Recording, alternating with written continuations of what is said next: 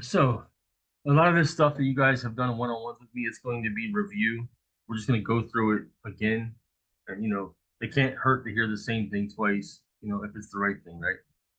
So we're just going to start with the most important thing is the responsibility. So a lot of this stuff that you guys have that done comes with one-on-ones with this. me, it's going to be review. We're just going to go I through see a it lot of people that are again, getting like and huge returns. it can't hurt to hear the same And thing twice. If it's the right I'm thing, not right? I'm not So exempt from this too. I we're send just going to ninety start million with dollar the instruments to the most treasury, important thing is but the what I realize responsibility. is that So getting it back a lot of this stuff that you guys have that done on comes one with on one this, with me, it's going to be review. So We're just going to go. It's you can't protect it in this realm. I can't protect it in this realm. The only people that can protect it in this realm is the treasury. So, um, like one gentleman that sold a business up in New York, he had 300 million dollars when he sold the business. He knew he couldn't protect it, so he put it right back in the treasury because they're the only ones that can protect the money. You know, and it's funny because the banks get caught stealing from us every single day, and we still trust them, and we still put money in their account. But then on the opposite side of that, somebody can fill out an OID that's wrong and get 3 million back from the treasury that they don't even need to get back. So the treasury operates in honor, you know, full faith and credit. So people do things, boom, they'll send you the money even if it's wrong. And then once they do reconciliation, they come back, you're like, y'all, you're out of pocket. So just the two contrasts in that is the banks steal, but we trust them, and the federal government doesn't, and we don't trust them. So in that respect,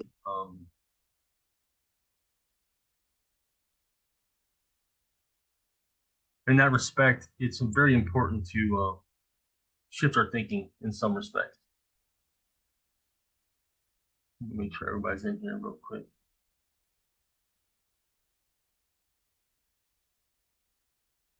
All right, yeah, we're all in here. Beautiful. Praise the Lord. Okay, so I want to get right into the hierarchy of credit. That's the very first thing. Because what we've been taught is that bank credits are supreme. That's what we've been taught. And bank credits are not supreme. They're actually the lowest in the hierarchy. They're the last thing that's produced right before public funds, which are the FRNs. And so it devolves into bank credits. It doesn't originate there. And so some of this stuff you guys have already seen. I'm going to go through it again for those that did not see it. I think we're going to start here. So we'll get to that in a second. So it starts with unlimited private credit. Unlimited private credit, although it's unlimited, it has no value because you can't count unlimited. There's no way to count it. All you can do is discount the unlimited by giving it a fixed amount of money or a fixed number or a fixed weight, anything. You can't weigh the ocean, but you can weigh a gallon of ocean, and that's how the system works. It started with Almighty God, that's his system, and then it mirrors on earth, and then it mirrors in man, and then it mirrors in our systems. It's all fractal. So God starts with eternity. He exists in that unlimited space, which we can't fathom. And because we can't fathom the unlimited, he had to create a container to discount infinity or eternity by creating time and space.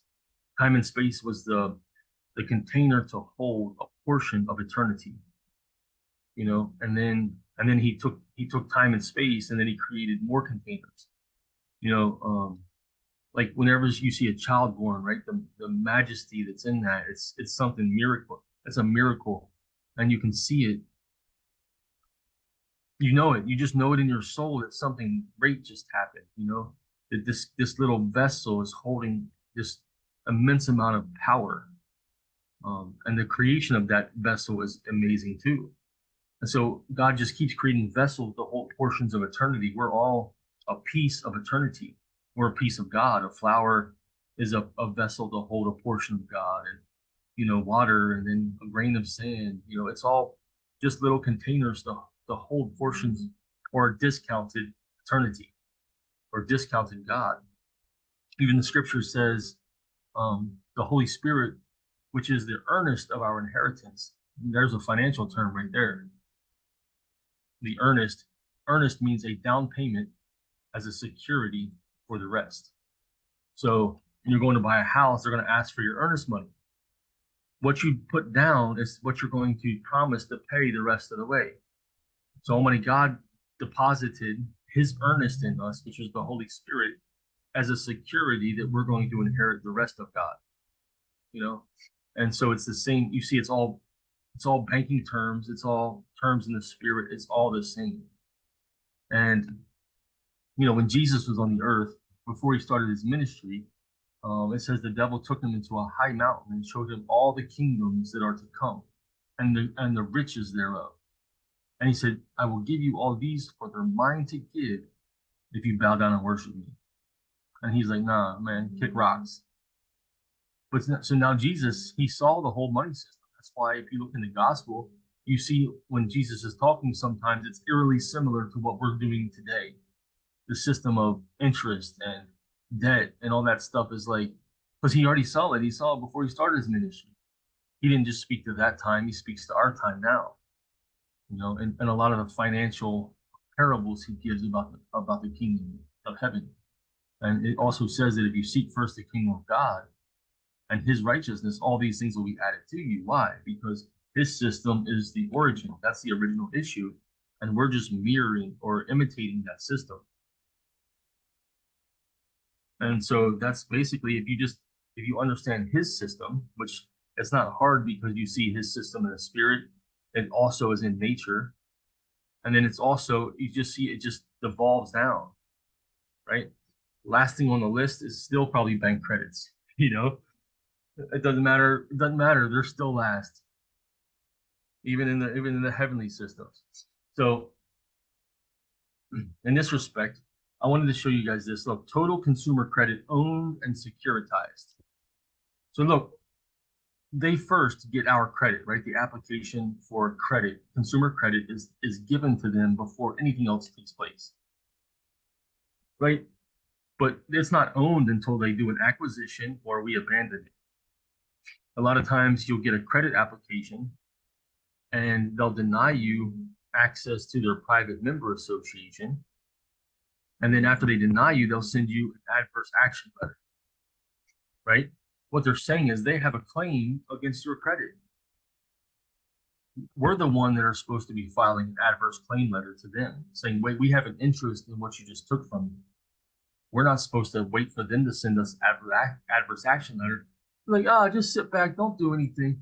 We'll send you a letter in the future. We'll let you know. And then they hit you with, hey, we're going to do an acquisition credit. And we don't even know. What they're trying to do is own and securitize our credit. And what do they call it? What do they call it when they do that? I don't have it here. Let me just Google it. What is a trade line? Because this is what they call it.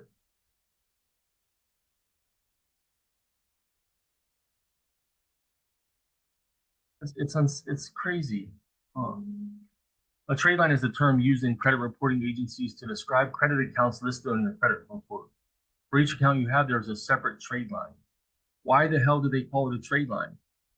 Because they're owning and securitizing our credit. Now, if you look at this, it says consumer credit owned and securitized. But look what they do with their bank credits. Bank credits loaned and leased.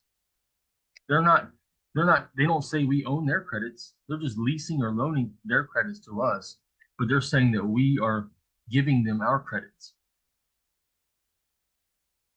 You see? So our credits are supreme. They're higher than the bank credits, and this is how you know. Look, a loaned and leased bank credits, 12.2 trillion, right? But look at consumer credit, 4.9 trillion.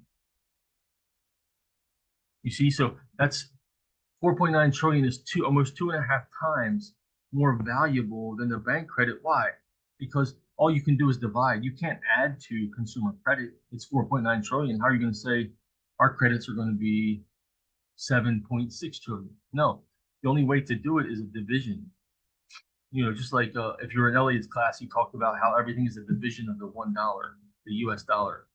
A five is just a division by five, and 20 is a division by 20. Our credits are given first. That's the origin. And what do? They divide them or hypothecate them at 2.5 times the rate. You see, that's why their credits appear to be more, but it's really less. So you're never getting equity. You're never getting the value of your credit when you give your credit to them. They hypothecate it, put it on the check money system, and then write a check for the face value of your credit, but they already created 2.5 times the value of your credit. And 2.5 times is just an average. They don't want to over leverage their reserve account.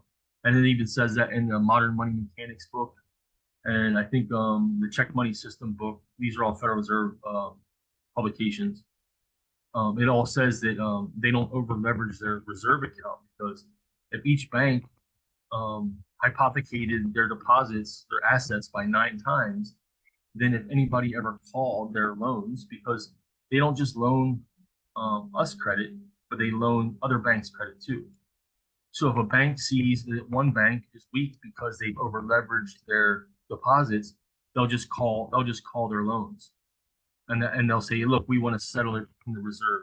We want to settle it on the reserve side. And that's why you see these banks will close their doors. Like JP Morgan back in like 2012, 2013, they were overselling silver certificates. They over leveraged what they had in silver. And when they over leveraged what they had in silver, everybody's like, hey, look, they're over leveraged.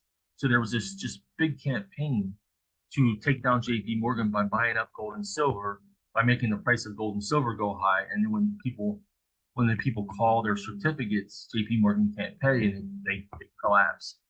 Well, JP Morgan's not that stupid, right? MF Global had a bunch of silver and gold and platinum deposits. And so what did JP Morgan do? They called their loans on MF Global on the reserve side to settle. When MF Global could not settle their loans, what happened? JP Morgan just took possession of MF Global, took all the customer deposits, took all the gold and silver deposits. They just absorbed, they did an acquisition on MF Global, and all the people that made the deposits were shit out of luck. So that's what they do. We tried to because I was part of it. I bought like 40, 50 grand in silver American Eagles. I'm like, hell yeah, let's take JP Morgan down. These people are corrupt anyway. I was part of the campaign to take them down, but they're smarter than me, that's for sure, because they're like, yeah, I didn't know, they knew right what to do. That's why they were doing it. He said, man, we can oversell our certificates and make a bunch of money. And if shit hits the fan, we'll just take down this company and get all of our silver back. And so that's what they did.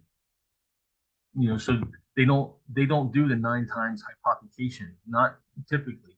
Some of them probably do, or occasionally do it, but they don't all do it. They don't all do it because why? They don't want to be over leveraged and get someone, because banks are sharks. So all they got to do is do what a shark does, right? So that's why they don't do it, because they know they're going to eat each other. That's just how it works. That's how the system works. So the hierarchy of credit starts with unlimited private credit, which then has to be discounted. Unlimited doesn't have a value, and like your social security number, you flip it over, it has a bond on the back side, right? It is bonded for life. They can't tell you that the Federal Reserve did not bond your social. The proof's right there. Flip it over, right? They can't tell you, they can't say it's not bonded. All they can do is tell you, and you can read case after case. Every time they bring up a case, criminal case on OID or fraudulent tax returns or any of that stuff, every time the premise by which they're bringing the case is the people are saying there's some secret bank account where there's a bunch of money in it and the Treasury owes it to you. Well, there's no secret account. One, there's not a secret. It's all out there. It's all revealed. They put it in the public long time ago. You can find it if you just read. So the premise by them saying there's a secret account with money in it is what people are going on, but it's not, there's no money. One, two, yes, your social is bonded, your birth certificate was sold. You know, the Vital Statistics Association published a blueprint on how they sell the certificate and how the money moves back from the sale of the certificate to the state, and then it gets merged with the nation, and the social man becomes merged with the birth certificate man, and then the birth certificate and social security merge on the national level. So on the state level, there's no merger. It's the birth certificate, it's the estate. On the national level, there's a merger, right? And that's how they just continue. But anytime you talk about selling your birth certificate or them selling your birth certificate, they're under non-disclosure, so they shut you down. They act like there's a conspiracy theory. You know, I had that with the Federal Reserve Bank of Richmond. I got a letter from their lawyer after I sent them some stuff, talking all this rah-rah stuff. And so I just wrote them back to educate them, and then told them, hey, you know, you're either disingenuous or you're committing fraud. You know, you're creating a public hazard by lying to the people. I never got a response back, but they got my response, that's for sure. So the hierarchy of credit is going to go, one second.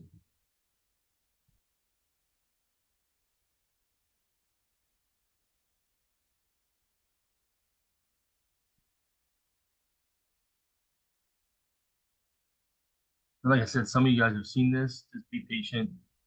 We're going to get through it.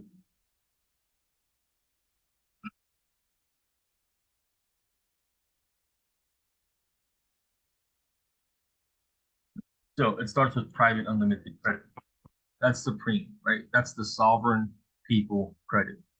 You know, the US government is backed by the nation. That's where it starts, but it has no value. So you have to give it value. Once you give it value, you know, there's conversion every step of the way, and there has to be consideration every time you convert something. Consideration has to be given. So if it starts with private credit and nothing is given as consideration for the conversion, nothing happens. Just like you can put money in your bank and you go walk into the bank to go get it out, they're going to ask you to fill out a withdrawal slip. It'll have the same weight as what you're pulling out, and it has the consideration. The good consideration is your signature. So the withdrawal slip is the same exact weight as what's coming out and you're putting in. You see, so there's balance there. You know, one is evidence of a credit, and one's evidence of a debit, you know. And so consideration has to be given every single time. You can't just draw nothing from nothing. There has to be the same weight or value of going in as what's coming out. That's why you can use the vouchers to pay your IRS debt. You can convert it to a money order. I can show you in the IRS code where it says they don't accept money orders unless they're drawn off a bank. And yet every day someone's putting money order on the voucher, sending it in and getting the credit. There's the consideration, the good and valuable consideration. The face value of the voucher and the good consideration. So you have good and valuable consideration. And so there's no money, so they have to take everything at face value. In order to assure uniform value of coin and currency, everything has to be honored at face value. So unlimited private credit is where it starts, but that's not worth anything. It's potential energy. And potential energy is neither positive nor negative. It's just neutral, right? That's why you have a neutral wire in your house, because after the energy comes in as a positive rate and it passes through your computers or TVs or whatever, the electrons are neutralized, they're spent. Once the spent energy is complete, it's not dead, it doesn't just disappear, it goes back to the neutral line, back to the power company, who then can re-excite it. You know, it's just spent energy, it's not positive or negative at that point. And so if you take a pole 100 feet up in the air, your potential is 100 amps continuously, but it's just potential energy. It's not actual because it's not excited. It has to first be excited, and then it converts to positive. And what's it do? It seeks ground, just like lightning seeks ground. You know, them clouds are flowing all the time, but it's not until they're excited that you see the lightning. That's when the neutral is converted to a positive. and then it's looking for negative. That's how it becomes neutral again, is by grounding, seeking ground, seeking level. That's what all nature does. Water seeks level. Our body's always seeking homeostasis at like 7.4 pH. So if we eat too much sugar, our body will store a bunch more water to keep your body at that neutral. Um, you know, if your body's too alkaline, your body's going to try to release acids so that it can neutralize. Everything is looking for that neutral position. So once you give federal credit, or once you convert it, they're taking this unlimited private credit and they're converting it to a federal type of credit, right? And then what happens is once it's converted, it goes to a discounted credit, but you don't see it. It's still on the private side. You see, you don't see the discounted credit on the private side. And we'll go through that more about identification. But then you need another system of consideration. You need to give them something else. So let's say you send a promissory note in, which I've been doing since 2015. You send the promissory note in, you don't hear nothing about it. They don't tell you nothing. You don't see nothing on your transcripts. They're not going to write you a letter. If something was wrong with it, it says in the IRM, they send it back to you. If nothing is wrong with it, they're not going to send it back. They even say, oh, it's fraud. Sometimes they say, oh, this is fraudulent. Okay, well, why aren't you sending it back? They're not going to, and they'll give the credit to you. It doesn't matter. It's all bullshit. Like the CID is just like a perfection department for the IRS. Unless someone's committing fraud, then it's not a perfection department. So once you give more consideration, so let's say you give them a promissory note, and where was I at? Oh yeah, you give them a promissory note, right? And then now you want to convert it again, right? So unlimited credit converted, discounted to a value. So now it's still on the private side, you don't see it. And then you do a 1099. Now all of a sudden, that's the consideration to move it to the public side. It's still private credit. Or I'm sorry, it's public credit on the private side at that point, because it's not available to the public yet. It's just on your transcript. It's like it's like hybrid public and private. Right? And then when you transfer it again, it becomes public credit on the public side. And then once you transfer it again, once you give more consideration, it becomes public funds. That is the hierarchy of credit, and it's not bank credit. They're not on top. You can see they're at the very end. They're right before the paper notes. They're always right before the paper notes. They're not above us. They're not above federal credit. But so nobody honors federal credits, right? Nobody. And so what I'm showing is that you can take the federal credits, which a lot of people here have done. They've created federal credits on their side, and that's supreme. Now getting it back though is where you have to do certain things.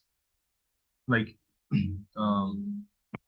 don't know if Aaron's in the class right now. He's supposed to be here. He might be crashed though. But Aaron sent a $7 million instrument. Didn't see nothing. Thought they stole it. I'm like, bro, they didn't steal it. It's just on the private side. You have to identify it by filing the 1099. So he did. He said, as soon as I got off the Zoom class, I called the treasury. I told him, hey, you see the 7 million? He's a little gangster. So that's how I can just imagine that's how he's talking to the IRS, And so he's like, yo, you see the 7 million? And they're like, yeah, we see it. And then they're like, oh, well, we'll have to discuss this. We'll give you a letter back in 180 days. And he's like, no, I'm filing 1099 miscellaneous on it. She said, oh, okay. Yeah, it'll be on your account in 2 weeks after it's submitted. It's that simple. Once you identify where the credits go to, then they move them. You give consideration and then they move. So I guess the goal in this would be to understand how this system is moving, so that you can move with it. That's the bottom line. Once you understand how the system moves, then you can move with it. But first we have to get out of the mindset there's two mindsets in people that are following this system. One is I'm closing my account. The government's my enemy. I'm getting my national status, so they leave me alone. I'm closing my social. Well, what's the result of that? So one, you go into your transcript, most people that did the national status, or a lot of people that did the copper moonshine stills, their social is dead. They have no access to it anymore. You know, they get their passport, yeah, they get left alone, they don't get speeding tickets, but they're killing that estate. And they're not getting what's due to them before they kill it, you know? And that's the right of the people. The declaration says when the government stops operating for the people, they have the right to throw it off like a garment and set up a new government that will be for them. So it's their right to close their account, right? It's their right to say, you know, I'm not wearing this garment anymore. I don't like this shirt. This shirt doesn't work for me. And then what happens is um, the the government's created, it's the trust. It's created to protect the rights. But it's like a car, or it's like when you're putting together a table. Sometimes you get frustrated because the directions are too complicated. And so you just give up. Man, screw this table. I'm not doing this. Or I'm gonna wing it, you know. And the directions on this vehicle are really complicated. And so it's simple in its core because it matches God's system and it matches nature, but it's complex in its execution. So people are shutting their socials down. They're creating national status. They're getting, and it even says it. They'll try to get a ticket, or they'll go to court, and it'll be like dismissed. There's no funds. There's nothing left there. It's emptied. It's gone. It's been liquidated.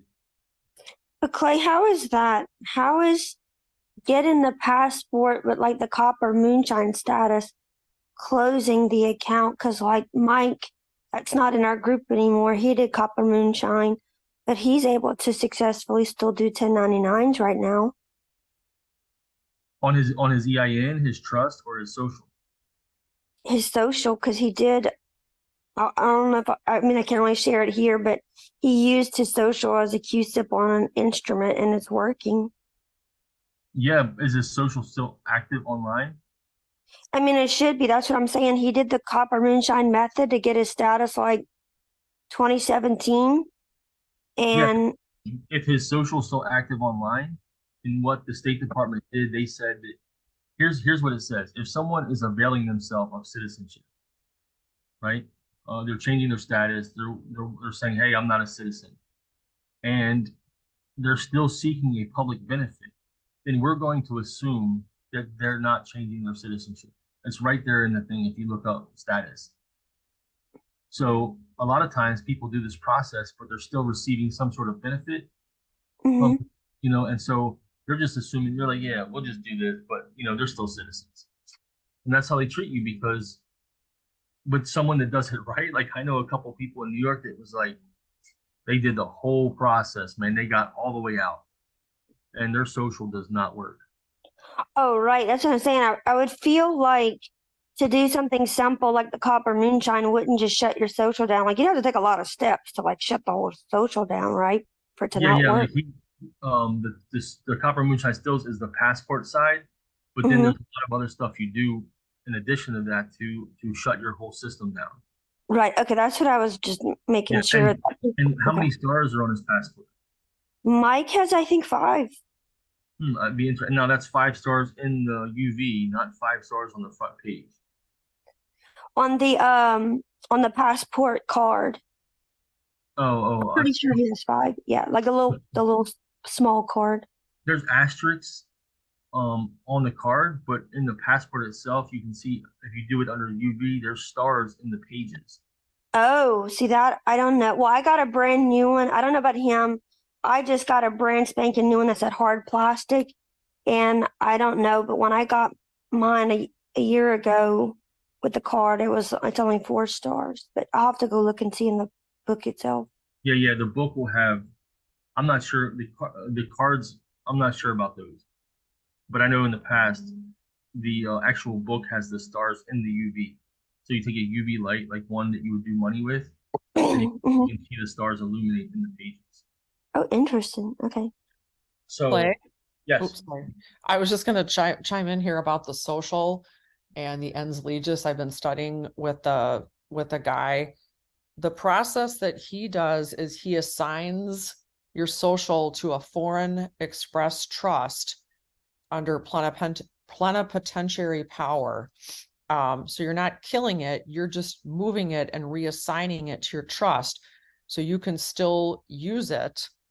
And then he's also taught classes, and he has shown in the law, I never realized there was anything in there. He talks about the stars on the passport, and one is unlimited movement. One is what you really want. I think we think of it backwards, like a lot of the stuff. We think 5 stars, like a 5-star resort. 5 isn't bad, but it's not the best. 1 is the best. And he showed me in the law where they actually break it down. Yeah, Oh, what guy was that? absolutely. So the whole point that I'm trying to make with that is people are moving in one direction when I don't feel like they need to. Because look, here's what the national status movement is growing so large that the government is losing their borrowing power from the socials. You know, one lady in Hawaii, she did an OID. Someone conned her into doing an OID for her mortgage at 3 times the value, and saying, "Oh, they're going to hypothecate it, do it this way." So she did it that way, got like 3 million back, 3.2 million. She paid off her daughter's college tuition. She paid off her house, her car. She gave money to her husband, then put the rest in trust. Right? When she put the rest in trust, she got indicted. The indictment was fraudulent tax returns, which once she withdrew the returns, they took that charge away. But the money laundering came from, and this is what they said on the indictment. She took the money out of the control of the United States when she put it in the trust. So what happens is when you take your social and you assign it to a foreign trust, you're taking it out of the control of the United States, which means you're limiting their borrowing power. So look, what are they going to do? They're not going to stop you because you're free to do that. They're going to commingled the funds. That's what she did. Well, moving it away from the government, they said literally that she was money laundering because she took it out of the control of the government. The point I'm trying to make is the government will let you take your social man out of their control into a trust, but then you limit their borrowing power. They're not going to stop you from doing that. What they're going to do is open the borders to bring new money in because they need the money they need borrowing power. And if you're not going to give it to them, they're going to open the borders and bring everybody from everywhere, give them a social, and they're going to borrow from them. Right, which is exactly what they're doing. But I have a question. Since she took the money out from her social, which is technically theirs, and then put it in a trust, which is hers, isn't that commingling? They specifically say money laundering. So I'm not. Why would I question what they're saying? They can prove money laundering. I'm going to say, okay, I'm going to take them at their word. You know. I think it goes back to the jurisdiction of foreign. Like maybe if she had a domestic trust, they wouldn't have said anything because it's domestic in their jurisdiction. Clay, No. at any point over the 3 days, will you talk about domestic versus foreign estates and trust? No, I mean, there's plenty of people talking about trust if you want to go to them for trusts. No, I already have a trust. jurisdiction. I already have a trust, and I'm trying to figure out how to work this one. I'm not trying to create more. I have my own, but the trust that was set up for me to protect the rights that God gave me is the federal government. They're operating the trust. This is the SSDK trust. The accountants for that SSDK trust is the IRS. The Treasury is our domestic bank, and the IRS is our accounting firm. So Yeah, I want to stick to the taxes. That'd be great. I want to learn how to operate the trust that's already in place for me, and not say, okay, well, I don't know how to do this one, so let me try to move this man over there first. Anyways, the point I'm trying to make is that you can close it out if you want. You can move it to a trust if you want, and great. But the governments they're just going to replace you with someone else that can borrow from, and that's what they're doing. They're replacing everybody. They're saying, oh, these people are shutting their socials down. They're moving their socials. They're changing their status. Okay, great. We need borrowing power, so we're going to bring borrowing power in. And best believe that every person that crosses that border is a federal citizen, not a state citizen. which gives them the borrowing power that they need to keep operating. And look, they're trying. They're literally trying to fix it. They're definitely trying. Look, the FDIC came in and said the banks are corrupt. We got to fix this. The Federal Reserve Bank came up with FedNow, so we can get money directly from the Treasury. IRS hired 80,000 armed agents. They're not for people. It's for these corrupt corporations that have guns, like municipalities and counties and cities. They're Um, not can I interject something real quick? sure. It's kind of, well, not kind of, it's extremely relevant to this particular discussion. And I don't know if you're aware of this. I don't know if you've seen talk about it or anything. But I recently learned this, as in, like, I think maybe 3 or 4 weeks ago, and have done a bunch of research into it since then. Okay. Have you heard anything about the whole last name usage and offices of registered agent and authorized representative? Last name usage, registered agent, authorized representatives. I've heard about all those things, but what specifically are you asking? Okay, so what I've come to the conclusion of is that there is no actual status correction that anybody needs to do. Apparently, by default, our status is already correct. We're never actually shown in the system as U.S. citizens. And the U.S. citizen, of course, by default is, the legal fiction that the government created for itself, for the benefit of itself, so on and so forth. And all we have ever been doing wrong, apparently, is using the last name as if it is ours. Because it's that whole public versus private thing. The family name is actually a title. So, like family of Smith is actually a proper family name title. But what we do is we abbreviate our family title to, we'll just use the Smith example again. And so the of the family Smith is abbreviated to Smith, and then people use that as their family name, but they use it in public. The instant you attempt to do that, it is now a legal fiction, and any last name that is a legal fiction instantly gives them control over you, because since you're presenting it as your last name to public officials, they are irrevocably forced to presume that you are demanding that they acknowledge you as if you are the U.S. citizen that was assigned to you. And all we've ever needed to do is stop using the last name as if it is our name on anything public, and start signing as the authorized representative for the U.S. citizen. I always do authorized user because I'm just a user on the account. I'm the authorized user of that account. Yeah, like I said, and it's in the flyer. The only status change we need is from enemy to friend. They know who we are. The Supreme Court has already told everybody the sovereignty resides with the people. We don't. If I'm trying to tell someone that already knows I'm sovereign, I'm just trying to convince myself. They know that you're not the straw man. They know that whenever your name is capitalized on their system, it's not you.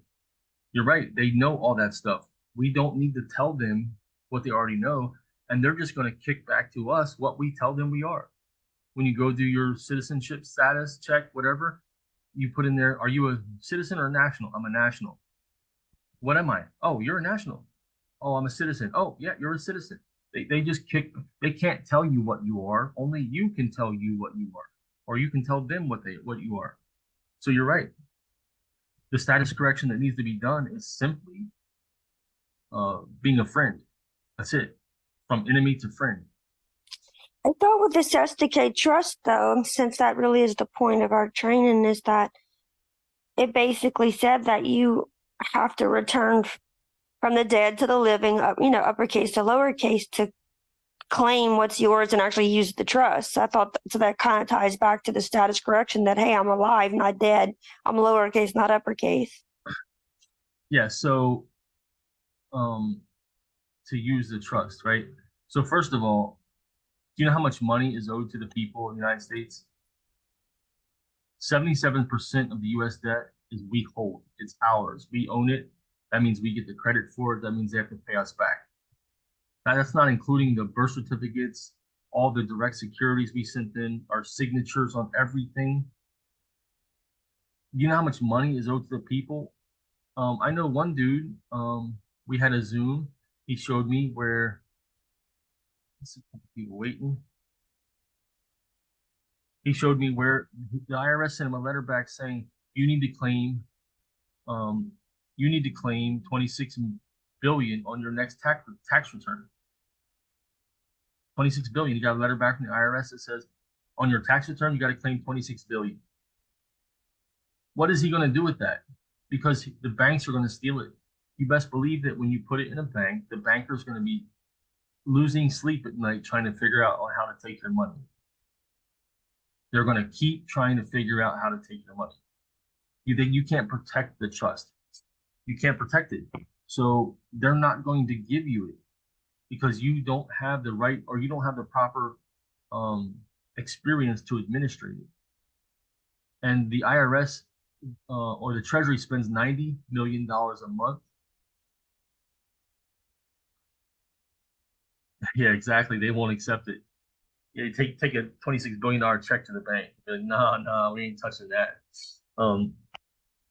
But they spend $90 million a month to keep the book straight. And we're going to get into more of that in a minute on the credits. But yeah, so the gentleman that was just talking, you're right. We don't need a status correction. The only status correction we need is friend. If you're a friend of the United States and not an enemy, then you're not an enemy, right? Like, can I say something? Of course. This is Josh. Hey, Josh.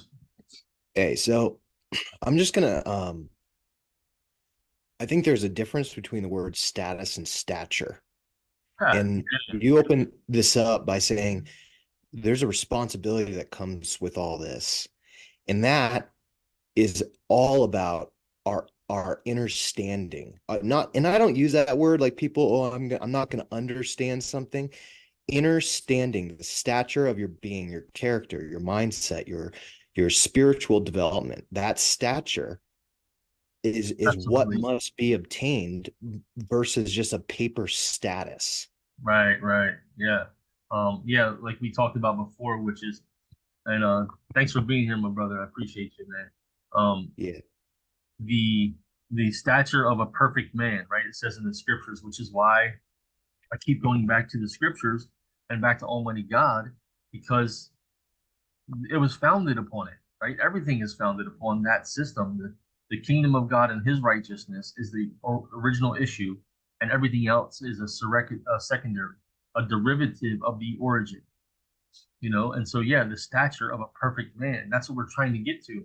And what I'm trying to get to is I'm a user of my social. I'm not that guy. I'm just the authorized user of that account. And when I call the IRS, they're like, hey, is this yours? I said, well, I'm an authorized user of that account. They're like, oh, okay. When I call the international number for the IRS, they're like, are you in the United States? I'm like, no, I'm in Texas. And they're like, oh, okay. It's like, they're like, oh, you got to call the regular number. I said, why? I'm not in Washington, D.C.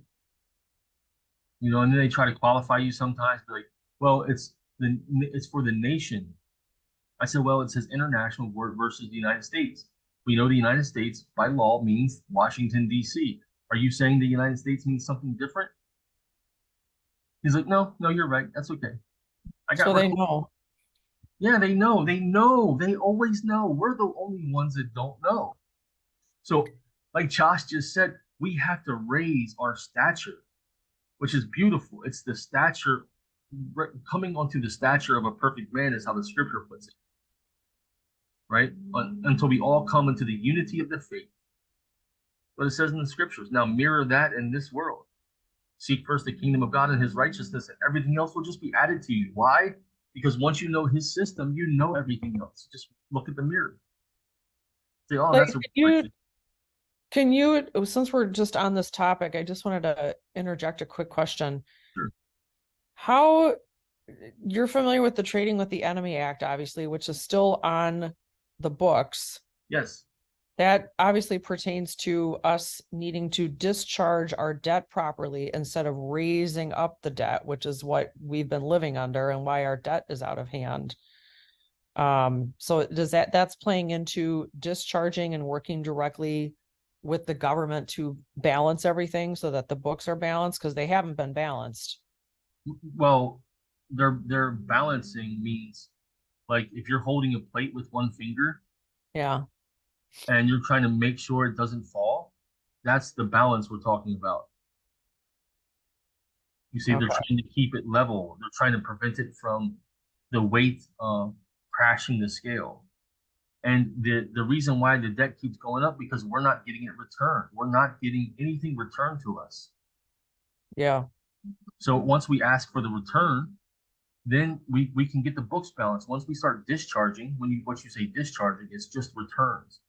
Right now, everything that's a debt is in escrow until it gets returned. Once it returns to the source, then the debt goes down. And you can do that for yourself. You can't do it for the whole country. Every person has to gift money to the treasury for the reduction of public debt. You can do it. I can do it. I do it all the time. I send bonds and notes to the treasury every single year. Do I claim them back? Sometimes I don't. If I send a big one, I don't claim it all back. I just leave it sit there. But I'm gonna finish this one point real quick on the opening the borders because of people. It's a direct link because the people are doing the status change and closing their account. This is the direct link. And look, the city of San Antonio issues $12 billion in debt, state debt. This is the Texas Bond Review Board, and you can see by city who's issuing the most public debt. And you know, when you issue debt, governments issue debt to borrow public money. You can, why do governments issue debt? Just Google it. It'll say municipalities and governments issue debt when they borrow public funds. So if you see a debt here, like here, San Antonio, $12 billion, they issued it in order to get them the cash. How is a little old city, San Antonio, issuing $12 billion in debt? You want to see another one that's really crazy? City of Houston. And I do a lot of stuff in Texas because that's where I'm at. So I dig deep here so I can understand the system here. So I can move in the system here. If I was somewhere else, I'd be doing the same thing there. I have a lot of people I help here. And so I know what's going on here. Just knowing how to put the table together. That's all it is. It's the mechanics. The art of mechanics is not fixing it. It's the art of disassembly and reassembly. That's all it is. Oh, yeah, Houston. See, first. Yeah, okay. 13 trillion. 13 trillion in total outstanding local or public debt. Now, you want to see something really funny? The counties don't issue as much debt as the cities. So Houston is 13 billion in debt. Now let's look at Harris County, which is larger than the city.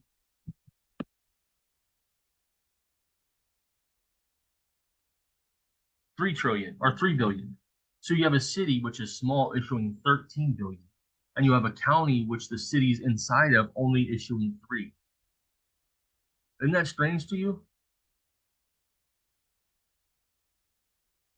You think the larger the entity, the more debt they're going to issue. But no, it's not that. It's something completely different.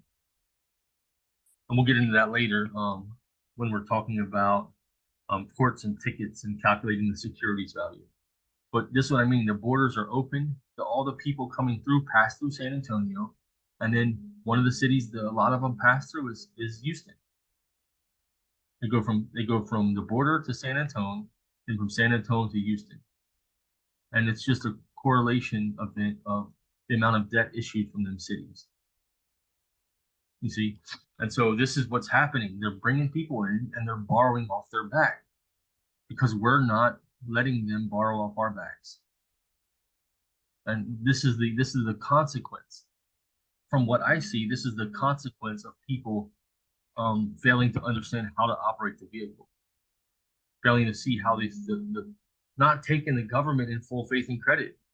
You know, it says that the United States shall receive full faith and credit. Well, they also give it. That's why people do returns and get millions back, and they don't deserve it. They get it back. Sorry to interrupt. Go So ahead. basically what we really need to do for, I guess we could consider this a sort of a status correction, is learn how to actually file our taxes so that all of the accounting can get done as it's supposed to be. Absolutely. To become the stature of a perfect man in this system is to become the perfected tax reporter. That's all Okay. it is. Okay. Because I'm look, starting to follow now. yeah, I have an audio, and one day I'm going to disseminate all these. I'm not going to do it now, but one day I will. Where the IRS told me directly, they said if people would just report where they spent the money, we could get it back for them. That's what they said. Like they're so sad for us that we just don't tell them where we spent the money. And like he said, man, if people would just report where the money went, we could get it back for them. I mean, if that doesn't tell you everything, and the IRS, when you call the managers and the supervisors, tell them if somebody's calling here, they're calling for help, and you're the people to help them. So be patient, kind, and treat them nice, because we are here to help the people of the United States. That's what the supervisors tell the agents. If they're calling here, it's because they need help. Help them. We're here for that purpose. But what do? We're trained to believe that the IRS is our enemy. Why? Go back to high school or grade school. When your boy, your homie, or your girlfriend was like, oh, I hate that bitch, or I hate that dude. So what happens is someone tries to convince you that someone else is an enemy, and then you find out the guy's nice. He's a cool dude. And be like, yo, what's your beef with this dude? He's a cool dude. That's what the banks are doing to us. That's what the schools are doing to us. We're being trained to believe the Fed and the IRS is the enemy when they're actually our accounting firm. Because the people that are the enemy, Trading with the Enemy Act, all the banks, the foreign banks that are under the TWIA and the IEEPA, all of them are under the Trading with the Enemy Act. They're enemies of the United States. An enemy of the United States would want me to think that they're my enemy too, right? Just like middle school or high school, it's all correlated. The systems all match. They don't want me to filing taxes. Why? What benefit would a corporation have if I don't report them? They don't have to pay the tax. You see, what benefit would they get if I don't report them taking my credit, the consumer credit? They won't have to pay the tax on it. They don't have to return it because you're going to abandon it. They're going to claim it, and they're going to open up trade lines. They're going to pass it back like everything else. And to answer the question the lady talked about putting the social in the trust, in the foreign trust, this is what courts are doing. They're creating a merger situation, and they're taking the social and putting it inside of one of their entities, and they're controlling it for that period of time.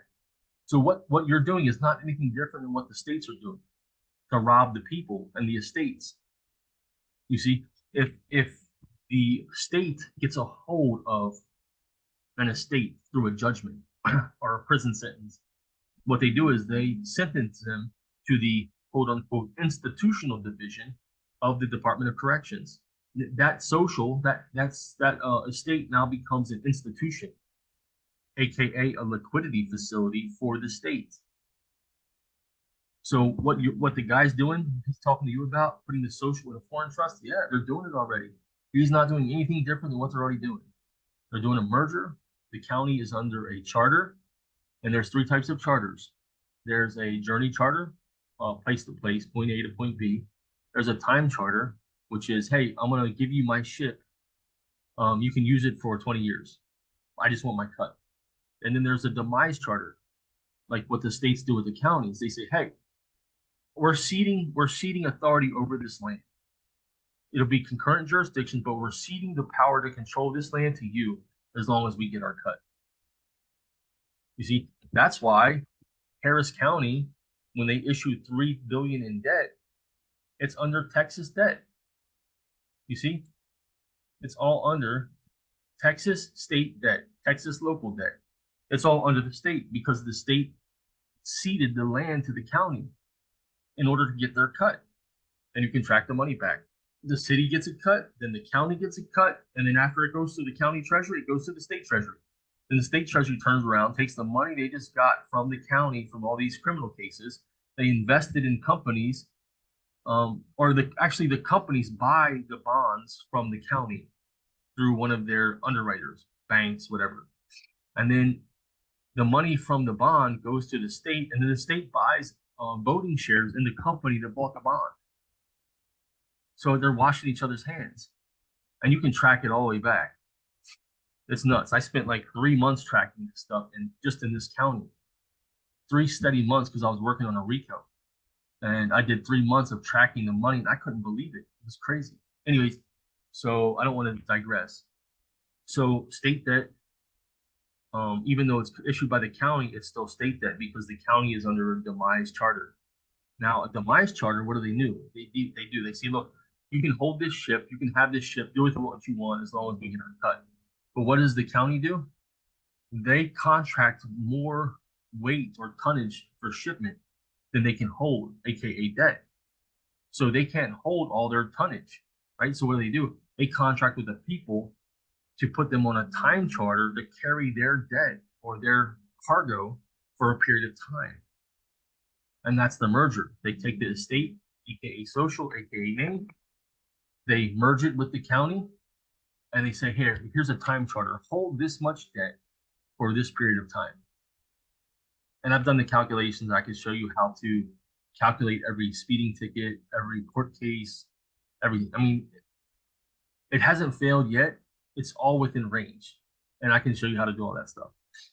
So like one dude, I talked to him, I calculated his debt, and I said, oh, it's this much money. And he's like, yo, that's no way. It was the exact number that was on his QSIP, his minor QSIP that he paid someone to get. And so I'm like, yeah, just proof right there that it's all public. You can find all the information you need.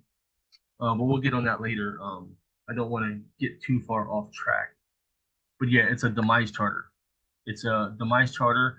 They merge with the social estate man, and then that becomes a time charter.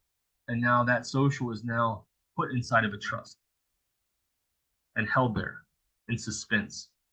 But guess what? They don't close the social down. Why? Because they still want to operate it. Which is why it says on Schedule 1 of the IRS form. You just pull that up real quick.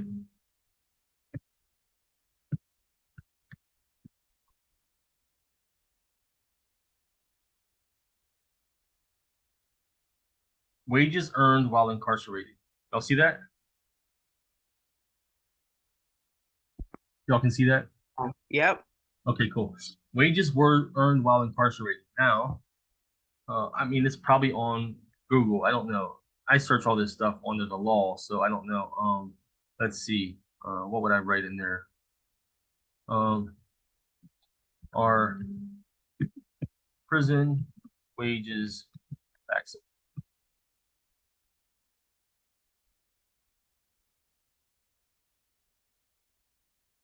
Yep, taxes are paid on this income, and it is considered as earned income. Oh, here you go. If your spouse or child ever served a prison sentence, you may be a little confused about how to complete your tax return this year. You aren't alone, right? The inmate's income earned while incarcerated does not qualify as earned income for the child tax credit or earned income credit. If the inmate performs service for any payer, even a private company while in jail, the wages received are not earned income for the CTC or EITC. Additionally, the status of where the inmate performs the work is irrelevant for the above rule. Ineligible income also includes amounts paid for workers while, okay, so here we go. Credits in lieu of cash payments. What do they give you if you do a prison sentence? Time credit. You see, time credit is a payment on your time charter. They're paying you for doing the time. And look, it's called credit in lieu of cash payments. One time they call it time credit. Another place they call it debt service. The counties call it debt service. And they tax at like this county taxes at 0.8 or 80 cents on the $100, but they pay debt service at 27 cents per $100. They're only paying like 37% for doing the debt service. That's why their bonds mature in 5 years when you're in court, and your bonds mature over a longer period of time when they give someone a prison sentence, because their debt service rate is lower than their tax rate. So that's why they give a longer prison sentence, because theirs mature in 5 years, and a person that, like all the people I've done calculations on, 27 years, 10 years, whatever, because the tax rate they're paying is different. So credits in lieu of tax payments received by inmates are taxable income, right? He says, look, an incarcerated taxpayer must include payments received for services rendered even though they may not receive a miscellaneous. Prisons often pay inmates for services by giving them credit to be used in the prison commissary. These payments are taxable barter income to the prisoner, even if not considered earned income, for the purposes of credits for the last bullet point. You see what it says, barter? So now you have two options there. If someone's going to court, or you got a loved one in prison, you report the payments every year. You just find out what the debt service rate is, and then you calculate the bond, and then you do the tax return. You can also do a barter exchange, because what are you trading? Just like you do at work, you're trading time for money, or time for credit. You see, it's the same thing. So I don't want to digress too far. I gotta find out where I was. 1 second. We're staying on hierarchy of credit and status change. So yeah, so we talked about that status change from enemy to friend, right? The United States is not our enemy. That's what the Declaration has been set up. You know, it says God instilled in man unalienable rights. Among these, life, liberty, and the pursuit of happiness. And among these, life, liberty, and the pursuit of happiness, right? Governments are instituted to protect these rights. When the government becomes oppressive, we shed that government and we institute a new government to protect the rights instilled in us by God, right? The benefits from God are what governments are instituted to protect. And even the United States, the Congress passed a law. I don't know if you all are familiar with it. The law that says the Bible is the foundation upon which the republic rests. I don't know if y'all are familiar with that, but that is a public law. You know, they gave a day for the scriptures because they say Almighty God is prime, right? The Bible is the foundation, because the kingdom of God and his righteousness is the origin of the system. Everything else is a reflection. Nature is a reflection of that. Man is a reflection of nature. Our systems are a reflection. It's all fractal, you know. It's an image from the original. It's holographic, so to speak. The small is the same image as the whole. And so this is the system we're in. And so knowing that they are here to protect us, and look, we're the enemies because we were trained to be enemies, because the Prussians are the ones that created the banks, the Prussian oligarchs, the Prussian aristocrats. That's how the banks were created. I guess right now people call them Ashkenazis, right? The Ashkenazis converted to Judaism, but they're Prussian. Well, the word school, our modern term for school, it means to conform. If you look up higher German school definition, you'll see it means conformity. So the Prussians figured out that, hey, these farmers don't want to die for us, for our battles. So they would arm everybody, they'd go to the battlefield, and the farmers start seeing people dying. It's like, yo, what am I doing here? I got a family home, got kids, I got to till my land. I can't die here. My family needs me. They would leave. They'd roll out, man, this ain't my war. Screw this. What am I fighting for? No. So the Prussians developed a way to make people believe that the state was more valuable and more important than their own life. And that's what they instituted, the word school, to conform. And that went from Prussian all the way to the United States. And now we have a system of school, of conformity. And the same people that made the banks are the same people that made the school, and they're the same people that are the enemies of our trust because they don't want us reporting. Now, this is something else that's really fun too.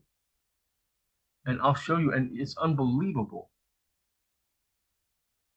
that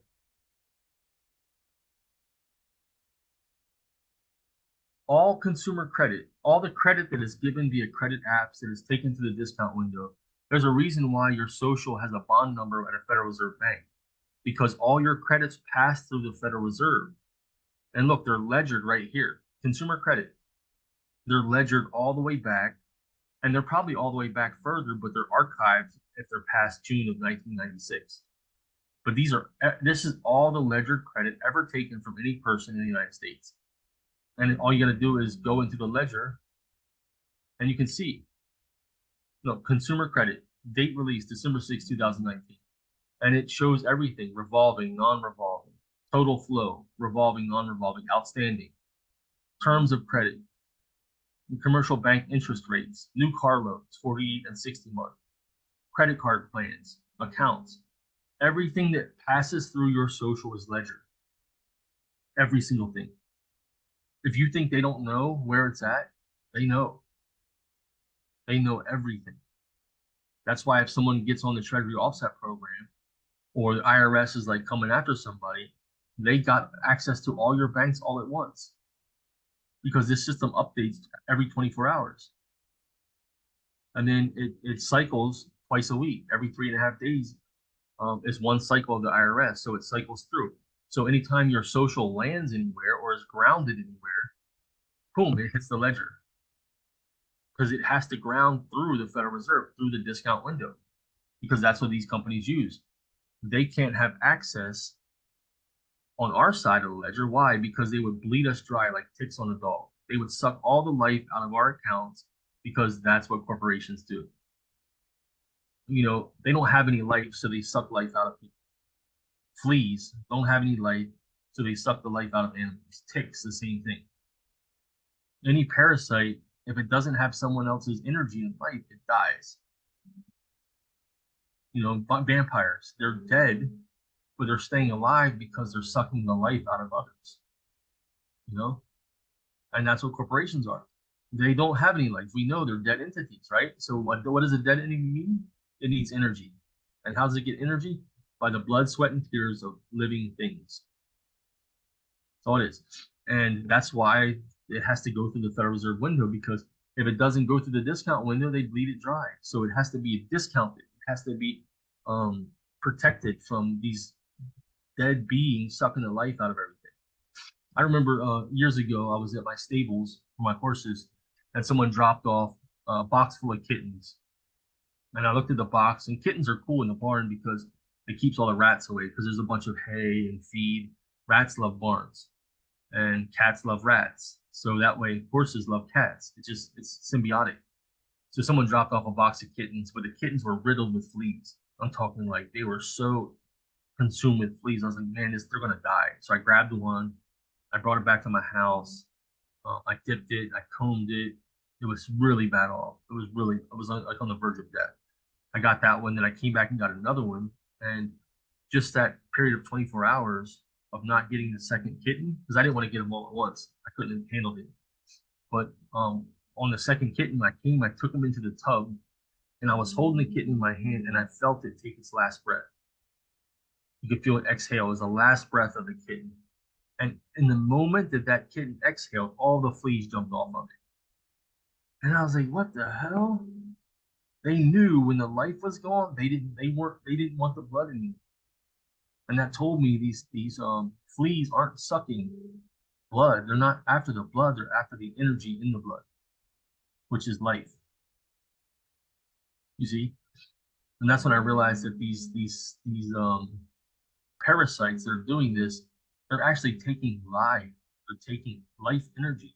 They don't care about the blood, because if they did, like, look, how good is blood for us when we cut up a steak or something? You know, it's not bad. You know, we cook it, everything's good. The fleas don't even want it if it doesn't have the life in it. You know, and that's what these corpses are doing. Same thing. That's so they need our energy. They need our hands and legs. And so it's all ledger right there, right in the Federal Reserve, release, G19 release. And you can see it. And everything passes through. Now, when you go to like the SEC and you look at like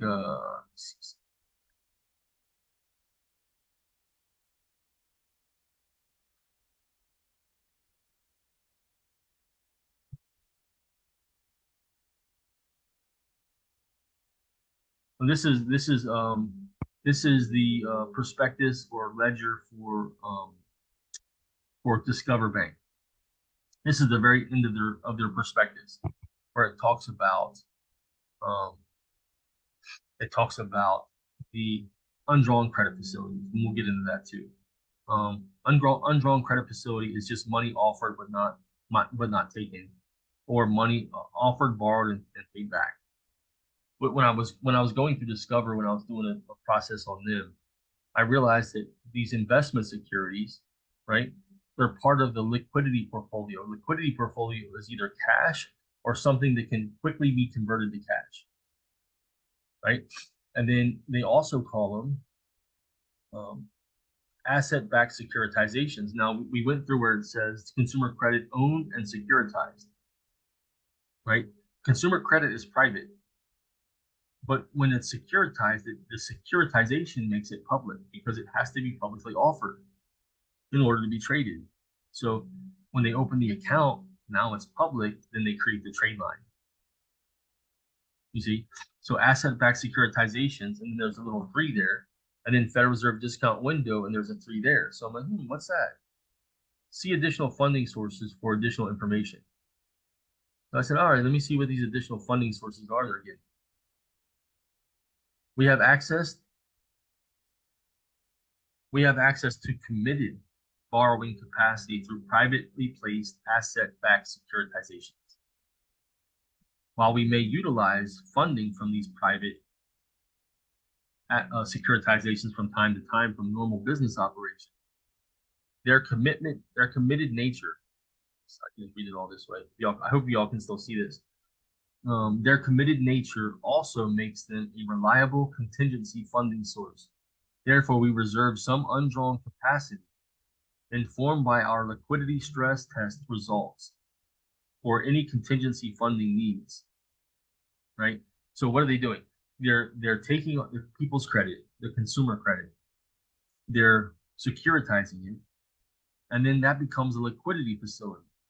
But ironically, it happens to be the same exact thing as the discount window. It's the same thing. Look, Federal Reserve discount window 3, private asset-backed securitizations 3. Same thing. You see, because they're running it through the discount window. And this is where we get into understanding understanding the mirror and the unlimited credit. So I shared this in the Nebdro group, I think, at least with Elliot. So it starts with unlimited credit and it passes through conduits, right? It has to go through conduits. It has to. If it doesn't go through conduits, it can't be reduced. It can't be discounted. So unlimited means nothing. It's just potential. When you look at the IRS conduits, there's 3. There's the business master file, the individual master file, and the non-master file. And these are the conduits through the IRS, right?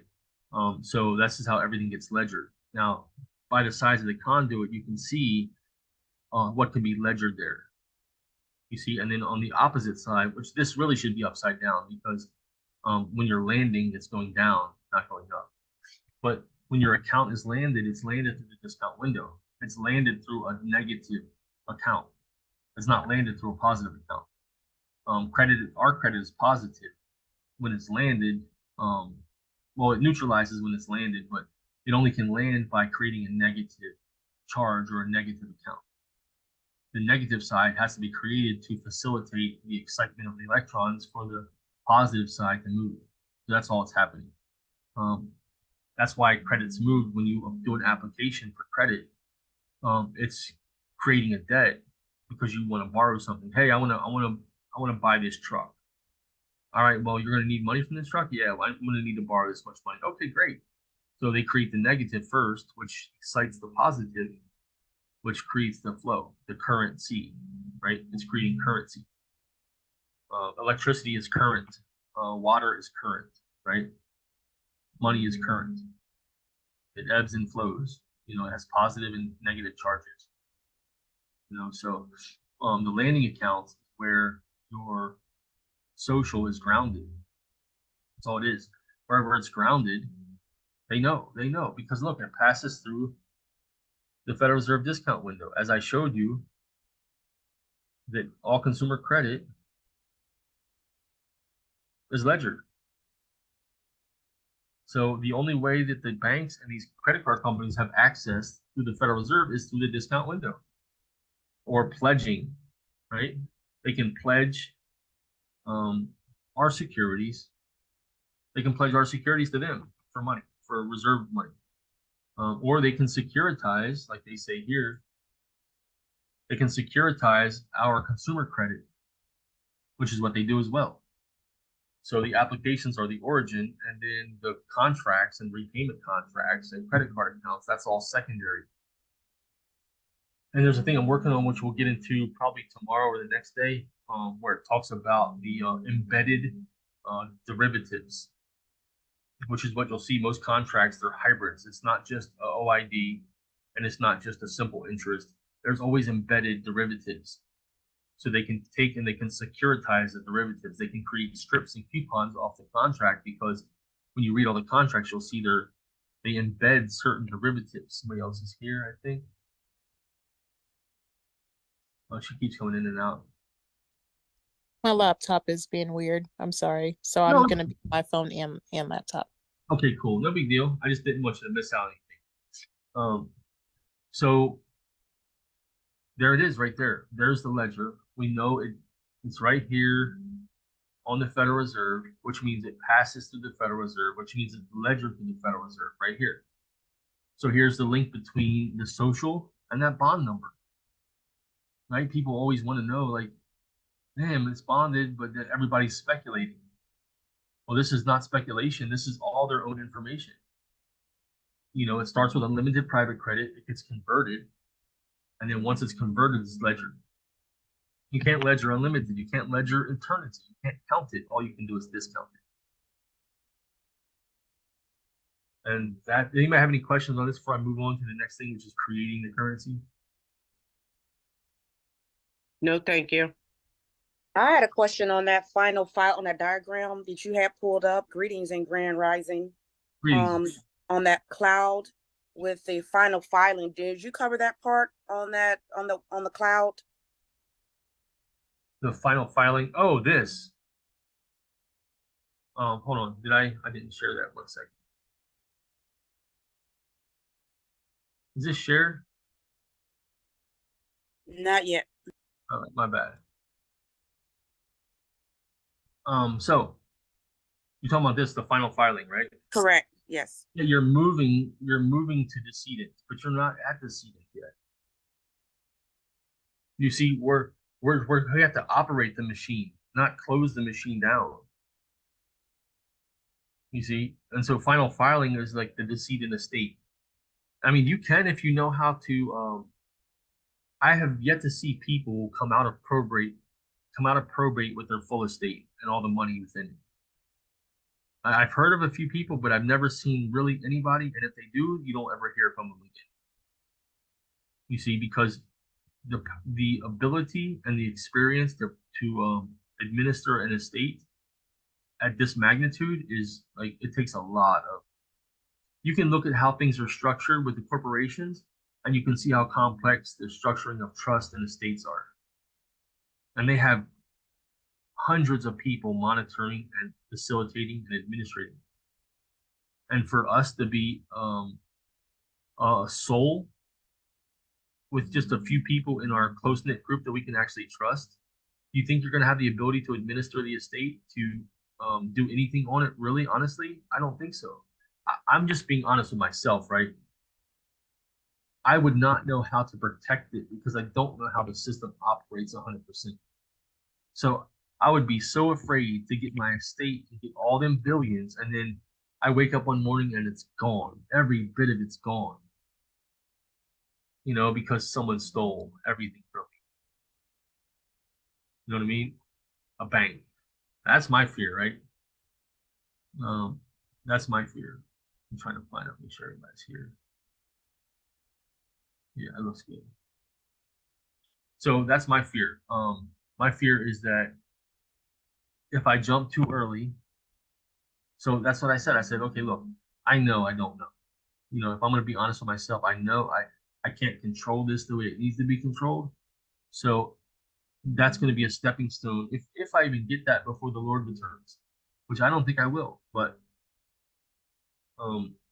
so you know, I don't want to try, I don't want to sit there and wait in order to get to that point to where, okay, I know how to administer my state and I'm 80 years old and I don't need it anymore, you know, because I'm almost dead. And, you know, when you're on your deathbed, you can't take nothing with you anyway.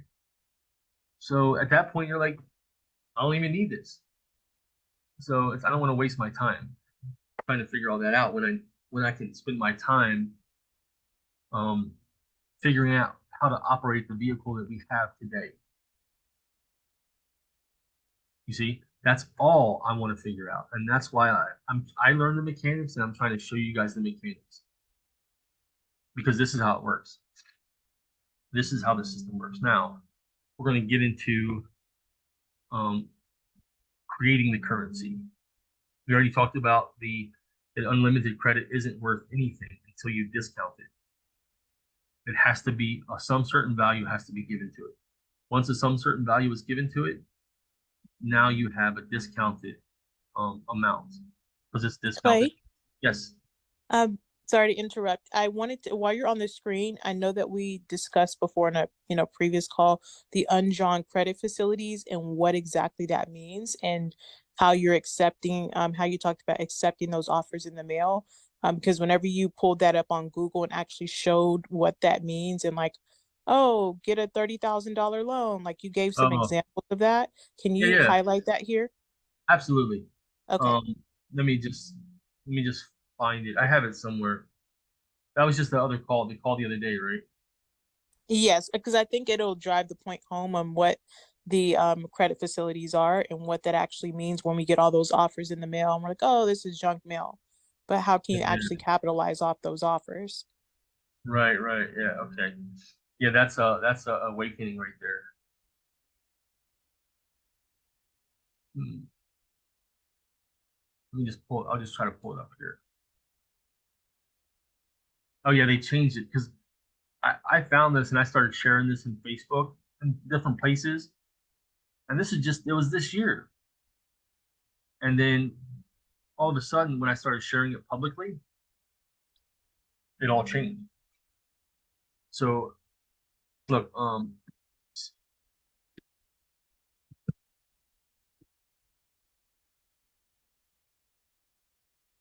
What's your Facebook page? I'm honestly, I'm never on Facebook. I'm never like I barely look at it. I don't have any kind of whatchamajigger on there. I don't have any notifications or anything.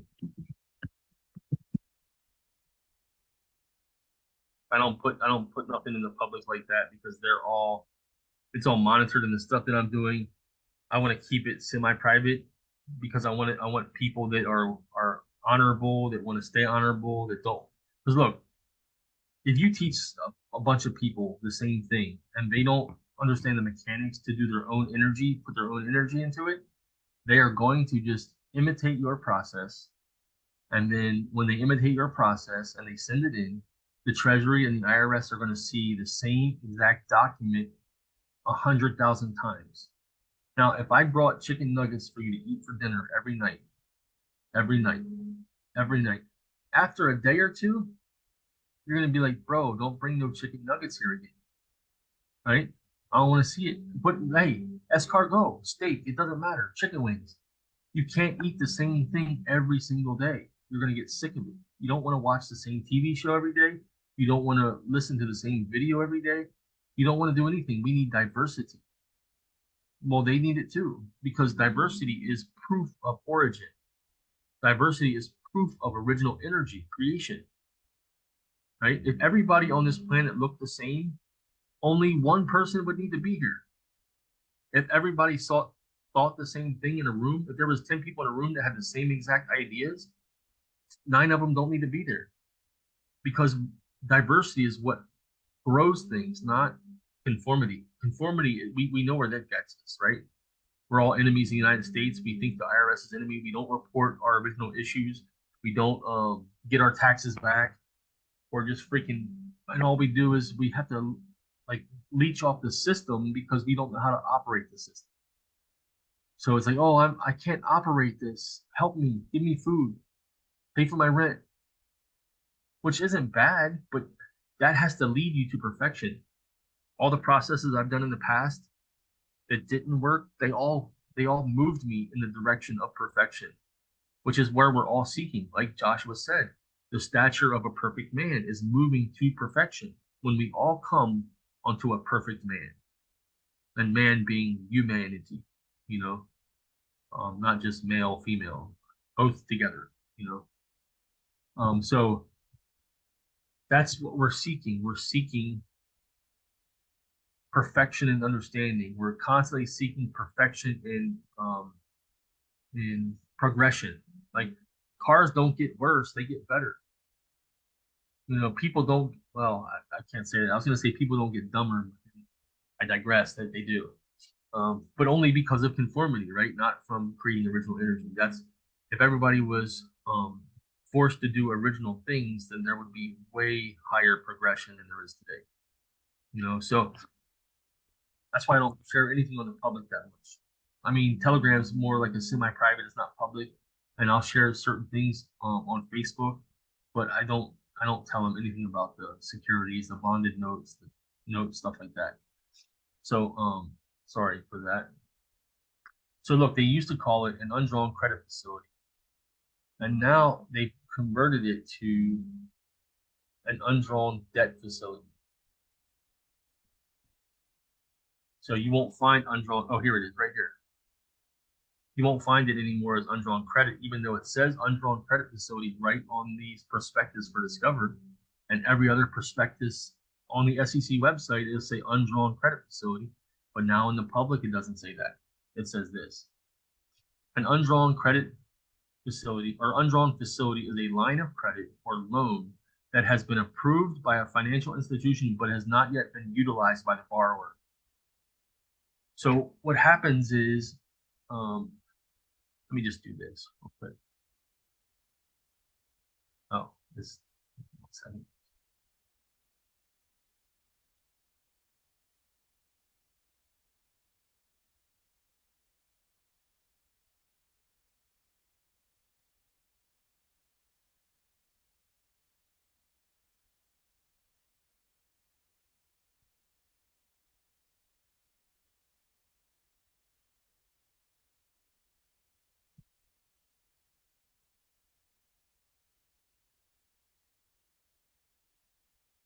Undrawn credit facility is a line of credit or loan that has been approved by a financial institution but has not yet been utilized by the borrower. What happens is all those letters you get in the mail with public offers for application of credit, they're cash for the company. Because look, they're under cash or cash equivalents, right? The definition of liquidity portfolio is something that can be converted to cash, is cash, or can be easily converted to cash. Then we can Google that too in a second. Let me just do that real quick. But yeah, so the offers that you get in the mail, it says, hey, apply with us. We'll give you up to $10,000, up to $30,000. Does anybody in their right mind ever sign that application expecting less than $30,000? No. You sign it with the intent on getting the full value, right? The intent of your good consideration and your tendering of your social security number, the intent on that is to get the full value of the public offer. But they don't ever bring back the full value, very rarely. What do? They bring back a discounted offer. So you have an original issue, the credit app, and then you have the discount, right? So they're bringing back a discount. They're not bringing back the full value. And so all you have to do is take that offer and do an acknowledgement on it. Take it to a public notary and accept the offer. It's a public offer, just like if anybody has ever grabbed a child tax credit, right? It's a public credit. What do you have to do to claim the public credit? Is just claim it. I want the child tax credit. They check your account and say, oh yeah, you have a couple of socials that are linked to your account. Yeah, we'll give you the child tax credit. That's all you have to do. If there's a public offer or if there's a public credit, in order to receive it, you just have to claim it. It's an acquisition. And there's acquisitions are done in a bunch of different ways, right? You can do an acquisition on it, or you can just do an acknowledgement. Oh, that's a really interesting thing. Check this out. You'll love this. 1 second. And I'm just staying on the same topic, but I want to show you guys something pretty interesting.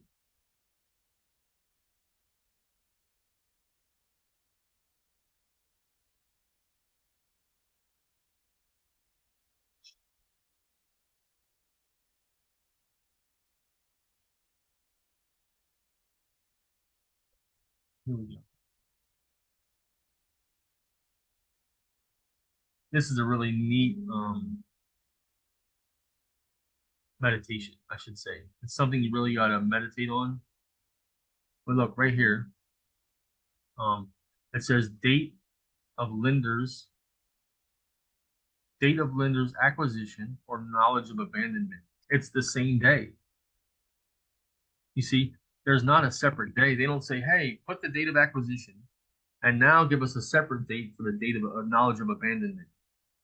It's not a different day. It's the same day. Because when someone acquires, that's the same day someone abandons. It's not considered abandoned until it's possessed, until it's acquired. So it's the same exact day. Now, the word acknowledgement, acquisition, knowledge, you see?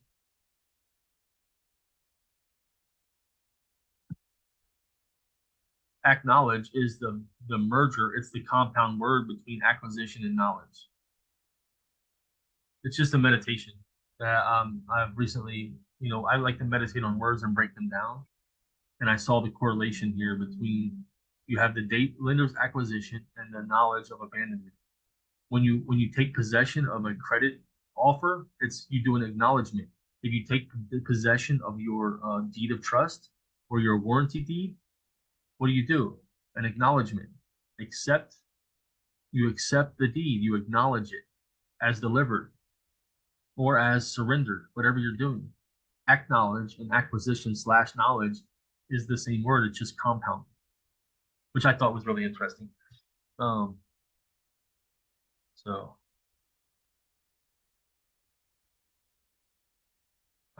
So the undrawn credit facility, when you get that credit offer in the mail,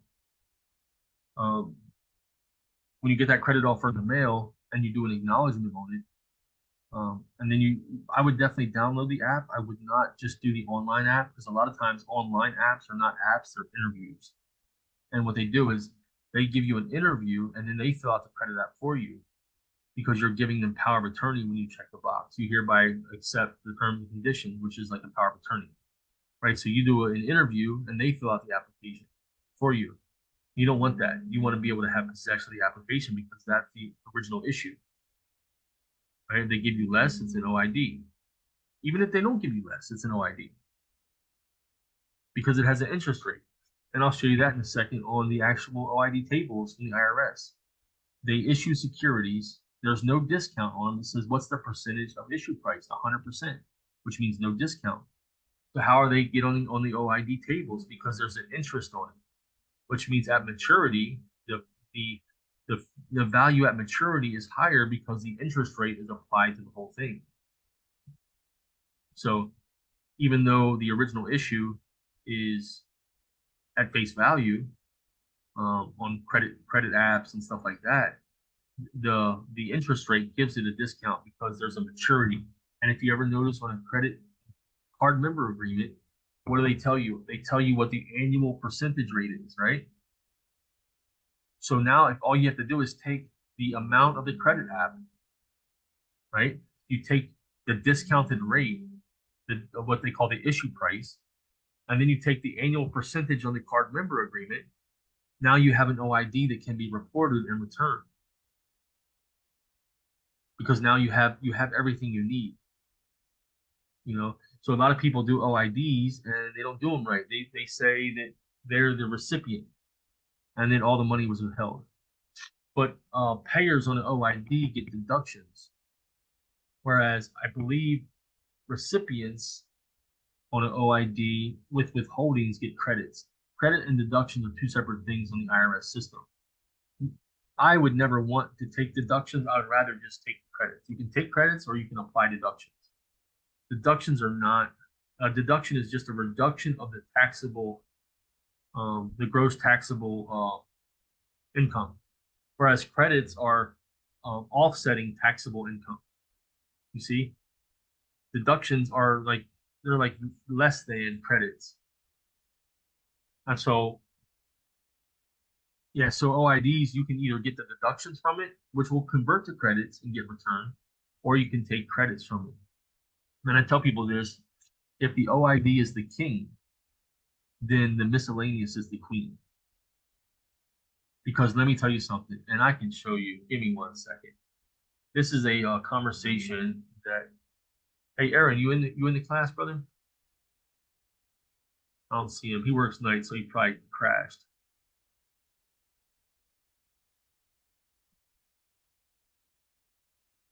What do you mean by states?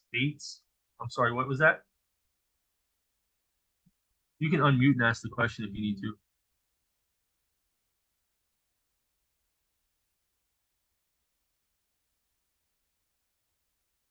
Guess not. Okay.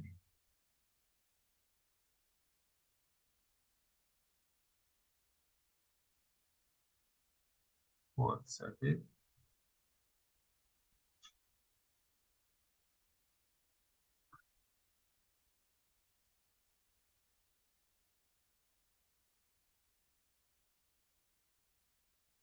So yeah, like I said, if the OID is king, the miscellaneous is queen.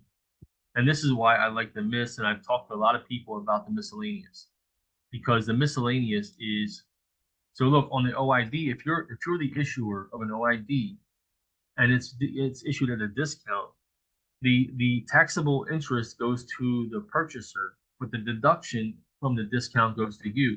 So that's taking a deduction, which you can get returned. And I'll show you that probably tomorrow. Maybe we'll go through this. It'll be like feathered in, everything will be fluid. Deductions can be taken on cash items only after paid. And we'll go through that again, where you see there's different ways to file an OID. You can OID any transaction, but when certain transactions happen, they only can be OID'd after they're paid. So that's why when you send a statement to the Treasury after paid, now you have an OID event, so to speak. But proof of payment creates the OID. Whereas because the OID was issued, right, and you paid for it, or the original issue was purchased, was acquisitioned by your consideration. Oh, so anyways, I'm gonna go in here. So a guy sent a $7 million promissory note, and then another $50 million bonded promissory note to the Treasury via IRS. So we talked, and I was telling him, he's like, they stealing my instruments, bro. I sent them this. I said, they're not stealing anything. It's just you haven't identified where it needs to go, and so it's just sitting on the back side. It's sitting on the private side. You have to file the information return so they can identify what it's for and then move it. So here's the conversation. He says, so after we got off the Zoom, I called the Treasury again, asked them about my 2020, 2021 taxes again, told them about my promissory note unsecured for $7 million and my bonded promissory note I just sent for $50 million. Told them I did a 1099 miscellaneous for the 7. She then gave me a 4-digit PIN and transferred me to the account management department. A lady with a 1 number. Stop there. I'm gonna tell you. If you ever call the IRS and they said, "Hey, this is my name. This is my employee ID number," that the number is high, like if it starts with a 9 or it starts with some high number, they don't know anything. So I just hang up on them. I just click hang up and call back until I get someone with a better employee ID number that actually knows something that has access. But you'll get a lot of yahoos on the phone that are just starting out that have no idea what's going on, and you're just going to suffer frustration from that. So if you call and you get a high employee ID number, my suggestion is just hang up if you're trying to really do business with them. If you're not trying to do business, you're just trying to get simple information, it doesn't matter. But if you're trying to actually get somewhere, you got to get someone with a lower ID number. So he says, a lady with a 1 number came on and looked in, and I told her everything. I was like, do you see the 7 million? She was like, yeah, I see the note, but it's got to be a payment. I asked her what she's talking about because my note is the same as the FRN. She said, it's not that. That's when I told her, okay, so I'm filing a 1099 miscellaneous. And that's when she said, when did you do that? I said, I did it during the holidays, but it doesn't go into this fire system until the 8th. She then said, call back in 2 weeks and it should be on your account. She then also said that they're having debates and discussions about my account and that I'm going to receive a letter in about 180 days and a decision. But I took that to mean that at first she thought I didn't know to turn in the 1099 miscellaneous, because after I said that, she acted like everything would be good in 2 weeks. So basically, the credits from the 7 million will come into my account just like you said, because the 1099 miscellaneous is consideration for the credits to be transferred. He got a little wrong. It's not consideration, it's identification. You identify the credits by doing a return. And so this is, like I said, if OID is king, miscellaneous is king. Because a lot of things that we're doing, we're trying to OID things that we don't need to OID. And there's a case, and I tried to find it last night so I could read it to you guys, where a dude was in federal court for doing OIDs, and he had a great argument. He presented it properly, he understood it properly, and the judge returned by saying, okay, great. If all this was true, you could have used just a regular return or regular information returns to report the same thing. You wouldn't need an OID. If this was true, you could have done it regularly. You wouldn't need OID. And I'm like, that's the trick. And so I thought, man, what other form can I use other than the OID to do the same thing? So I started researching about the OIDs, and I realized that a payer on the OID takes deductions. But everything, payer on everything takes deductions, right? But recipients get the credits if they're withheld. So OIDs don't always need to be done. Just like here, the OID didn't need to be done. But then again, it's up to you how you want to do it. There's 1,000 ways. If you live in Florida and you want to get to New York, there's 1,000 ways to get there, right? You can go all different directions. You can go the fastest way, you can go the slowest way. You can go through highways, you can go through mountain passes. It's just what's going to determine is how rough the journey is or how smooth it goes. So we're all trying to be like lightning and water, seek the path of least resistance. So that's what you look for. You look for what's the path of least resistance, and that's all. And in this case, what he had already done, the path of least resistance was just the miscellaneous. Like just report it, just identify the credits. Okay, now we're going to get into the part of this that I really like, because this is what I've been doing for a while, and it's fun. So anytime you send something to the Treasury that's original, it's a direct security. It doesn't matter. It doesn't matter. As long as it has your signature in it and any bit of energy in it, it's a direct security. But see, they can't hold securities like that, or they can't present them because they're private, right? They're private asset-backed securitizations, just like Discover says. Private securities, aka direct securities to the Treasury, have to be converted. So what do? They convert them to Treasury bonds. Once they're converted, because they don't have a maturity date, they're already mature, they send them to fiscal service, who executes the redemption. They redeem all called and matured securities that you ask them to redeem. You send it to them, they're going to redeem it, right? But it doesn't move anywhere. It stays private, because this whole section right here is the private side.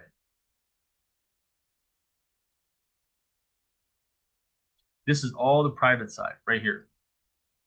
You don't see any of this.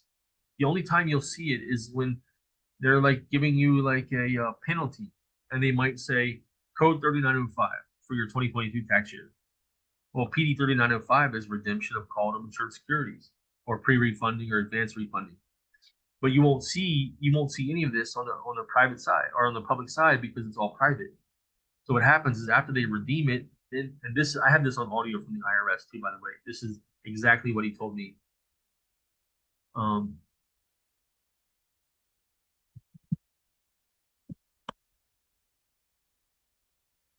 So once the bonds are redeemed, then they return the credits to the IRS via the unidentified remittance account.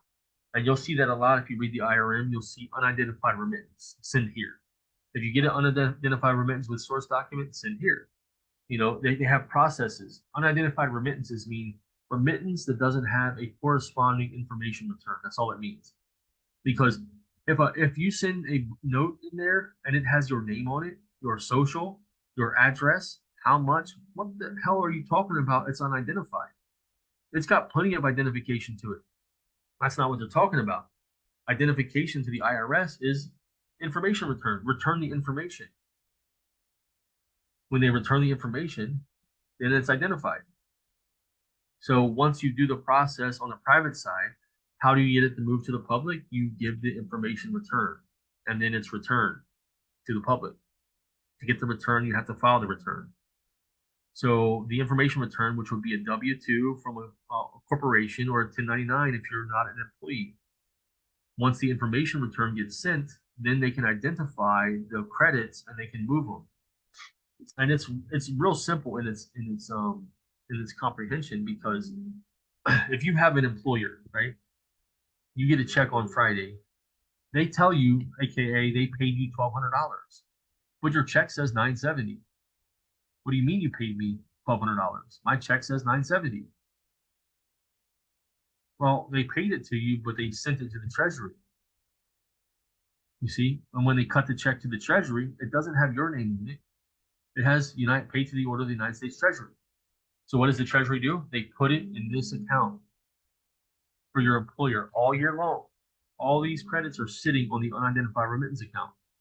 At the end of the year, when the corporation or the company does its final filing and they send the IRS all the W-2s, what happens? Now the IRS can identify what the credits are for, and they move them. They move them to the corresponding account only after identification.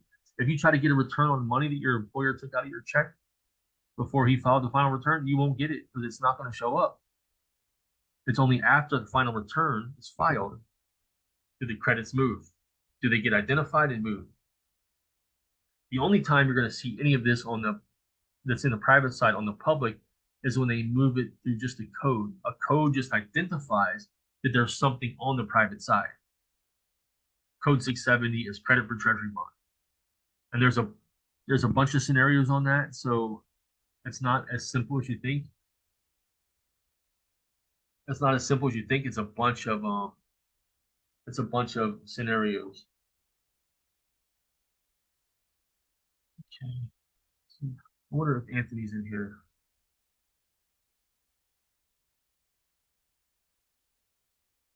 I hope he.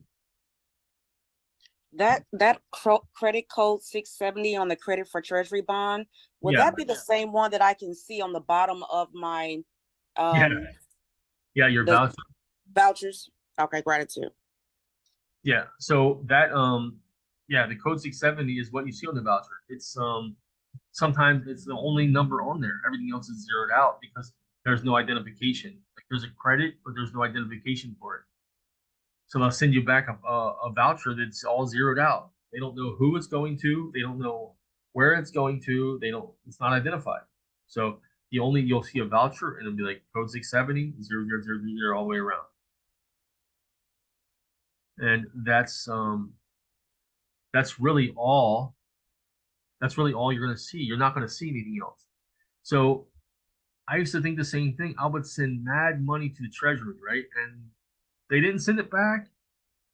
They didn't send me a letter like you're committing fraud, stop talking to us. They didn't do any of that stuff. Why? Because they have to give full faith and credit if they want to receive full faith and credit. You can't give or you can't receive full faith and credit if you're not giving it, right? So in order to receive it, you have to first give full faith and credit, which is what they do. That's why people get these big returns, and then 18 months later, the IRS is like, they're visiting them like, hey, why did you do this? Well, people are afraid. They say, oh, well, I did it for this reason, whatever, it doesn't matter. They're asking you to identify. That's all they're asking for. They're not coming, they're saying, hey, you have money that we want it back if you can't give us the source documents of it. That's all they're saying. If you have proof of source documents, well, you're good. And a lot of times people file returns before the source documents, the information returns have been filed.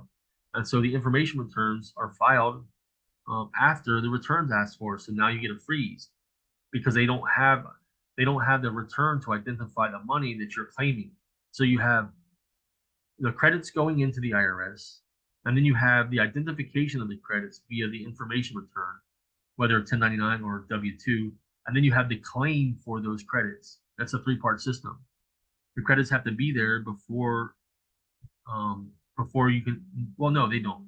Actually, you can file the information return even though you haven't sent anything on the private side. They're going to take you in faith that you are sending it.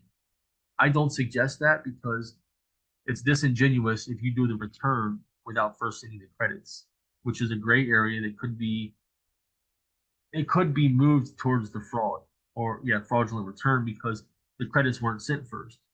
You didn't fund anything to inform them to identify it. So it's always better just to stay in the three-step simple process. First, fund it, then inform it, and then claim it. That's it. That's all you have to do. As long as you stay in those three things, a lot less is going to happen on the negative side. You see, and so now once both sides of the ledger match, once the private side and the information return match, then the ledger can be reconciled. The private side and the public side can both be reconciled. Now they can issue a return. But honestly, they'll issue a return anyway in most cases. But if you don't do it the right way, you're gonna get hell back. That's it. Give hell, you're gonna get hell. Plant the wrong seeds, you're gonna receive the wrong seeds, or you're gonna receive the wrong fruit. So we want to reap good fruit. We got to plant good seeds. If I want apples, I plant apples seeds. If I want oranges, I plant orange seeds. That's that simple. If we plant confusion, we're going to receive it. And so this is the simplicity of the back end of the system. And once you have this down, like this is how it works, then you say, oh, I can work the back end and then work the front end. And that's why, like, the dude Terrence has $1 billion in the IRS. The dude that Wise knows has $26 billion in the IRS. It doesn't matter. It's monopoly money. It's converting unlimited credit to discounted credit. It doesn't matter. But the deal is, it's the responsibility of it. You see, I never had the mind where I thought I would ever receive $1 billion in my account. Like I couldn't receive it mentally, right? If you can't receive something, then you're pushing it away. If you can't comprehend, I remember some years ago, all my homies were getting motorcycles, and I'd be always like, man, I'm never gonna get a motorcycle. And for 5 years, I never did. One day, I'm driving down the road in my truck, and this dude blows past me about 120 mile an hour on a bike. And God says to me, He says, "Hey, when you get yours, don't go that fast." And I'm like, oh, when I get mine, like I'm getting one, now my mind is open to receive it. I had one 2 weeks later. You see, first He has to open our mind to receive it spiritually and mentally, and then it comes. But if you're resisting it spiritually and mentally, it's not coming because resistance is you're opposing what you actually want instead of magnetizing for it to come to you. But then the caveat is once God opens your mind to receive it, you realize you don't need it. Like you only have two hands. You only can wear one set of clothes at a time, one pair of shoes. You only can drive one car, sleep in one bed, live in one house, watch one TV, play on one phone, eat one sandwich. There's only so much you can do in this limited field of life. So if you're even doing this word information, right? Fund and then inform in like the formation. You got to Right. give the thing the form. That's Yeah. the discipline. That's right. Is that Josh? Yeah. Oh man, bro, you're a blessed man. Hey, I Yeah, have a comment. If you have a second, have you of course. seen the Uniform Commercial Code lien that the Department of Defense filed? There was one from 2011, and that was a renewal from one that was filed in 1981. And I believe that was a renewal from one that was originally filed in the 50s, where the Department of Defense filed it. The Federal Reserve System are the debtors, and it literally says all real men with hands and legs and all land. So they basically placed an unauthorized lien, making us responsible for the debt, and the United States Treasury is the creditor. And that's what backs the money, is our labor. And they capture us with the lien through the birth certificates, because that's the lien is filed at the Register of Deeds office, and that's how they have control over us, is with the lien. And the lien is not authorized. There's a way to get out of it, but that's what the system is based on. I was just curious if you knew about that, or Yeah, you have to look at it. Our money system is he that holds the debt gets the credit. So if you're not holding any debt, you're not getting any credit. Because what do? We take debt and we credit it. And then we take debit and we debit the credit. Well, that's what our system is. We create debt to create credit, and then we debit. Debit, the word debit just means debt. We debt the credit. So we credit the debt and debt the credit. So if you're not holding any debt, you're not going to have any credit. That's what this is. It doesn't matter what it says. They have an interest in your arms and legs? Of course they do. Why? Because we're the energy of the government. They need us. So they have an interest in us because they're designed to protect us. So of course they have an interest. But I have an interest more than they do in my arms and legs in the land. They're not saying you don't have an interest. They're just saying they do. Yeah. Right. So that's why when you send them a silver bond, they're going to give you 26 billion back. When you send them a portion of your birth certificate, they're going to fund your account. If you write money order on a voucher, they're going to credit the account. You have an interest just like they do. Your mother has an interest in you, does she not? She bore you for 9 months. She went through hell to birth you, and then she raised you for 18 years. In most cases, she's got a higher interest in you than anybody, right? And that's why we honor our mothers, because they have a higher interest. You get it? Mm-hmm. You see? So who has the highest interest? I don't care. Yeah, great. You have an interest in me. Beautiful. I'll be happy to fund it, because that's what we're here for. You're here to serve us. We're here to make sure you have enough money to serve us. So, all right. Yeah, I'm looking forward to that part of the class, getting the money. well, that's what we're talking about right now, is funding the account. Yeah. This is how the mechanics of the system work. But look, like I said, Katie, you have to be a friend first. Right. Your status mentally has to change. Yeah. Because if your status mentally doesn't change, you're always going to be an enemy. Yeah. And it's only the enemy of the United States is the one that taught you to be an enemy. They taught you, hey, don't report this, don't do this, don't do that. They'll try to come after you for taxes. Well, they're not coming after me for taxes. And I'll show you something else too, where you can put your income in box 1 of the 1040, and then you can put minus that income on a Schedule 1 or Schedule D. What I think is Schedule 1. So on the Schedule 1, you can put minus the income, and it creates an exemption of your income, and that's right from the IRS. If you're under a treaty of the United States, a tax treaty, then they say this is how you file your 1040. Put the income here, and then on your Schedule 1, put the same amount in the negative on box 1, I think, or box 8Z. I think it's 8Z. What's 8Z? I'm just calling the mind stuff, so I don't. I'll have to verify what I'm saying. Please always verify what I'm saying, because my brain has got so much stuff in it. Sometimes I don't get it right. You know what I mean?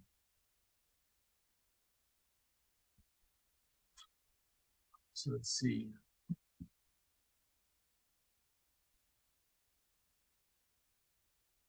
Schedule. Yeah, 8Z. Oh no, you box 1 on the 1040, you put the negative, and then box 8Z, you put the reason. That's what the IRS says. And I'll show you, it's right in the code. So, and you know what the treaty, there's so many, um, there's so many, there is so many Supreme Court cases where it says income tax does not apply to the people. It only applies to employees of the United States, right?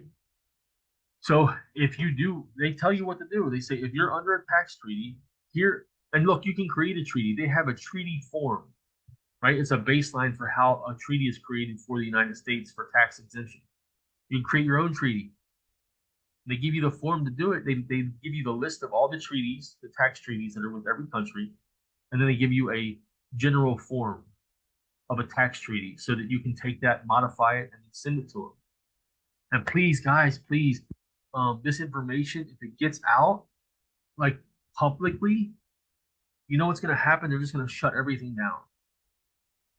You know, so just please be wise of like getting this, keeping this out of, it's not for public.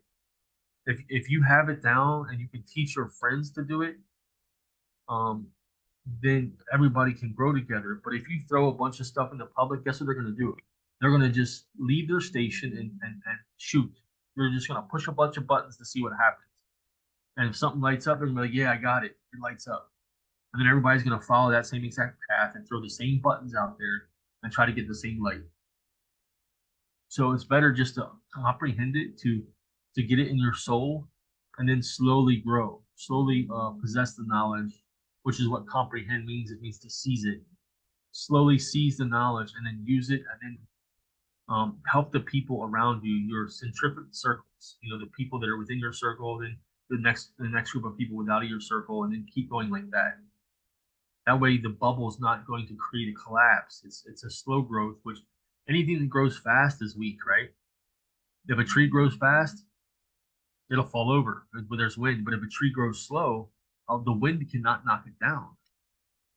If a building is built fast, it's usually unstable. You know, like the stone buildings back in the day, they were built slow over centuries. For some castles, they're still there. Whereas our stuff today, hurricane comes and knocks it down. You know, so just grow slowly the same way.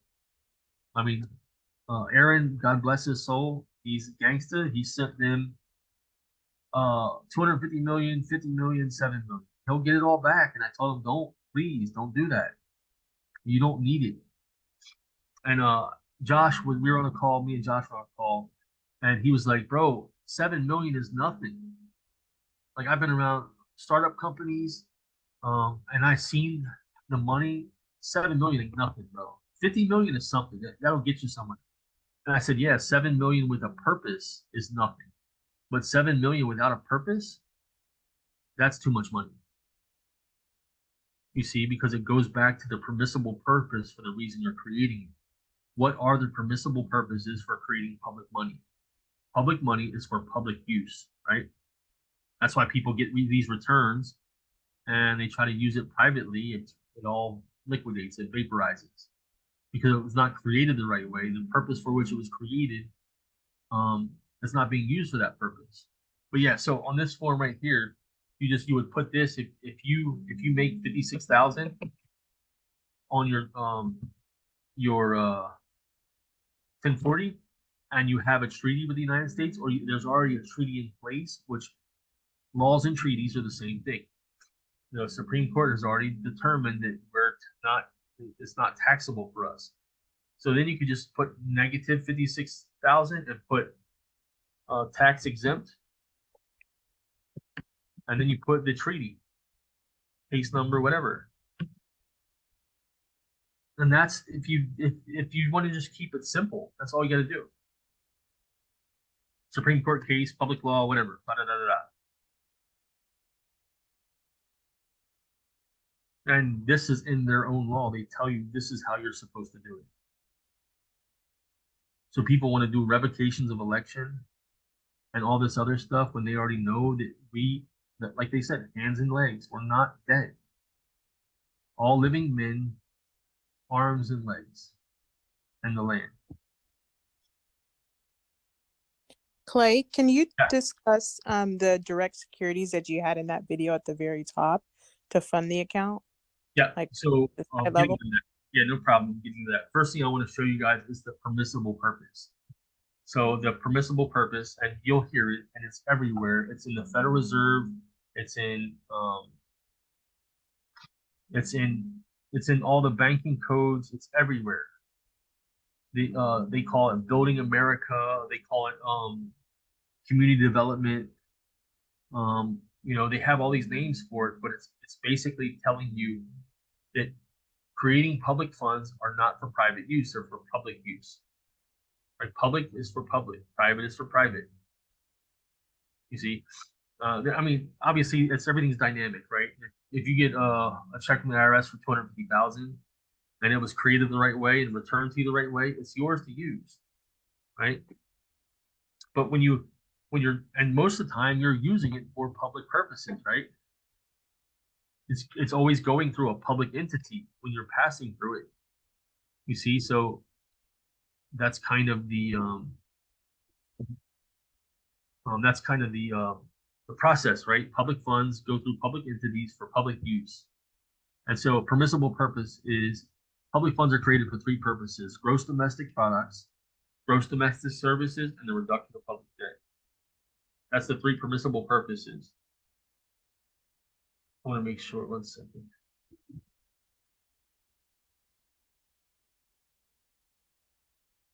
Oh my gosh.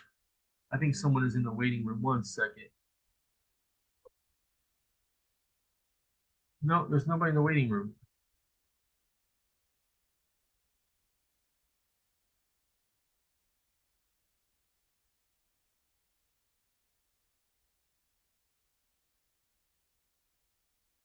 What does this say?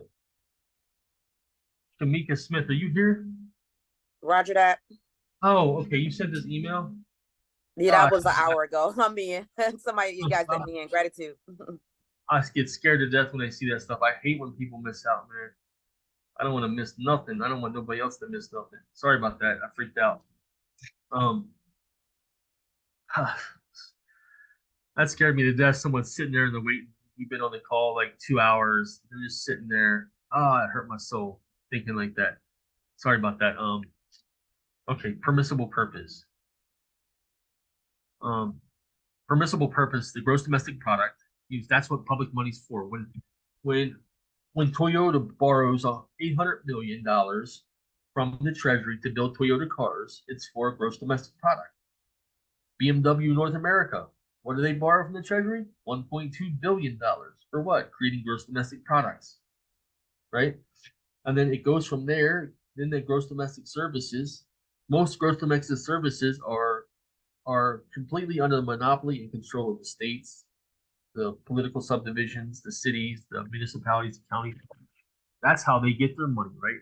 So if you try to come in and create public money for services like feeding the homeless or housing the homeless veterans, these counties are coming after you, right? Because they're getting the money to do that, but they're not doing it because before it gets to the homeless people, they're liquidating it, right? It gets all burned up in administrative fees.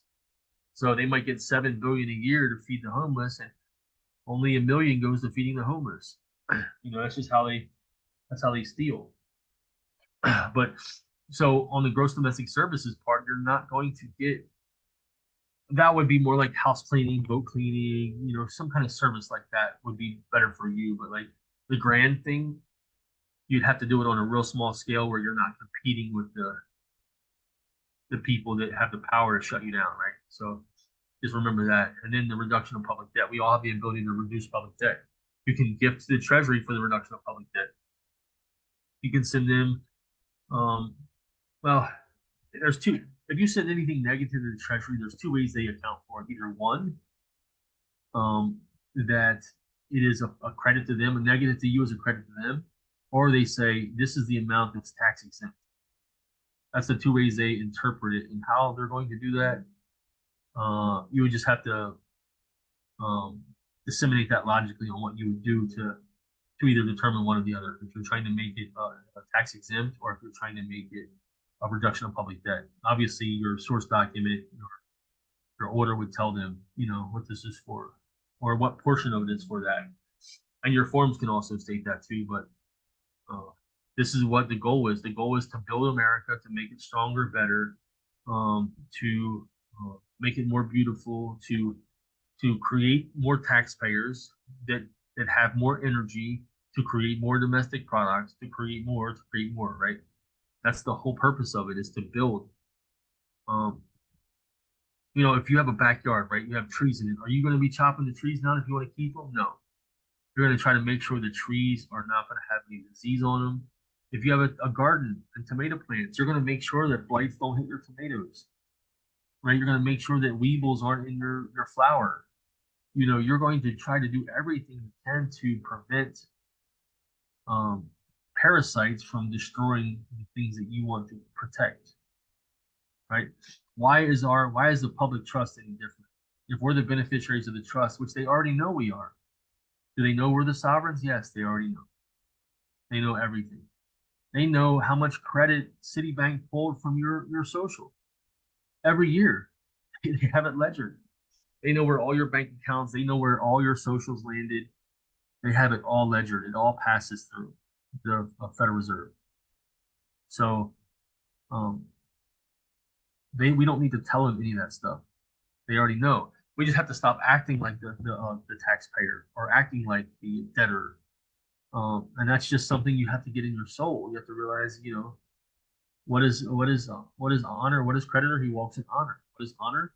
Accepting to pay negotiable instrument when presented. That's the Black Law Dictionary. What is dishonor? Refusing to pay a negotiable instrument when presented. That's what the creditor walks in honor. The debtor walks in dishonor. If you refuse to pay, then you're in dishonor already. They present a negotiable instrument to you, you refuse it, there's dishonor. Now they just manage your default every time. You know, and yeah, you could do this. I battled for years with speeding tickets. Like I took possession of galleys in the courtroom. I filed all kinds of paperwork. I ran the roads with no plates on my car. I argued with the cops. I did all that stuff for years. And then eventually I was like, man, this is a waste of time. My energy is better suited for growth, not for just constant turmoil, you know. And so I started learning. Now, a lot of people get their passport and they don't get messed with the cops. I have a passport, but I haven't done any of those national status things. And when I had plates on my car, the cops would run my plate and they would just peel off. I ran a red light. My wife was in the car. She said, "Oh, baby, you just ran that red light. There was a cop sitting there." I'm like, "It's all good, baby." And we drove. The cop like got all aggressive, came up on my tail, ran my plate, and he just was gone. You know, because it's not about, once you start redeeming the securities, once you start doing it the right way on the securities that they're creating, they don't want to mess with you, because that $170 they're getting from you is not worth you getting the 12,000 that they're creating in the security that you have the right to redeem. And we'll get into that tomorrow, because that's how you calculate the taxes.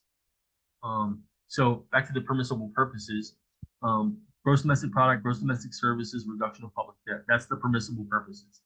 If you create money via private credit into direct securities, into treasury securities, into credit on account, into public credit, into public funds, if you do that and the purpose that it was created for is not what it's used for, then it's a breach of trust, because it was created for a purpose and you're not using it for that purpose.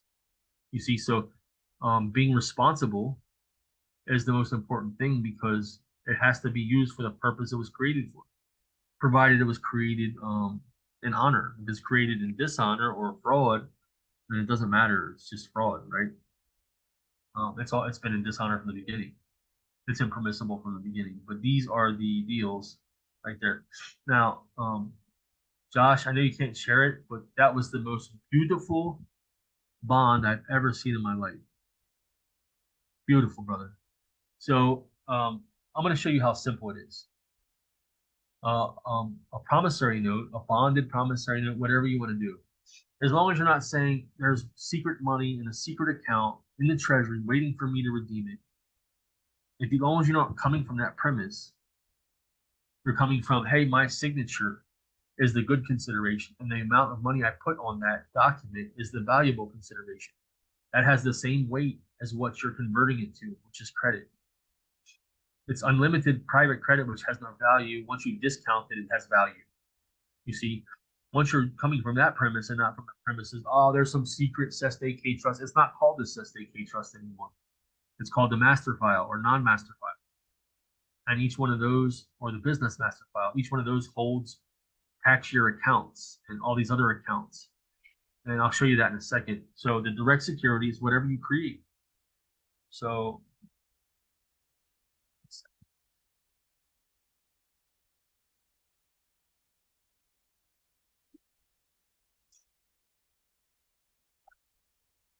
it's as simple as this.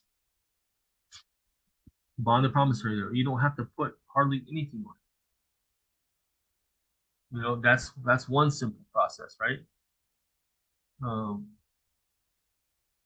And just if you're funding it, you're moving it through.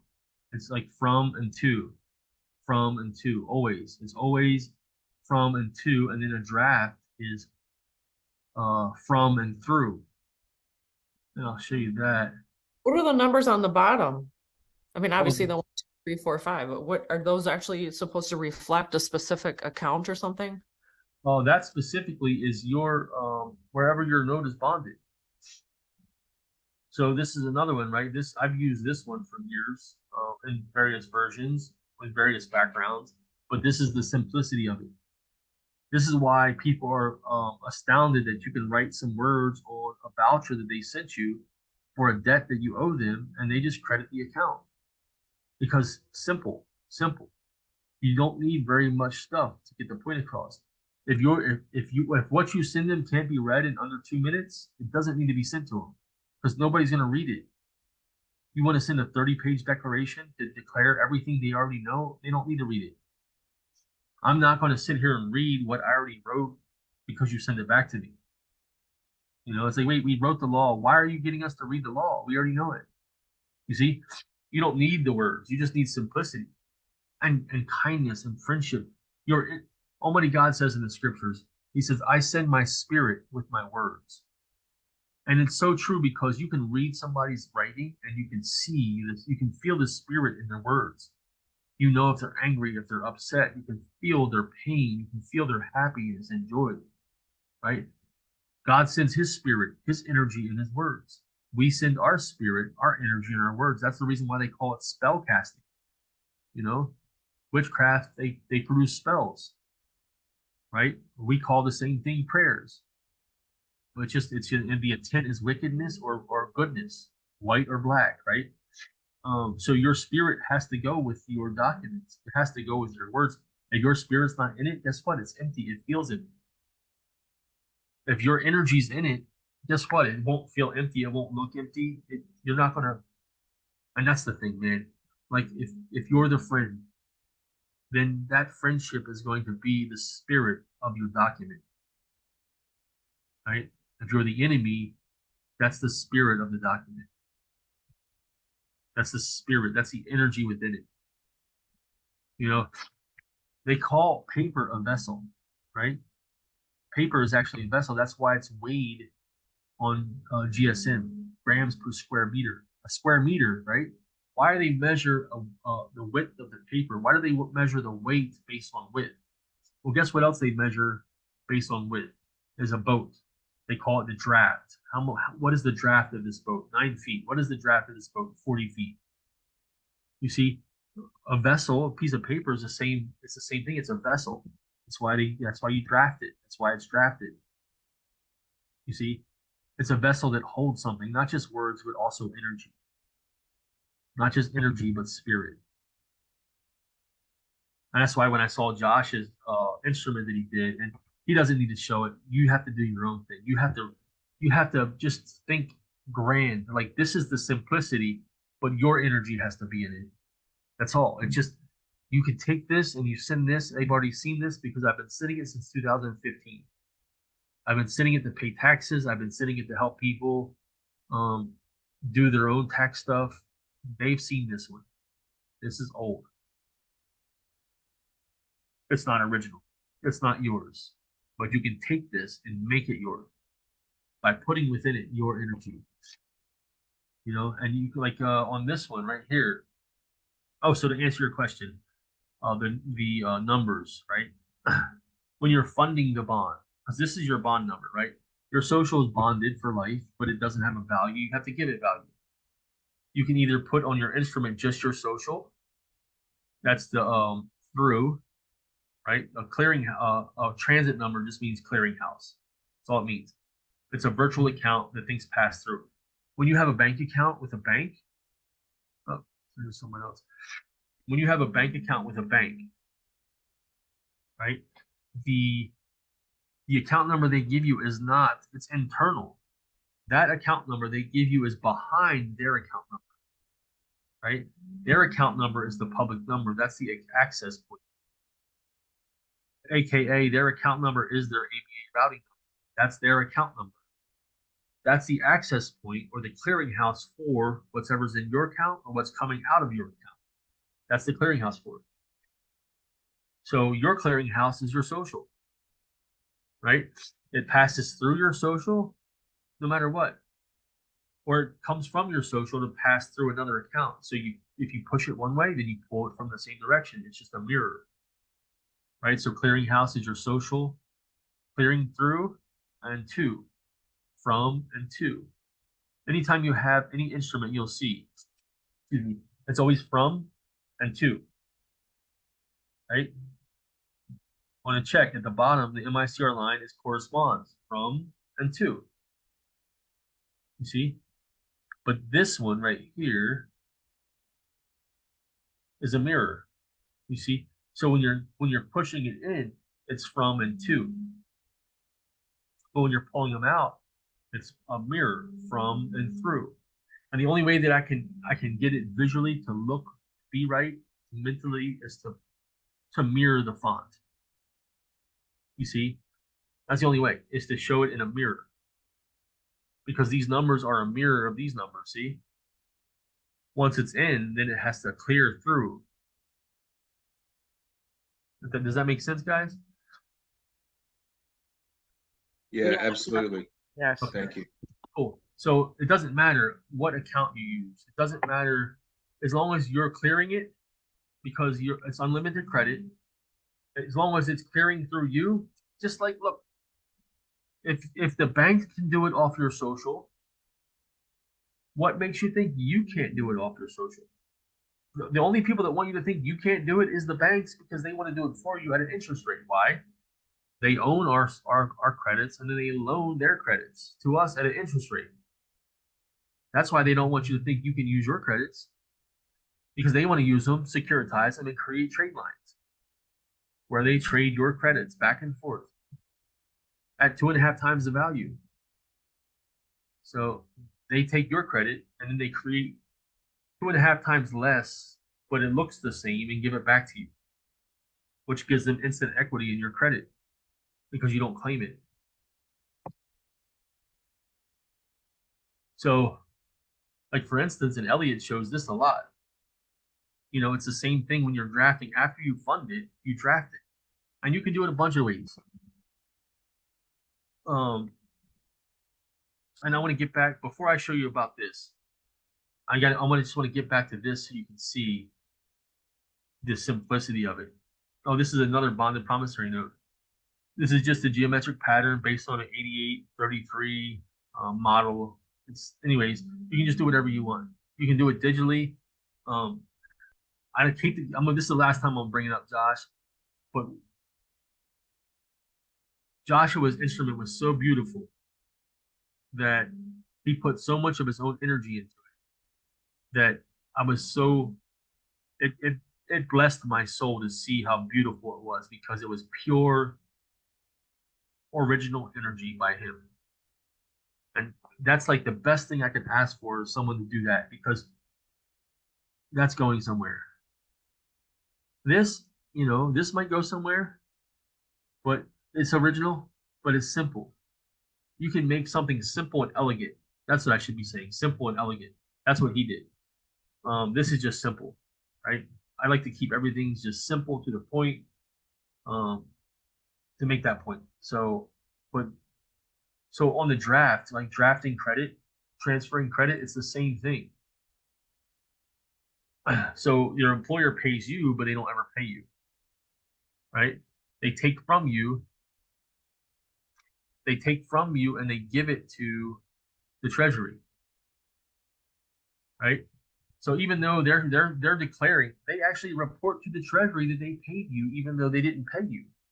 They paid the treasury, but they're saying, hey, we paid this guy, but it's all withheld from you, right? So they're reporting the payment to me, but it's federally withheld. So if I send a draft in to the treasury to credit to a dealership, a car dealership, I'm going to report the payment to the dealership, but it's federally withheld. Just like an employer pays the treasury, reports that he paid me, but it's all federally withheld. You see the simplicity in that? If you pay the treasury and you want it credited to someone else's account, then it's paid to them, not to the treasury. They're the ones receiving the money. It's just withheld because you're a friend of the United States and you want to make sure that our trust receives their taxes due from these public entities. So to ensure that the taxes are paid on the money you're paying them, you're going to send it all to the treasury and you're going to report it. What's the treasury going to say? You didn't send it to them? No, because they know you sent it to them. If you take from and to, if you take your instrument and you credit to Fannie Mae, your social, their EIN, right? And then report it on a miscellaneous, then the credits are going to move from your account to their account. As soon as you identify the purpose of this, it moves. And then the memo has it. The memo has all the stuff that you want to do. I mean, this is commingled because I just showed this as an example. This is for a car acquisition. You would do the 809 receipt request, the 1040V remittance to source document, which would be your buyer's order. And what's the purpose of it? The purpose is for acquisition of this VIN number. So in this respect, it would be like, it would be BMW Las Vegas. You see? And then you would have the corresponding virtual account or EIN number that matches the two. So up here, it would be from and to. And then down here, it's from and to. You see? It's a mirror. You don't have to put draft on it. It's just what it is, right? You have two types of instruments in the UCC, an order and a draft. And it doesn't matter what it says. It's just it's how it operates. So it could say paid to the order of, you think it's an order, but it's really a draft. You could say it's a draft, but it could be just an order. A check is an order, or a check could be a draft. It just all depends. So there's only two types of instruments, an order or a draft. If somebody asks you, hey, did you pay by check? I don't know what that is. Under the UCC, there's only two types of instruments, an order or a draft. Which one are you asking me that I use to pay? Because mine would be considered an order. If it says pay to the order of, it's an order. A buyer's order is an order. It's a negotiable instrument. You see? An order of the court is an order, a negotiable instrument. A judgment is an order. It's a negotiable instrument. You see, go ahead. Sorry. You want to see something? Yes, I have a question about all of this. It's just a little confusing to me. So say, for instance, we put pay to the order of on our promissory note, right? We send it into the IRS. We send it into the company or the IRS, either or. How does the company get the funds? Like, are we paying the treasury or are we paying the company? when your employer pays the treasury, No, how I do mean your bills. Say your bills. Say you send, you say pay to the order, United States Treasury, you send it to, I don't know, let's say Citibank, right? And it says pay to the order, United States Treasury on it. How does the company get the funds? She's asking how is BMW of Las Vegas in this situation getting the money? the same way you get the money when your employer pays the treasury. You have to file a claim. They have to file a claim. Oh, they have to file a claim. Now, Okay. there is a way, and I don't know if anybody's ever followed Yusuf L at all, but he Yeah. tells a story on one of his videos where he says when he was younger and he used to do all the money system and shit didn't work out for him. But he said one time he was trying to help a lady get a house with the bill of exchange, right? So they got the order, they went into title, they did the bill of exchange, they sent it to the bank. The bank said we're going to put it on hold for 10 days. On the 10th day, they refused it. So what did L go down and do? He went in there like a gangster with his homies. This is what he says. And he ran up on the banker, right? Like, what the hell y'all doing? But it was good because what came from the banker was the truth. Yusuf L regrets not listening to the banker at that time. But one thing that he remembers, the banker says, you can do this, but it has to be funded first. You see, this is what L was missing, is that in order to make the bill of exchange, the bill of exchange is consideration for a conversion. That's all it is. It's just a withdrawal slip is consideration for the conversion from bank credit to FRNs. You need to give consideration every step of the way. If you wanted to fund the bill of exchange first and have proof of funding, then it's really a pre-funded draft. The bill of exchange is already pre-funded. They're just going to use the bill of exchange as a consideration to convert. You see? Now, will they do it? Sometimes. Legally, they can't say no. Even So though they do. again, Even though they do. right? So let's watch it.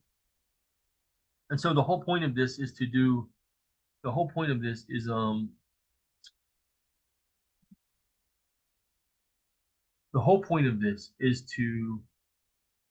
try and the whole point of this is to try and be at peace, right? That's the whole point. And so we have to find the most peaceful way to accomplish the goals. Once you know how the system works, it's just fluid at that point. And not everybody's going to honor you. Not everybody's going to do the right thing. So you just have to find the most peaceful way and the most loving way to get your point across. Sometimes you got to go gangster. Sometimes you got to do what you got to do. I took TransUnion to federal court in December, and we settled in January. I tried to be the peaceful route. I begged them to fix it. They refused. They have a system and they don't care who they step on. I said, all right, well, let's go to federal court. We'll see if you want to still step on me then. And they tried. They tried to bully the judges by telling them T. Rowe Price is 10% stakeholder in TransUnion, which is that's secret code for telling the judges that we're going to expose you if you don't dismiss this case because T. Rowe Price buys all the federal prison bonds in the Midwest, and I'm in Texas. So when they said T. Rowe Price, they didn't say who else owns a stake in TransUnion. All they said was T. Rowe Price, but they didn't know I knew. So I immediately told the judge I want to move it to a magistrate, that I don't mind a magistrate doing this case, even through the trial. So they moved it to a magistrate. Well, guess what? The magistrate's financials aren't public. So now they're on their ass because, right? They just bullied the judges, and I moved it right I moved it right away to the magistrate. Now they're pissed at TransUnion. They know they're not going to be in a good position, because it didn't work out for them. And anyways, so with a few other things, we just settled. They wanted to settle. I settled. I can't disclose how much because I signed a non-disclosure. We got to honor our agreements, But yeah, see, I don't want to do that. I don't want to go there. I don't want to have to take people to court. I want to be at peace, and I've done all that. I've tread those grounds. I don't like it, man. So there's got to be a better way, which is what I've been finding is a better way. which is to stop dealing with these corpses that all they want to do is suck the life out of me, you know? Because they're just fleas or ticks on a dog. That's all they are. Yeah, they just don't, no matter how much information you know and how much you got on them, they're just relentless. They're relentless. Denise, there are so many people getting remedied in so many different ways. If you are on Felicia's channel, you can see she gets plenty of remedy. You know, she's finding the way to do it with peace. You know, I don't see her that much stressed out. She's just doing her thing, you know? Mhm. And so that's kind of what you have to do. You have to find your lane to stay in. Like, look at this. Tax credits directly reduce the amount of tax you owe, giving you a dollar for dollar reduction of your tax liability. You see? So now check this out. Now we're back on the public law. Public law says you can't demand payment in species, right? And in order to assure uniform value of coin and currency, everything has to be honored at face value. If you take a gold, silver, or a gold eagle into the bank and say, how much will you give me for this? They're going to tell you, we will give you $1. If you take a gold, silver eagle into the bank and ask them, silver eagle into the bank and ask them, how much will you give me for this? They're going to say, we'll give you $1. And I wondered why, because I got tons of silver. And they says, well, we only have to honor it at face value. I said, even though it's worth more? They said, yeah, it just only has to be honored at face value. Oh, great. So what you do is take a silver eagle in there and say, hey, how much will you give me for this? Oh, we have to honor it at face value. So $1. Okay, well, here's my promissory note for 100 grand then. You said you're required to honor its face value. There you go. You see, it benefits them if it's silver, and if something has more value, even though its a face value is less, it benefits you if the perceived value is less, but the face value is beneficial to you. You see? But tax credits directly have to be honored dollar for dollar. They're equal exchange dollar for dollar of tax liability, right? So this is the premise that you do. You transfer the credits. The credits are already transferred. What are they going to say? They can't say nothing. They're already on their account. If they don't claim them, that's not your fault. If they don't get them returned, that's not your fault. You paid them. And the IRS information filing proves you paid them. And the acceptance of your 1099 proves that they've been paid because it says you paid them, but it's been withheld from the Treasury. If they want it, go get it from the Treasury, but we're going to guarantee, because we're friends of the United States, we're going to guarantee that the taxes are paid on this transaction. And the only way to guarantee that they're not going to evade taxes is by sending the payment directly to the Treasury so they can get it back that way. Because I perceive that you're a bank and you're under the Trading with the Enemies Act and you're not going to file a proper tax return. Therefore, I'm going to make sure that the Treasury gets their cut first. You're getting paid. I paid it to you, but it's been withheld from the Treasury. You guys see, just like an employer. Right? So now they have to honor at face value, dollar for dollar, the credits because they're transferred.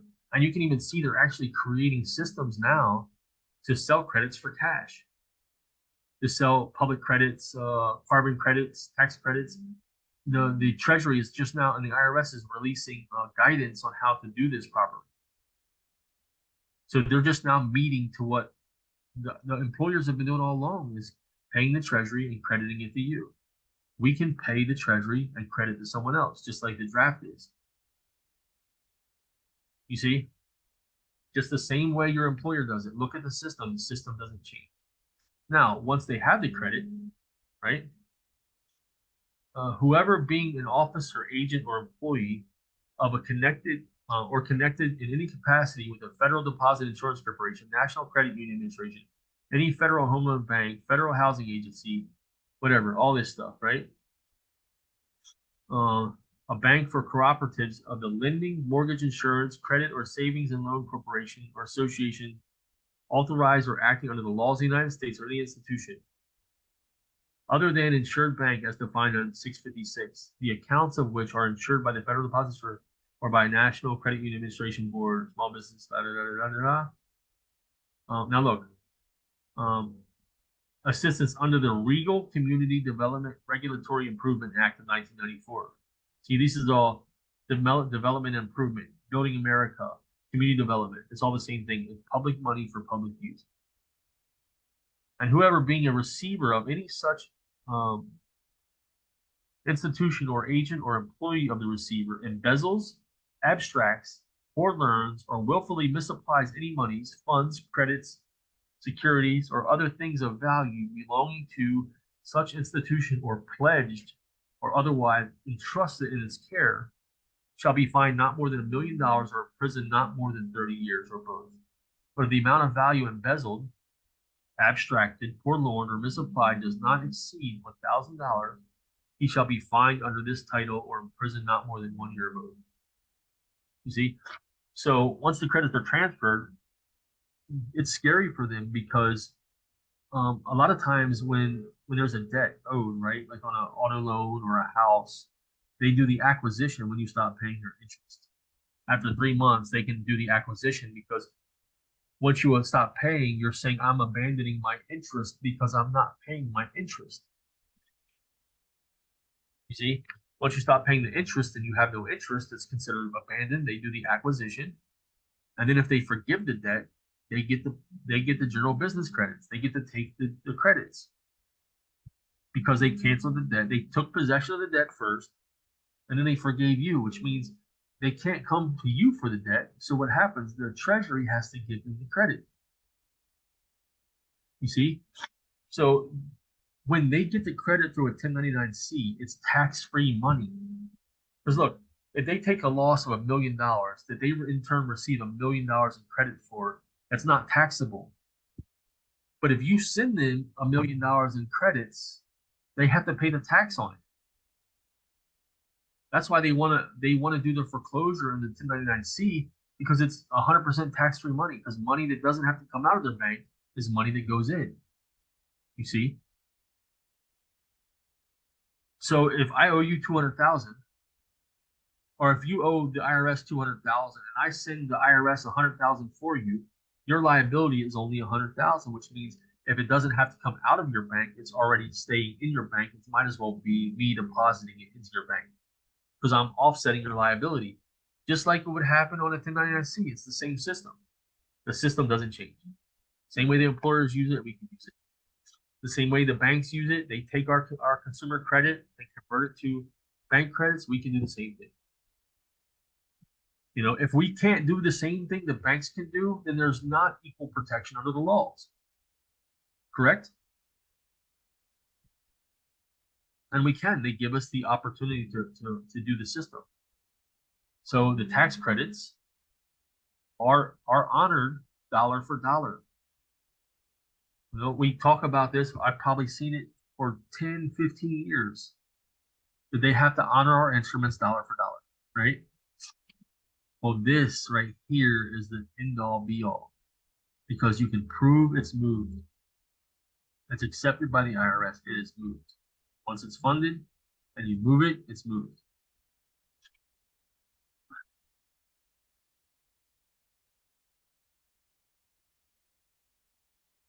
Just like this scenario, employer pays the Treasury but gives you the credit. Now, if you want the credit back, what do you got to do? You got to claim it back from the Treasury. And what do? They return it. You see? They say they paid you, but they didn't pay you. They paid the Treasury.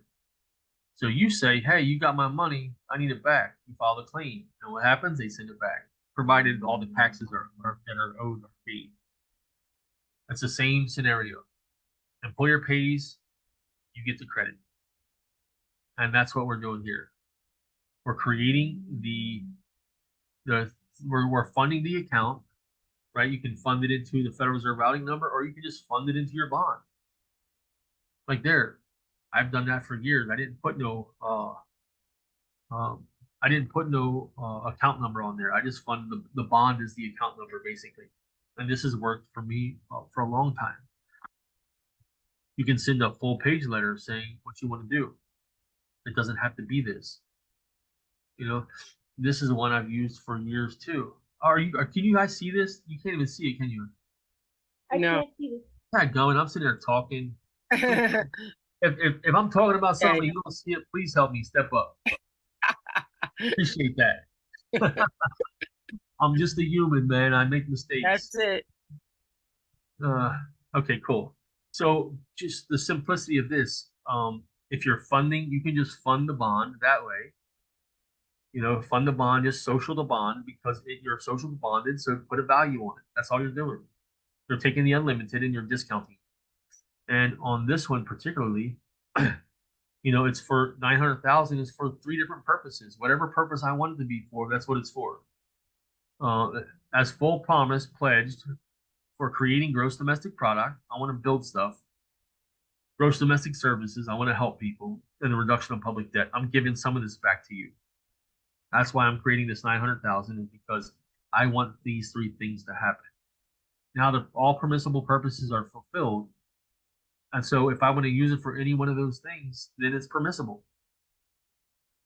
If I send a draft to the Treasury for the reduction of public debt, and there is no, or if I use it for payment of taxes, and I don't have any taxes paid, and then I ask for the return, it really is a breach because there was no taxes due.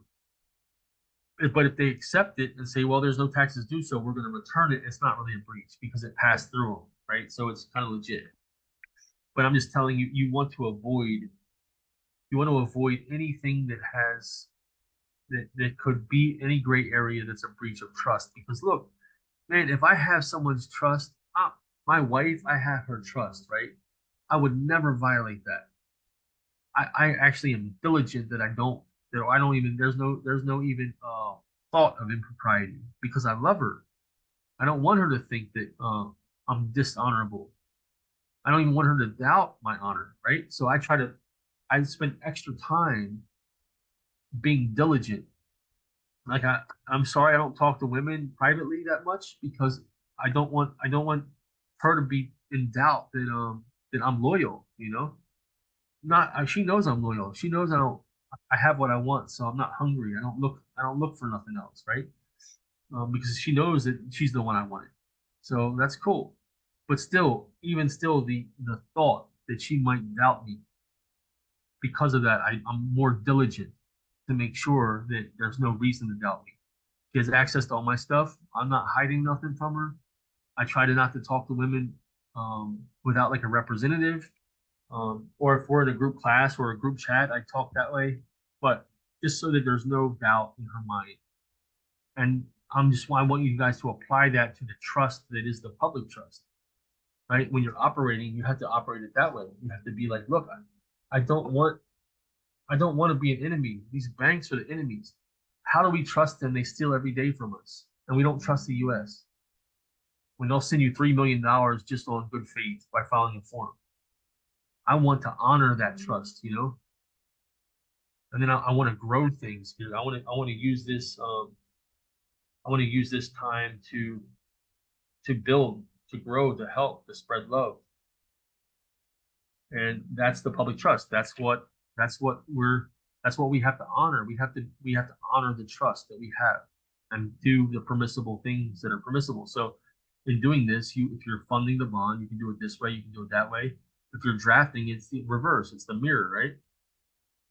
It's the mirror of the same thing. Everything's a mirror. As above, so below. As within, so without. You know, father, mother, you know, which is the father is spirit, mother is earth. Inner, outer. Moon means matter. Matter means material. It also means maternal, mother, which is a reflection of the sun. Sun is a reflection of the spirit. The energy comes from within the sun, not from anywhere outside. You see, so moon is a reflection of the sun. The earth is a reflection of the father. And it's like the scripture says, the woman came from man.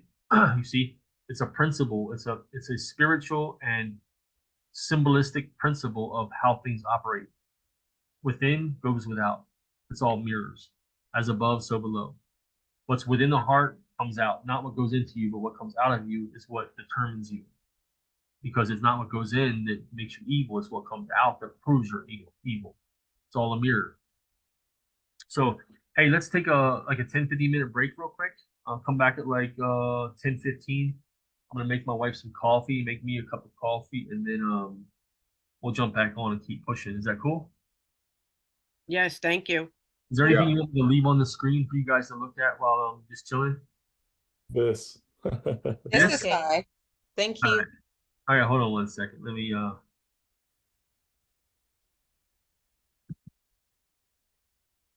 like I said, this is not new. I've been doing the bonded promissory note and promissory notes and bond for discharge since 2015. And it's not new. It's just, please, people, please, you got to get your energy into it.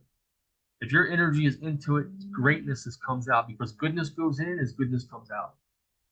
You know, the love you put into something is what you would get returned. All right, guys, I'm gonna roll. I'll be back at like 10:15 or earlier.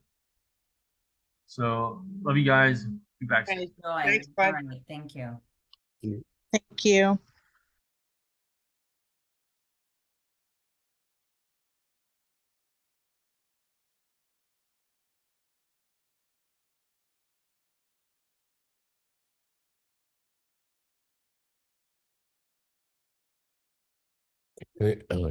Can you guys hear me?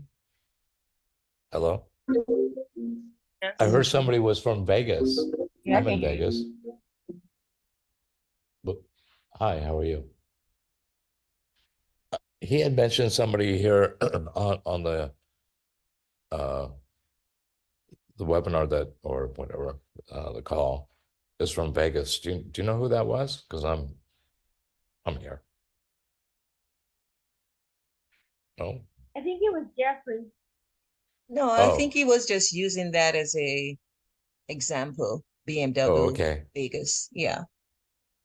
Yeah, I'll ask him directly. That would be kind of fun to find somebody to learn the information with. I think it was That- Jeffrey. I don't know. Because he was saying it was 30-something degrees. Hard to hear, I'm sorry.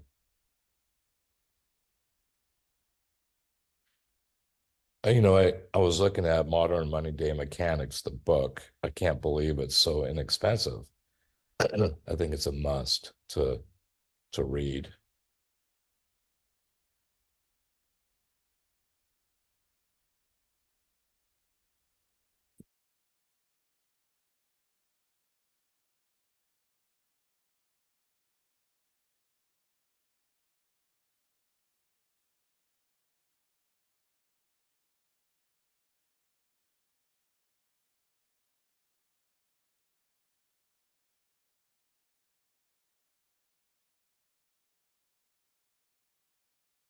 I think one of the things I really appreciate too is his graphic design skills and his ability to speak instructionally. That's kind of my professional field as well. So I can really appreciate. So I'm grasping this. It's so great. This is valuable information. Sherry, then you're gonna love building your own drafts and your own promissory note. It's you need to put all your own energy into it, make it something that has value beyond just what the numbers provide. Yeah, he has such a spiritual basis that he makes so much sense to me. I also do graphic design and I create instruction in that. So to me, that is a challenge I can accept. Not that we all can't do that, but sometimes the software piece is intimidating, but I suppose somebody could probably just draw it on a piece of paper, couldn't they? Yeah, they could, but do Oh, the is there readers can't to it? do it. Yeah, okay. Is it, yeah, you can do that. You can just scribble some stuff on a paper and send it. You can do that. But is that what you want to fund things with? Oh, right. Well, I'm just thinking just for the whole group here, I don't know if everybody has software skills. He's obviously very talented at it. And I know, someone else was using the Photoshop software to create these, but yeah, just use what you're familiar with. But yeah, I mean, and then I know an artist who would do a beautiful hand-drawn one, but I don't know that their readers would be able to read the numbers. And I guess we're not really putting serial codes on there anyway, but So the first set of numbers, that would be your social, and then next set EIN. That's when you doing the draft. and I'm which sorry, EIN doing the which order. which EIN is that? Say you're paying it to the BMW Finance to be their EIN number, I'll take it. So that's when you're doing the order. Yeah. Of course, makes When sense. when it's an order, I believe it's their EIN, but Yes. when you're funding the bond, it's your social security and then it's your exemption bond, like on the example on the left hand side. Mm-hmm. The bond of It's the promise. number on the back. It's the front number and the back number. Yeah, the front. Yeah, exactly. Front the social, your social security number, and then the back of it. Yeah. Oh yeah, that's why it has a H. Yeah, makes Yeah, sense. exactly. H. Yeah, that's the St. Louis one. So that's it. You're referring to the order, is that correct? Bond the funding one, funding the note, funding the bonded promissory note, which And what is is yeah, so the draft is when you're switching it around. yes, when you switch it around, exactly. Mhm. So when I'm funding the note, it's my social and what else? And then the red letters and numbers that's on the back of your social security card, which is the exemption bond, it's called, I believe. This is incredible. And based on the it starts with a letter and it's a bunch of numbers. For example, if it starts with an H, and you can look all of this up, it's easy. If it starts with H, that means you are in the St. Louis Federal Reserve Bank. That's where your like master or your file or your account is located. I thought it was an N. Okay, H. Cool. All right. Yeah, I'm not sure. I'm just kind of throwing it up. I'm pretty sure it's it because mine is H, and I've looked That's it up. correct. Yeah. Yeah, that's correct. It's in St. Louis. And so then if you're supposedly an elevated status, then you would have an H. So perhaps it funds differently from there. No idea. No idea what you mean. It's just a district, right? That's my understanding, no? Yeah, my understanding was based on the Federal Reserve Bank, based on the state you were in, but I I don't guess. think it has anything to do with the status. I think it just has to do with the district of the federal. Correct. It's just that some people said when they went and made changes on their social with their name or anything like that, that they would got a different one back that started with an H now. So I think it's a district plus. It's kind of like Chancery Court. Like if you submit something there, it's the same face as the county court in that area. So kind of like that, you know. I could see that being changed. Yeah, once you update your status. Yeah.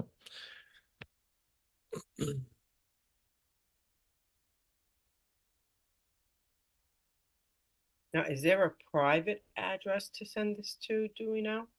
I think it's listed there based on the consistency of the example, the template that is showing. I See see. right there, Yes. 333 West Pershing Road, something like that.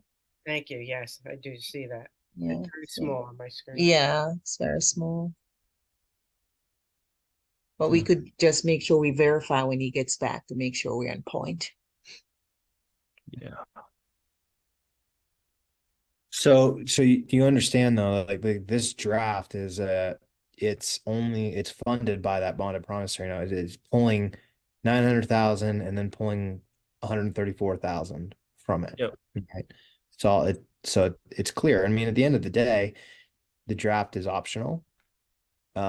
There's other ways to move those credits, which he's going into and stuff. And yeah, Josh, I wanted to ask you that real fast because I don't know when I just never quite get it fully, or maybe I'm just like afraid to ask the question. So I'm gonna ask you right now. I'm always scared to interrupt him because there's so much for him to cover. But the draft, for example, and I love the example that I used here, BMW of Las Vegas, because I don't know, I have a BMW and I just signed an application and I want to do this process. So paying off the loan would be something like, okay, first funding the promissory note, and it doesn't matter. It could be, let's say, 900,000, and then let's say my car is like $50,000, and I would write out my own original draft similar to this one, and it would be sent once I sent it to the treasury with similar notes like this, credit to BMW of Fort Lauderdale in my situation. Is that how they would get paid? I mean, I would send the draft to United States Treasury, and then because of the notes, they would basically pay off the loan. Is that what a draft is? Yeah, you're drafting from the credit that I created. From the credit, from the note. You have an identifier, right? You made a deposit. They go through the entire process to monetize that with the treasury bond. Now that draft is all it has to do is make reference to that, right? The same thing with a letter of credit. If you have a letter of credit from a bank, how do I make a reference to it? That's the part I guess I'm missing. So in this case, you're just going to describe it, right? Mm-hmm. Deposited on this date via whatever carrier, like if you did registered mail, certified, like via this, you just describe it. And the instrument itself has a date on it. It has a social, it has the bond number. You just describe it. Gotcha. You look at the letter of credit with the draft from the letter of credit, it is just describes the letter of credit. Gotcha. And would there be a certain period of time that I would want to leave between these two, between like funding it and then sending the draft, or like a week maybe, in between? Yeah, I would consider, by the time for them to actually process the note, you need to give them at minimum 30 days. Oh, nice. Okay. All right, good. Yeah, cool, man. Let me ask you something. Go ahead. I was going to ask Josh something. Yeah, go ahead. I'm listening. Just piggybacking on that, you said 30 days. When we think about how companies report, corporations usually report monthly or quarterly. So we could use that concept to approach it. Yeah, nice. I like that. Cool. He also mentioned something to me about how the Treasury, or the IRS rather, they kind of have a cycle. There's 2 cycles each week. And so say you put in for some kind of a request, which would be a different type of funding. So it's all a little fuzzy to me, honestly, still, until I sit and figure it out. But so if I have a PO, for instance, I can put in that PO, and within 3.5 days, they can go and look at their BMF account, their Business Master Fund account, and see that the funding is there. So that may only be like a PO type process, but that was one thing we talked about. Now, when you're doing this with a business and stuff, wouldn't you need to give them notification that you funded the account through the IRS so that they can, or through the Treasury, so that they can go and check for the credits to be available, and then they could turn around and do their return like through a 1099 MISC? Yes. He told me that, like, if you're going to go to a dealership and do this, then you would say, hey, I'm going to be funding this. I think he called it through my treasury management account. And then ideally you would talk to the, not the CFO, but finance manager. The controller. The comptroller, that's it, or the controller or comptroller. And then that's the person who would have access to check the Business Master Fund to see that the funds are there. Is that correct, y'all? Did I say that right? Yes, that's correct. So basically in this method of doing it, you're using the Treasury pretty much as an escrow account. So you're funding it from the promissory note, giving it 30 days or whatever, for the funding of it, and then you're sending in the draft to disperse the funds out of the escrow account, which would be the credits to whichever company. Does that seem like a good analogy?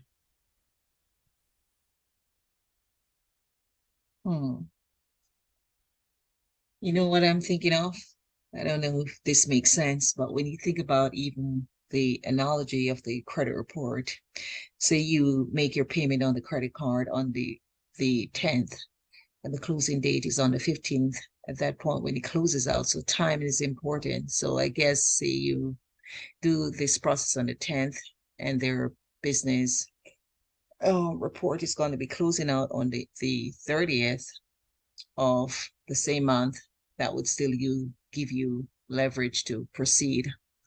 That's just my take on it, just looking at it from that standpoint, rather than waiting the full 30 days, but just because of the timing that we process it should make sense.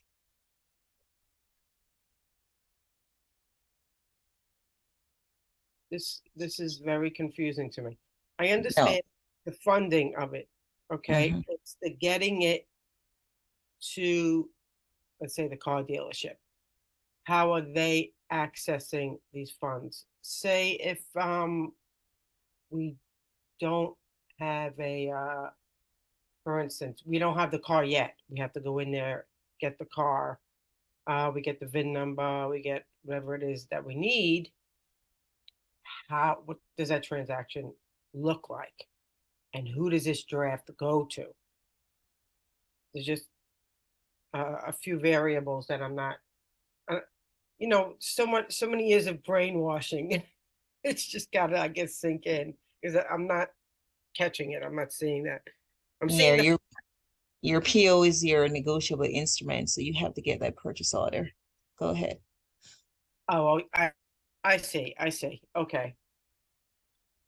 And then give it to the finance manager, and you could probably even try to get to the comptroller, but he said that's very difficult to do. But just say, just send this on up and they'll know what to do with it. Now the comptroller of the dealer. BMW. You could do that. You could do the car brand as well, right? I suppose. Just go directly to them. But the dealership is a nice pass through, makes it a little easier, maybe. Or the CFO of the company, maybe. Of the dealership? Of BMW. Not the dealership of. Yeah, if you wanted to go through the manufacturer, I suppose you could. Because the dealership's like a pass-through, just like the IRS is like a pass-through. Yep. Oh, so you're thinking that But they're brokering the deal. That's what the deal. So you're thinking, I think what you're thinking is that like BMW corporate would then pay BMW the dealership. Is that what you're thinking, Denise? Correct. Yes. Okay, yeah. Correct. I don't know if that's necessary. He didn't say that was. Okay, yeah. I'm just trying to grasp. Yeah. I think the simple thing, maybe I'm overthinking it. No, you're asking good questions. So we got to kind of know how to maneuver, not just have the in theory, right? Yeah. Here's a thought, and I'd like to get feedback on this. If you when you turned around and funded your account with the promissory note, like this 900,000, and then you said, okay, I know I'm going to go through dealership XYZ, so I'm going to fund them, let's say 100,000. And then after that's been done, then you go and purchase the car, because then you should have credit on account. Oh, answer that one is when you fund them, you won't see the credit. It goes on their account. The only evidence you have that it was transferred was your IRS filing. It's proof of transfer. Right. That's it. So if you want to fund your account, which we're going to talk about later, maybe today or tomorrow, but if you want to fund your account, you have to be the recipient. If you're funding someone else's account, they have to be the recipient. Right. I understand that, but I was, maybe I wasn't as clear. talking about getting a car, you have to get the PO, the buy order, and everything, and go through that system, that scenario, and get to the finance manager and everything, and get it to where they will give you the car.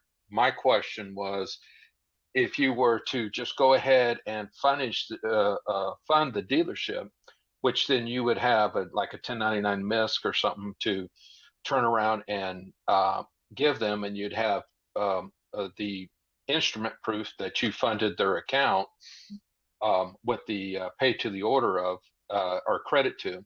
Then you go into the dealership and then select the vehicle, because you put a X amount already on the account, the funding of the account, or having the dealership open an account in your name, and then you fund that account. It's just a thought.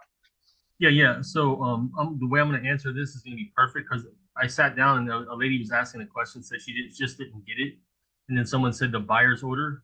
Who was that, and what was the question? Because I didn't catch it. She said, I'm not catching. No, I was just letting her know she'd have to have the buyer's order in place and to do the process for the car. Yeah, She was trying to go ahead. Who was the one asking the question? Denise. Me, Clay, yes. It was you? Yes. Okay. So the buyer's order, is everybody back yet? Just want to make sure everybody's here. Nobody's still away. Russell's here.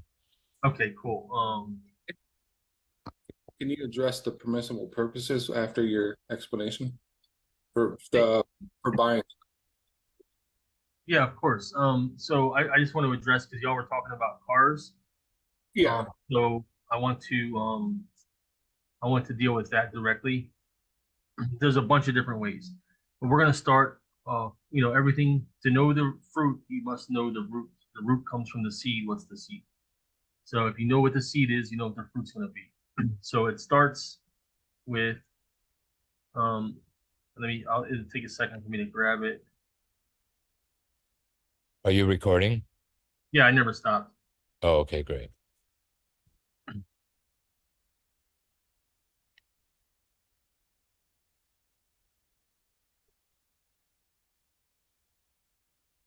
All right, so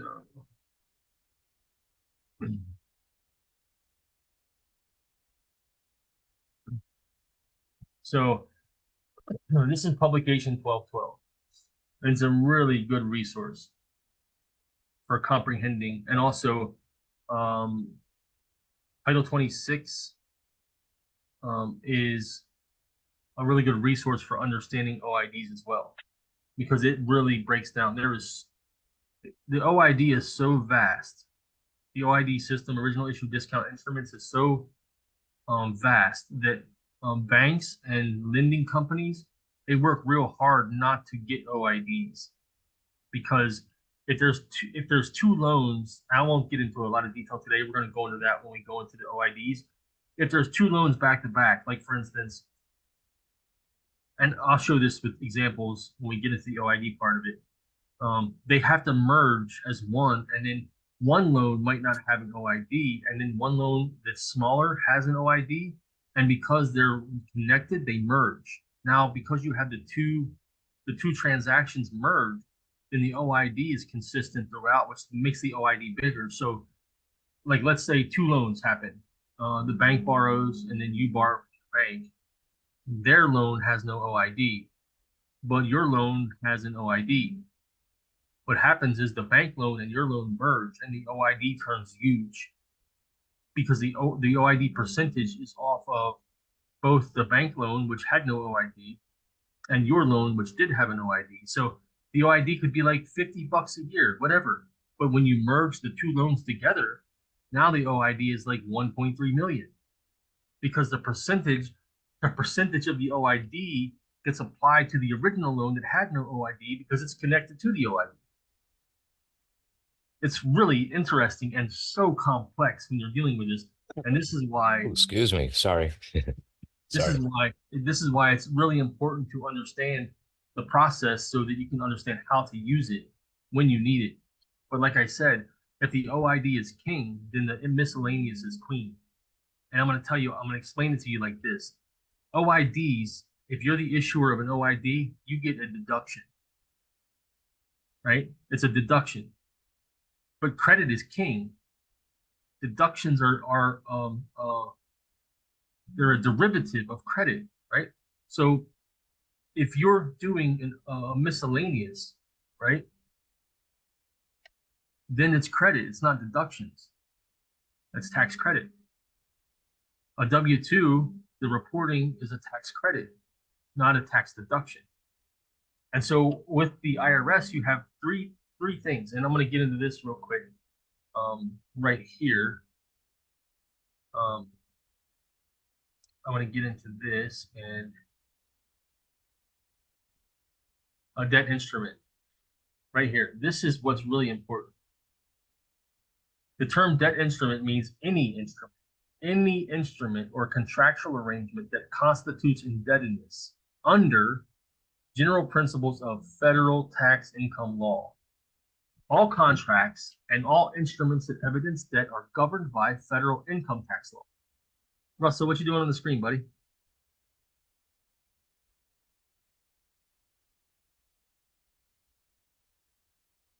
Okay, so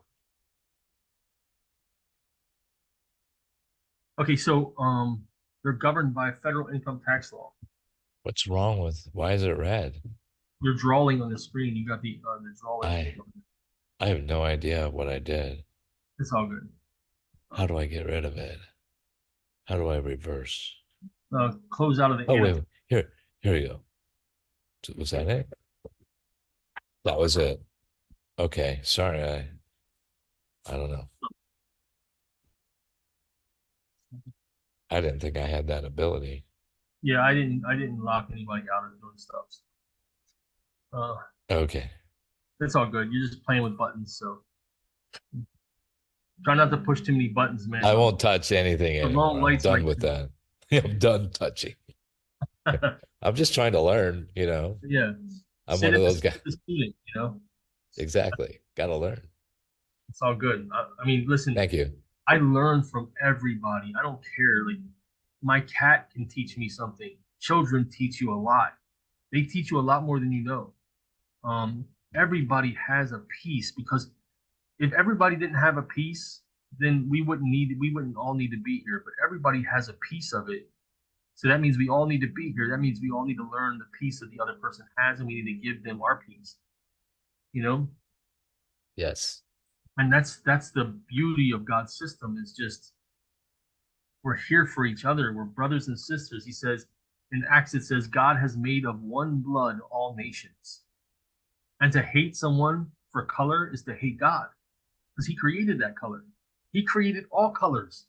Like, he takes the same material and makes an orange, and takes the same material and makes a kiwi, and the same material and makes an apple and a carrot. Like, who does that? Who can take the same exact material and make so much complex and different things? And it's just all inspiring. It's just, he deserves all the glory, right? And so he made all of us too, just like he made all the fruit and the trees and all the diversity for us to love and enjoy each other, and just have peace and glory in what he brings us. You know. Anyways, sorry for that. So I learn from everybody. Everybody teaches me. I'm open to learn anything I have or anything anybody else has. And like anything else, I spit the seeds out and I eat the meat, right?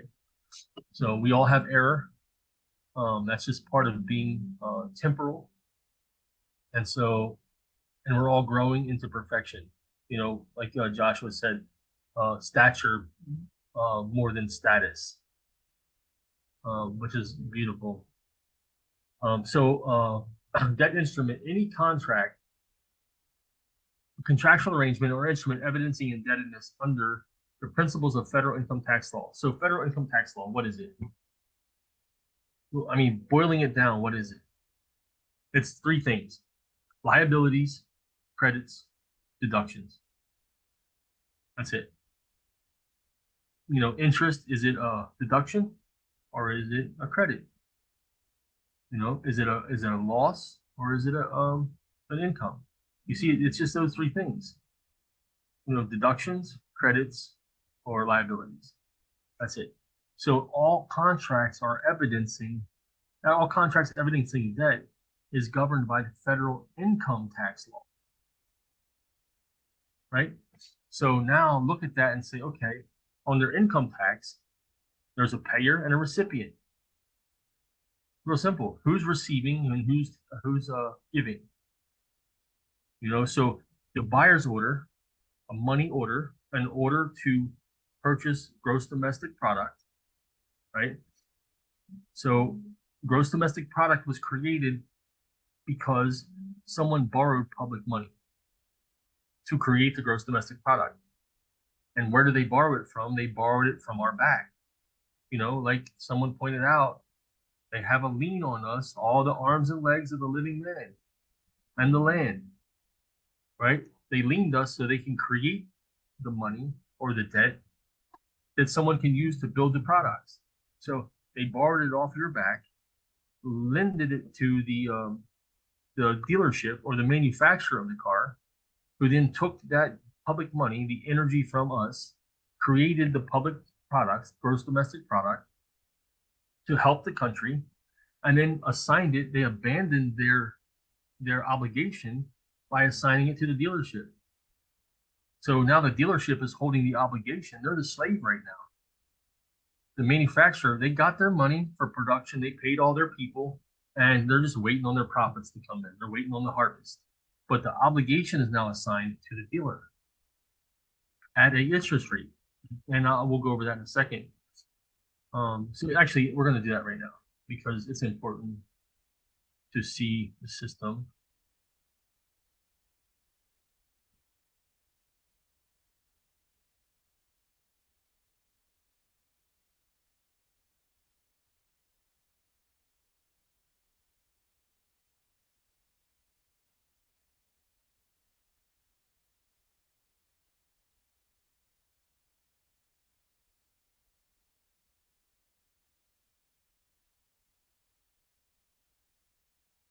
So we'll do the car stuff first.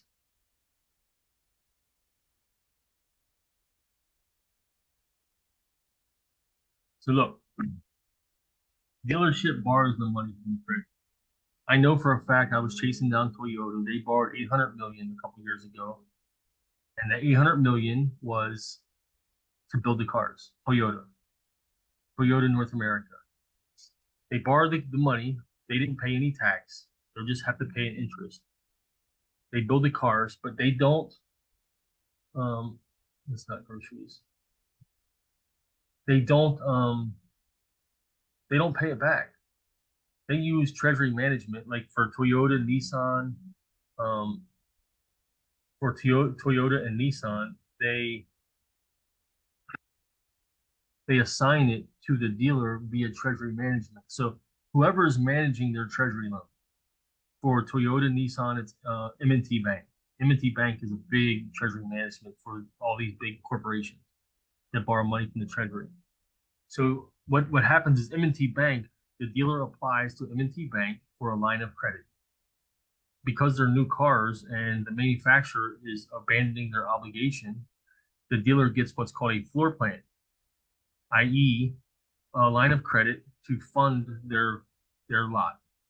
They take the floor plan. This is what the floor plan is 30 million, 20 million, 15 million, 3 million. Used cars like 3 to 5 million. Used car lots. New car lots is like anywhere from 20 to 45 million dollars is the floor plan. That is the line of credit that M&T Bank, who is managing the manufacturer's treasury loan, that is the line of credit that M&T Bank gives the dealer.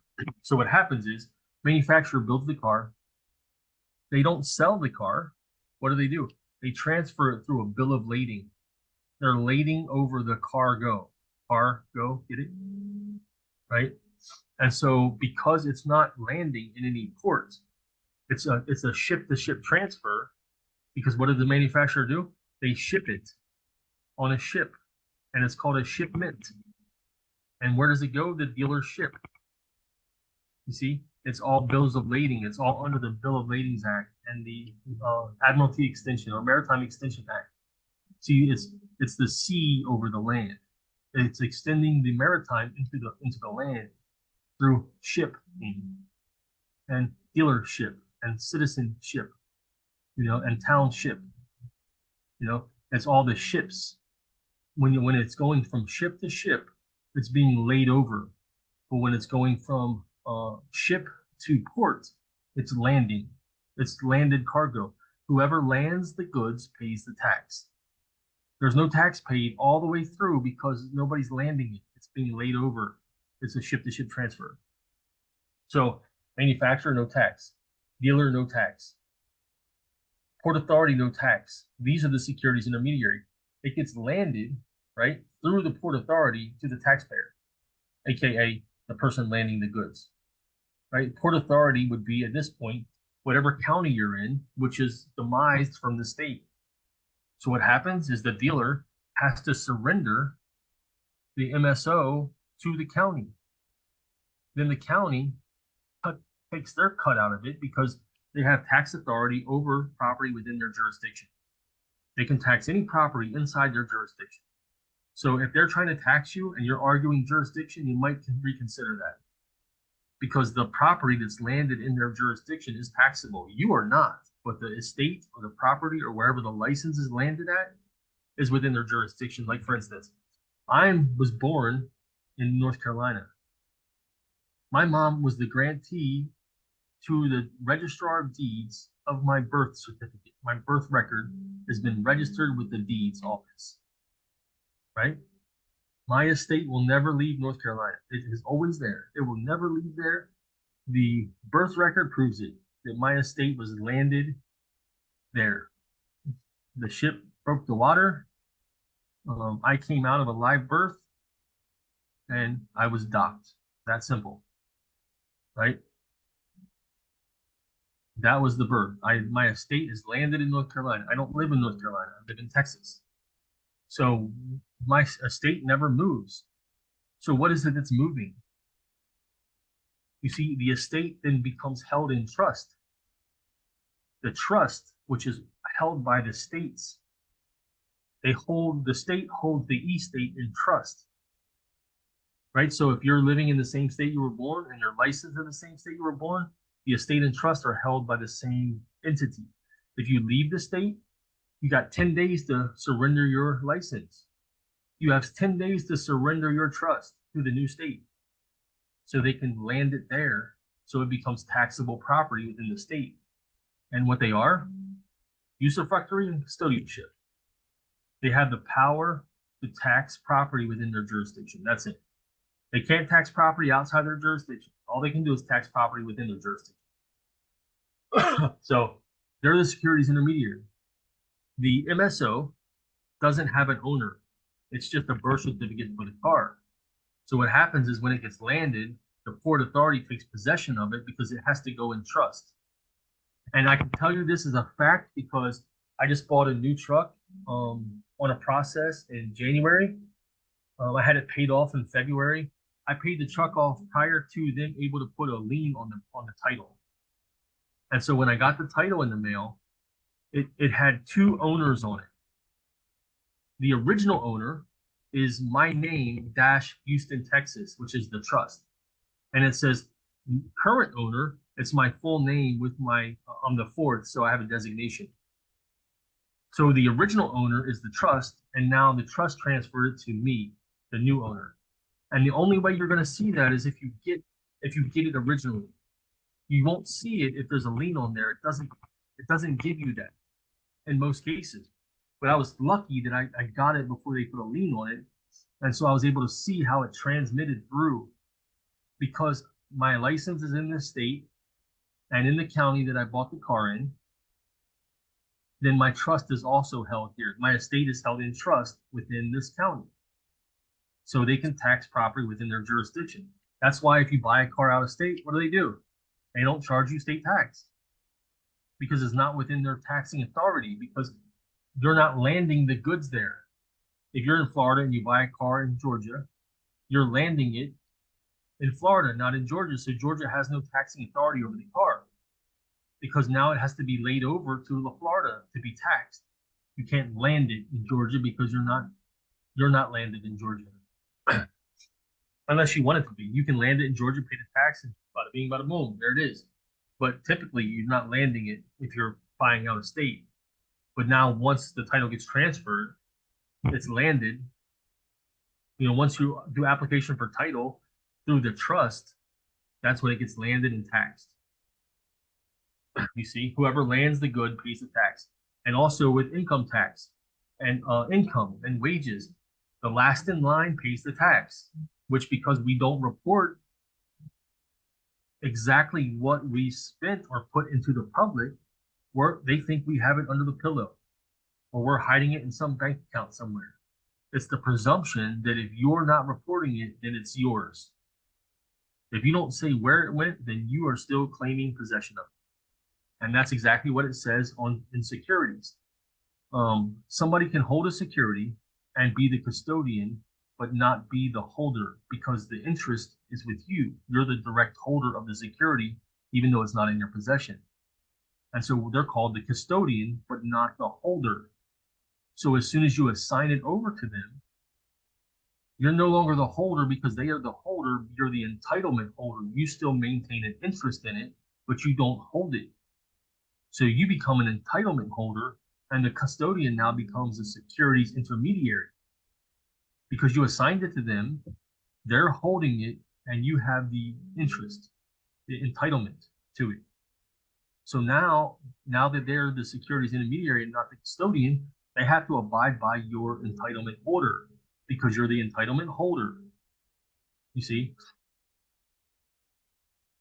And that's the process. That's how it works. That's how it passes through on lading versus landing. And you see this every day at a grocery store, a gallon of milk.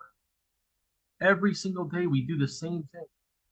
And look, it's the same thing in God's system, right?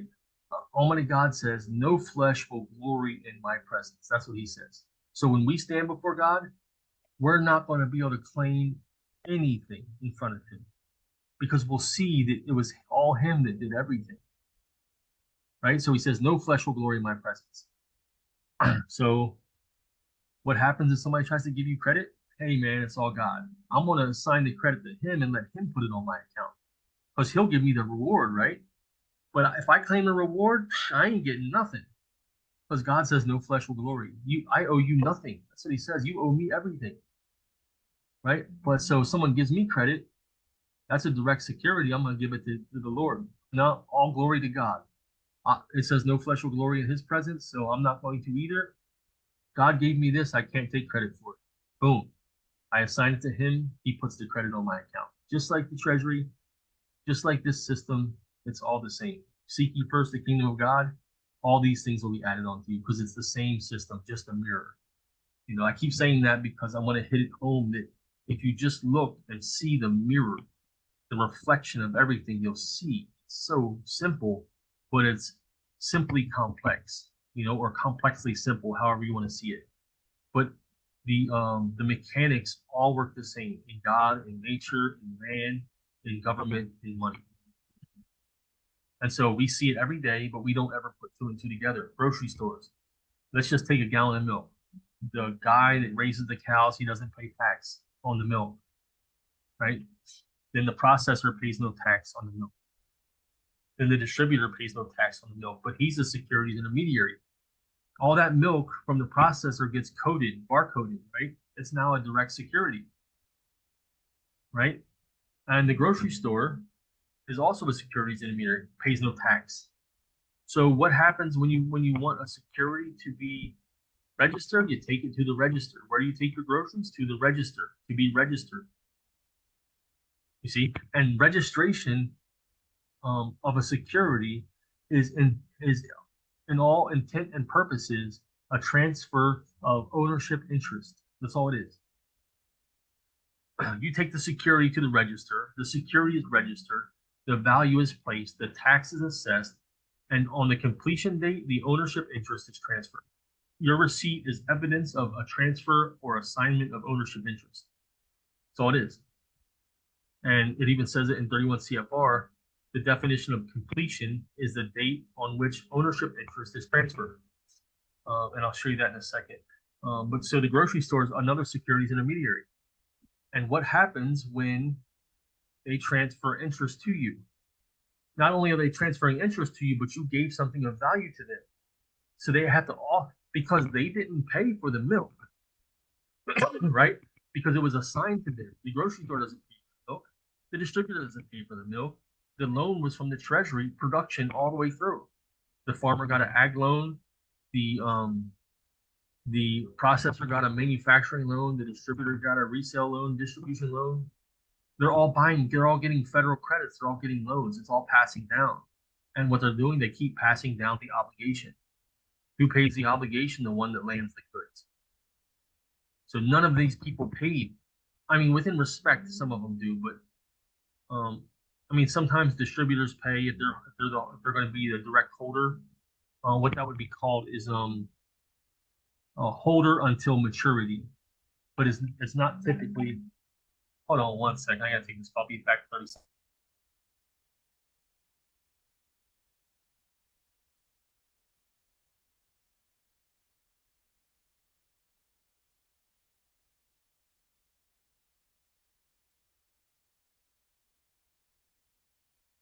All right, I'm back, guys. So,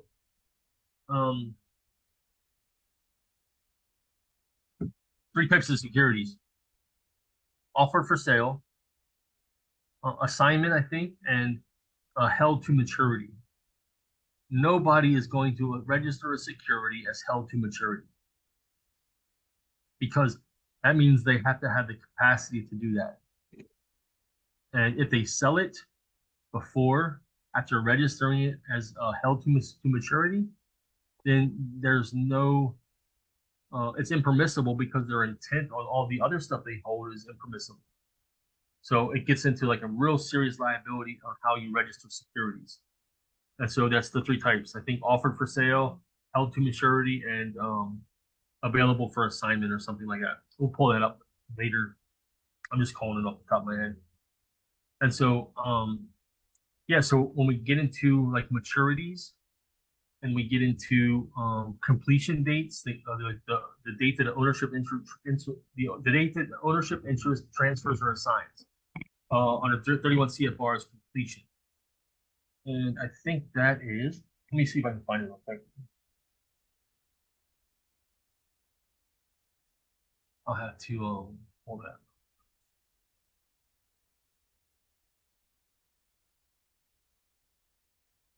Oh, yeah, here it is. Got it.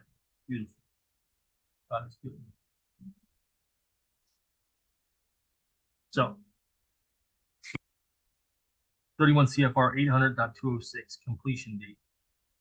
The term completion date means with respect to a transaction, that's any transaction, the earliest date upon which any ownership interest, including a contingent equity interest, is conveyed, assigned, delivered, or otherwise transferred to a person, or a change in rights that could result in covered control transaction or covered investment occurs.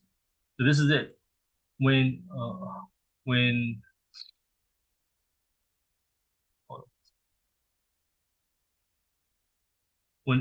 ownership interest is conveyed, assigned, delivered, or otherwise transferred to a person is the date of completion, right? This is what's really interesting. You know, talking about grocery stores, talking about buyer's orders, talking about all that stuff, right? Now, I like to use the thing of a gallon of milk because everybody's bought one. Almost everybody's bought a gallon of milk. And what's the first thing you look at when you go buy a gallon of milk? What's the expiration date? Because if it's too close to the expiration date, I don't want it. Even though we know it's good for like 7 days after expiration. Then 7 days after expiration, you're smelling it before you open it up. You open it up. Oh, it's still good. It's still good. Every day you smell it first. Because when it starts going bad, you're like, no, I'm out. Right? Maturity date and expiration date are exactly the same thing. It's the date on which a transaction ends or completes. Completion date is the expiration date or maturity date of a security, right? So what happens after a security matures, it either gets reissued or it ceases to exist, right? So if you look at it in respect to a $100 bill or a $5 bill or $10 bill, there's no maturity date on it, so it matures at every transaction. But the reason why you can reuse it is because every time you use a $10 bill for the gallon of milk, it gets reissued. The reissuance is because they give you a receipt of equal value in exchange for the $10 bill. And typically it has two things on it, two forms of payment, the sale and the credit, or the sale and the cash. It's always reported 2 or 3 times on every receipt, because the sale of it is the reporting of interest, change, delivered, transferred. The credit is the swap, right? That's the deposit of your security in exchange for their security, which has an evidence of a security deposited. You see, it's when you do a transaction of these securities, it's an original issue. Nobody asked you. You went into the grocery store on your own accord, and you got the gallon of milk, and you went up to the register to register the thing by its barcode, and it registers, and then you take possession of it after you pay the tax. If you go to the register and the gallon of milk is $5 or $5.12, and you go and you take exactly $5.12 to the register and you hand it to them, they're not going to give you the milk. They're going to say, hey, you have to pay the tax. The $5.12 doesn't belong to them because they didn't pay for it. They don't deserve that. What they have to collect is the tax, the interest on the security, on the milk, on the gross domestic product. So it's really the tax is what comes first, even though it's assessed last. Because if you don't pay that, you don't get it. You don't get the assignment. You don't get the transfer. He that pays the interest has interest in it, and the tax is the interest. The only thing that's taxed on an original issue is the interest. That's why when you do an OID, they want you to file an OID because any interest on the original issue is what's taxed. They tax the interest. So it's only the interest that's taxed. Declared interest is taxed. So on maturity date, what is maturity? Maturity is the date on which the life of a transaction or financial instrument ends, after which it must either be renewed or it ceases to exist. You see? The gallon of milk, it has a maturity date, right? If it's not, if there's no completion date at maturity date, then it ceases to exist. If it's taken to the register prior to maturity, it was renewed. What's it renewed with? The transaction receipt, evidence of it. You see? Which is why it says on there like mode issuer. There's a bunch of different control codes on a receipt, especially if you use credit. And even if you use a cash transaction, there's a bunch of control codes on it because they're tracking everything. Everything is registered because everything is security, because everything has an interest, and interest is what they tax. You know, stated interest at maturity is the tax value of a OID. What's the stated interest at maturity? Boom. Okay, that's what we're taxing. What did you give up when you issued it? That's what you're deducting. I think there's another one called like other payments or something, which could be a credit. You can put that in a negative amount too, and that could be a credit. But we won't get into that right now. So I want to go through the whole OID thing together because it's like deep and complex, and I want to have the diagrams ready for you guys too, so we can go through that. So maturity is the date on which a life of a transaction ends. The credit application that you guys gave to the bank that was going to finance the loan, to the credit card company, when they pull the credit, that's the end of the transaction. That's the completion of the transaction. So every transaction, like every receipt, has at least 2 transactions in it. Every single one.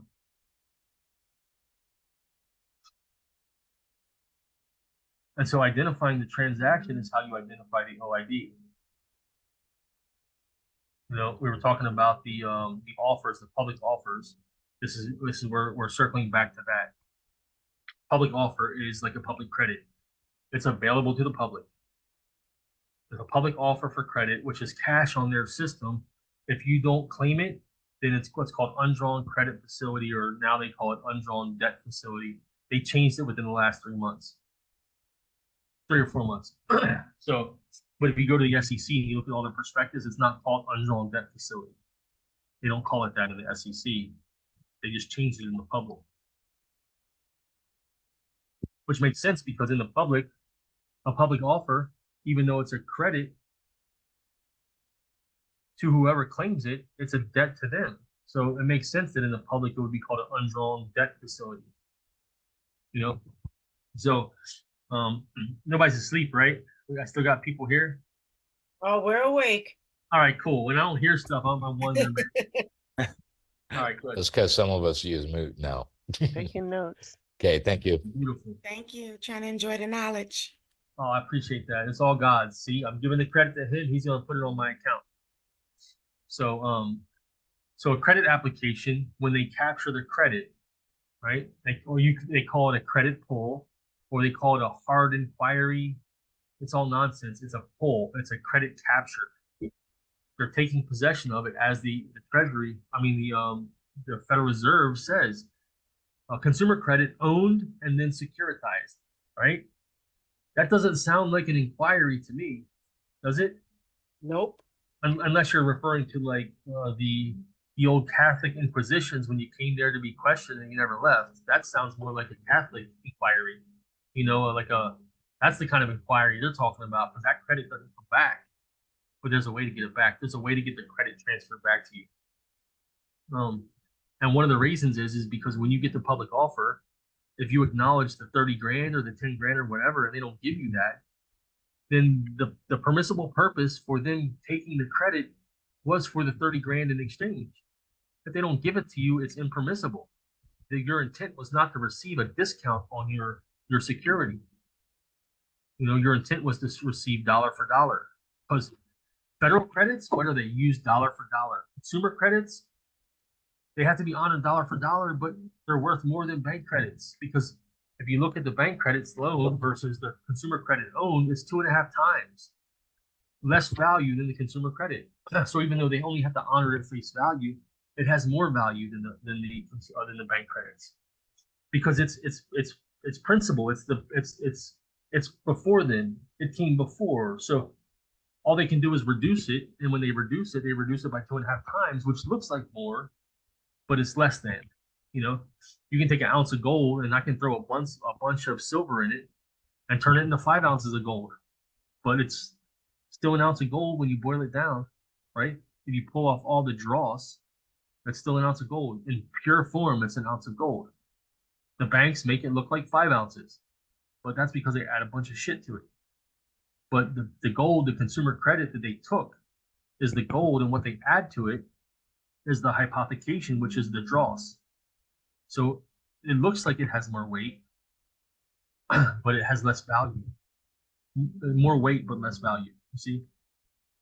Because what they're adding is not the same as what they're getting. If you add pure gold to pure gold, it increases in weight and value.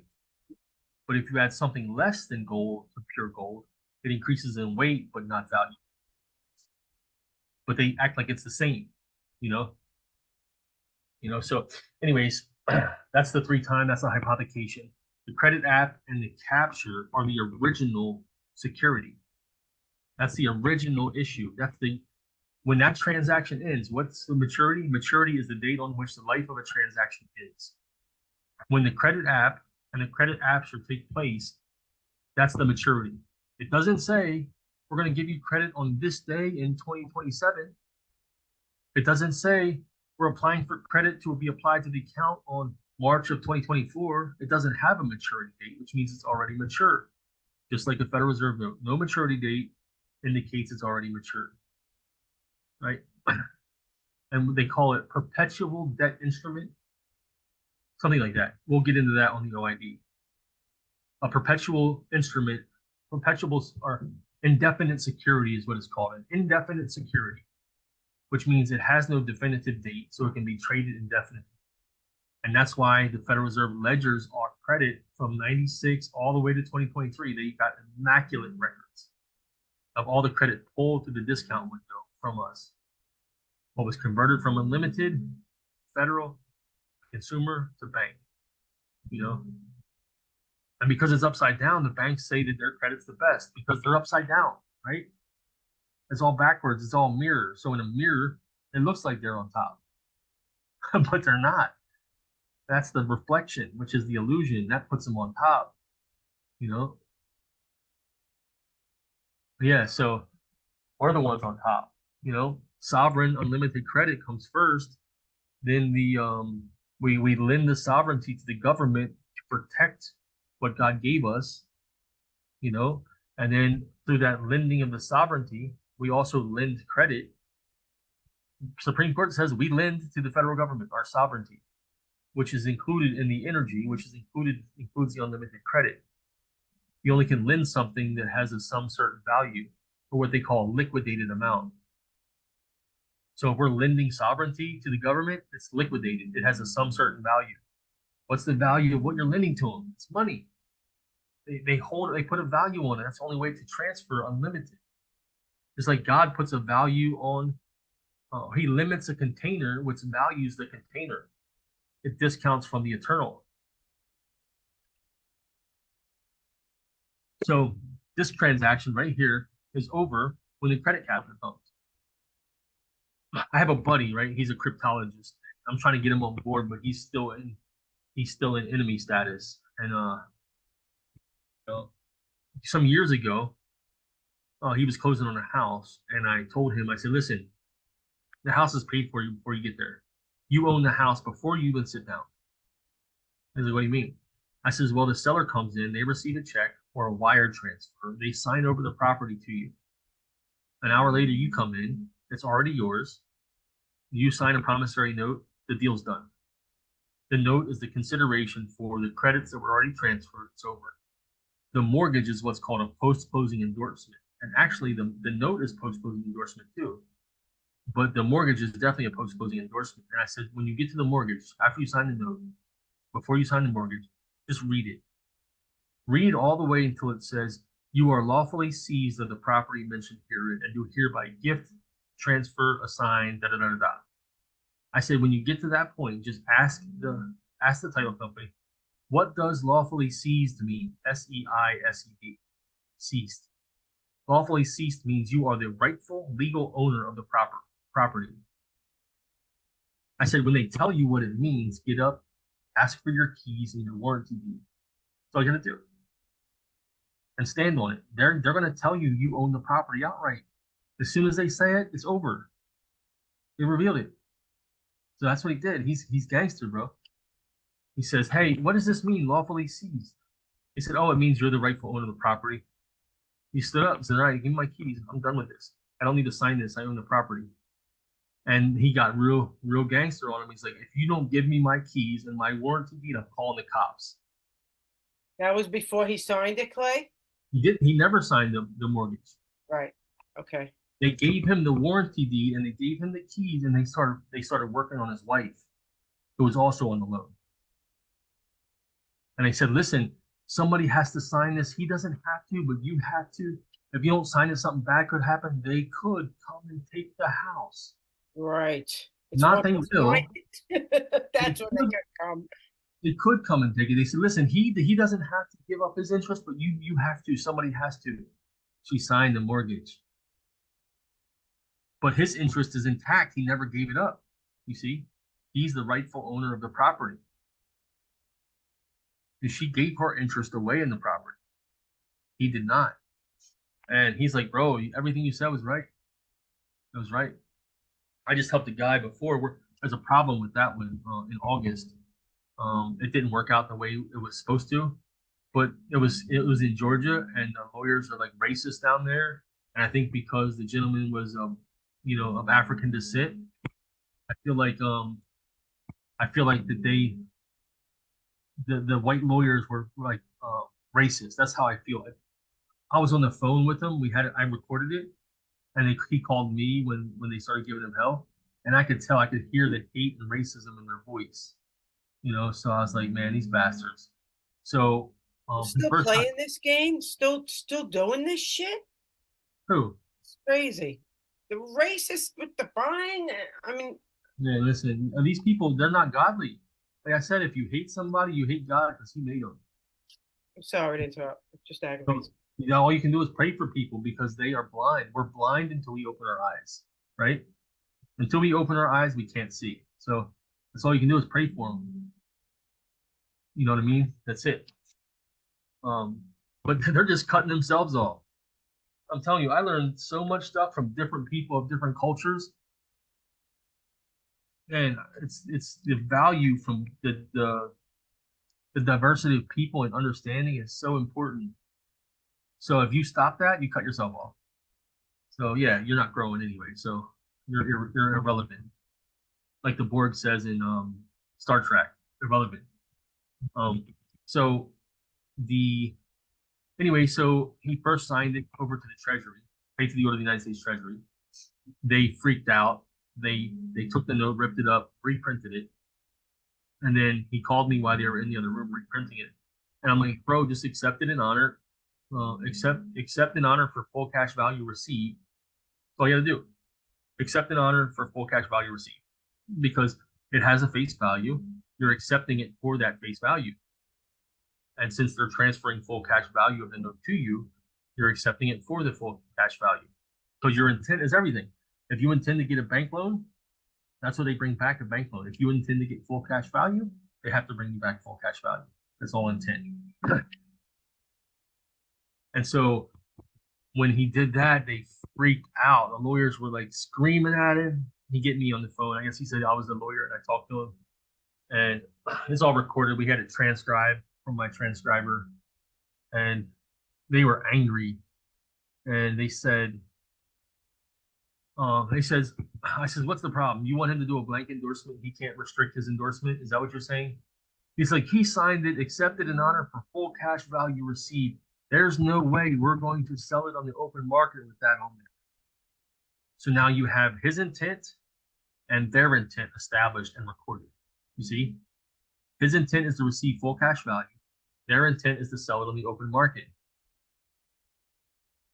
That's it. That's the two intents are established. The intent has to be honored, right? If you intend to receive a discount on your application and they give you a discount and you accept the discount, then the contract was renegotiated and you accepted the renegotiation. You see, if you intend to give them consumer credit and get a bank loan in exchange instead of full cash value, they'll give you a bank loan. The contract has been renegotiated. You sit down, you own the property. If you want to sign it away after it's closed, they'll let you sign it away. Because what does the Constitution says? No law shall be passed which forbids the obligation of contract. You have the right to contract your freedom away by volunteering for prison. You have the right to contract your credit away. You have the right to contract your home away, your property. You can give whatever you want. They can't stop you from giving, and they can't pass a law that prevents you from entering into a contract. From creating your own obligations. They can't stop you from issuing debt. Because if they stop you from issuing debt, then the credit ceases, right? So no law can be passed which forbids the obligation of contracts. So whatever your intent is, that's what they have to return. So the intent was established. That was on a Friday. Saturday, I said, just go ahead and sign everything. We already established intent. They're compelling you to sign a certain way. Well, they're going to stop you from getting what you deserve if you don't sign it that way. So he signed it that way. Then that was on Friday. On Saturday, he revoked the gift. So here's how trusts work: grantors and beneficiaries. The grantor can give something to the beneficiary, but until it's acknowledged and delivered, the grantor has full power to reassign, to modify, or dissolve. Until someone takes delivery, taking delivery is the most important thing. And if they ever take delivery, it's fraud, so they never do. You give it to somebody, and they don't even try to take possession of it. They just let it stay out there with nobody claiming it, you see? Because if they take possession of it, if they do an acknowledgement and delivery, it's fraud. Because they never gave you anything. They never take possession. They never take delivery of your grant. You assign it, they just go off the presumption that they took it, but they never take it. Because the moment they do, fraud. So he revoked the because we were within the time before it could have been delivered. We revoked it. Now there's a genuine controversy on the gift. There's no gift anymore. And the revocation of the gift was on the county record before the deed of trust was put on there. And look, they put it on like when as soon as they found out that he revoked the gift and that he revoked power of attorney for them to operate on his behalf, they had it filed the next day, thinking they were going to beat him to the punch. But we had it filed, and then after it was filed, we gave them a copy of the revocation of power of attorney and revocation of the gift. We didn't rescind the signatures, we revoked the gift. Rescission has terms to it, right? You can't rescind the contract. You can rescind the contract on certain terms, but a grantor has the right to revoke a gift before delivery. You see, so that's what we did. We revoked the gift, and so they gave him a temporary coupon, which isn't a valid instrument. That's not a valid presentment. It's not anything. It's just them trying to get you to take on their obligation as an accommodation party because they owe you. Even the note says it's invested for the borrower. The investor for the borrower, they're just investing, they're selling it for you on your behalf. They're selling their note, but never giving you the proceeds. So they try to do what they do. Then it came around time for the payment, the first month's payment. So I had him call and say, hey, does this temporary coupon have any value? And if so, where can it be redeemed? That was the only thing we sent the email. The response from the AKA mortgage company was, it absolutely has no value, and it's just a friendly reminder of a payment that's due. That's what they said. It has no value. So we said, if it has no value, I can't in good conscience give my hard-earned money to something that has no value, that cannot be redeemed. So if you want me to pay the debt that's owed on this account, not his debt, but the debt, I will need proper presentment of something that has a redeemable value. They never sent it. Month after month after month, they never sent it. And his neighbor who went to the same title company, the same lawyers, the same mortgage company, they were late one day on their payment, and they have a bunch of late fees. He's never paid, and there's no late fees. Matter of fact, when he did like a RESPA letter, they sent him all of the email correspondence back and forth from the different departments. And they said, we cannot onboard him onto collections because he didn't make the first payment. We can't onboard him onto the collection side. You see? It's not on collections, it's on payables. It's still their liability because he never became the accommodation party for the debt. So it's still in process, and you know, that's the thing with these lenders, man. You can do the right thing, and you still got to battle. You still got to fight, and it's just all about understanding how it works and trying to find your groove in that road, you know, that has the least bumps. So sorry for that. It was just an example of what's happened in the past. But the credit capture and the credit application was the original issue. This would also, you'd want to take this credit app and credit capture with the order or the buyer's order or the contract to buy the property. And then when you have those two together, you have those two pieces is the value, the order, and the securitization, right? Just like on a warrant, when the cops arrest somebody, they have a complaint and a warrant.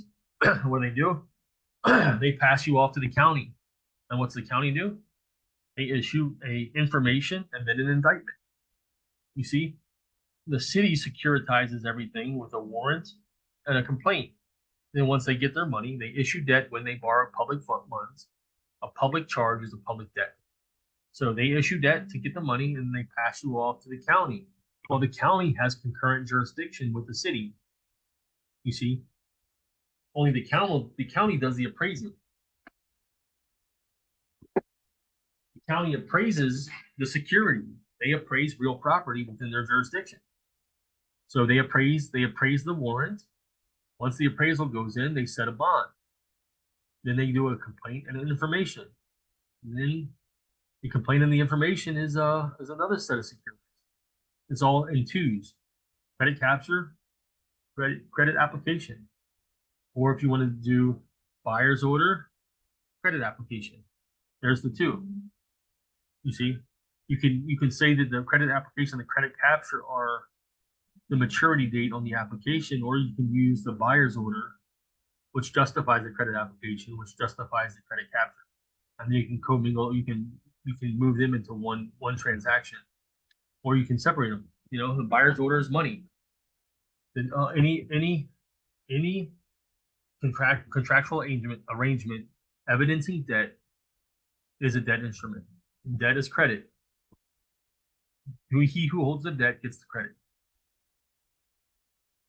So I have a question. Sure.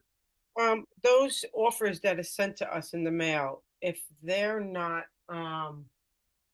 claimed, what happens to the credits?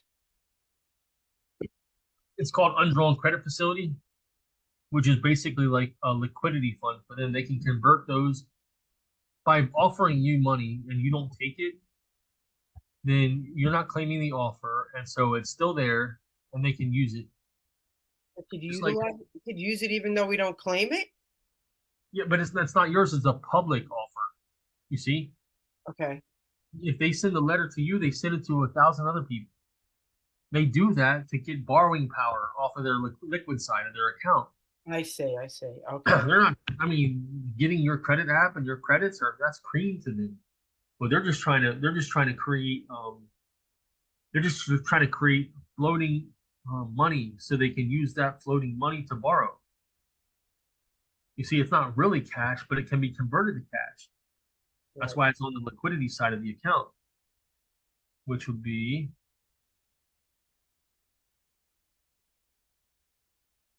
liquidity side of the account is the investment securities, credit applications, and credit captures, private asset-backed securitization. Once they securitize it, the credit app is private. It's a private security, not on the public. It's not offered publicly, right?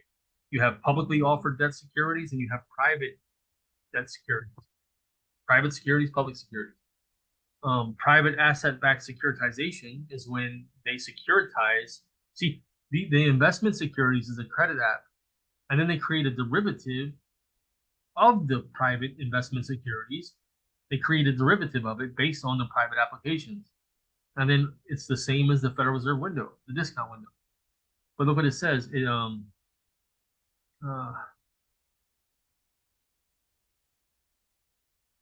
As of September 30th, our liquidity portfolio and undrawn credit facilities were $75 million. Liquidity portfolio is cash and cash equivalents. So they're calling the credit application an investment security, regardless if we claim it or not. That's what it is. You were talking about offers, not credit apps. Right. The credit apps create the undrawn credit facility, right? When we see undrawn debt facility on the public side, it's offers that are made that aren't utilized, right? But on their side, it's an undrawn credit facility, which they use. So a public offer is that, like a public credit. If a public child tax credit is offered to the public, right? It's a public credit offered to everybody, and you don't claim it, what happens? It just sits there. Or the 3 years pass and you lose the credit, right? Mm-hmm. Right. So if you don't claim it, it's use it or lose it. Public offers are the same way. It's use it or lose it. That's why they have a expiration date on it, right? They have a maturity date on the offer,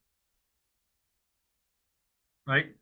Please apply by this date. Use this reservation number. So what is a reservation? A reserve. Oh, where did I see that word? Oh, Federal Reserve. Discount. Reservation. There's a correlation there. Here's a public offer, which is a liquidity facility, and I have a reserve number. Thank you. I will acknowledge and accept delivery of this public offer, and here's my application for the full value of said offer.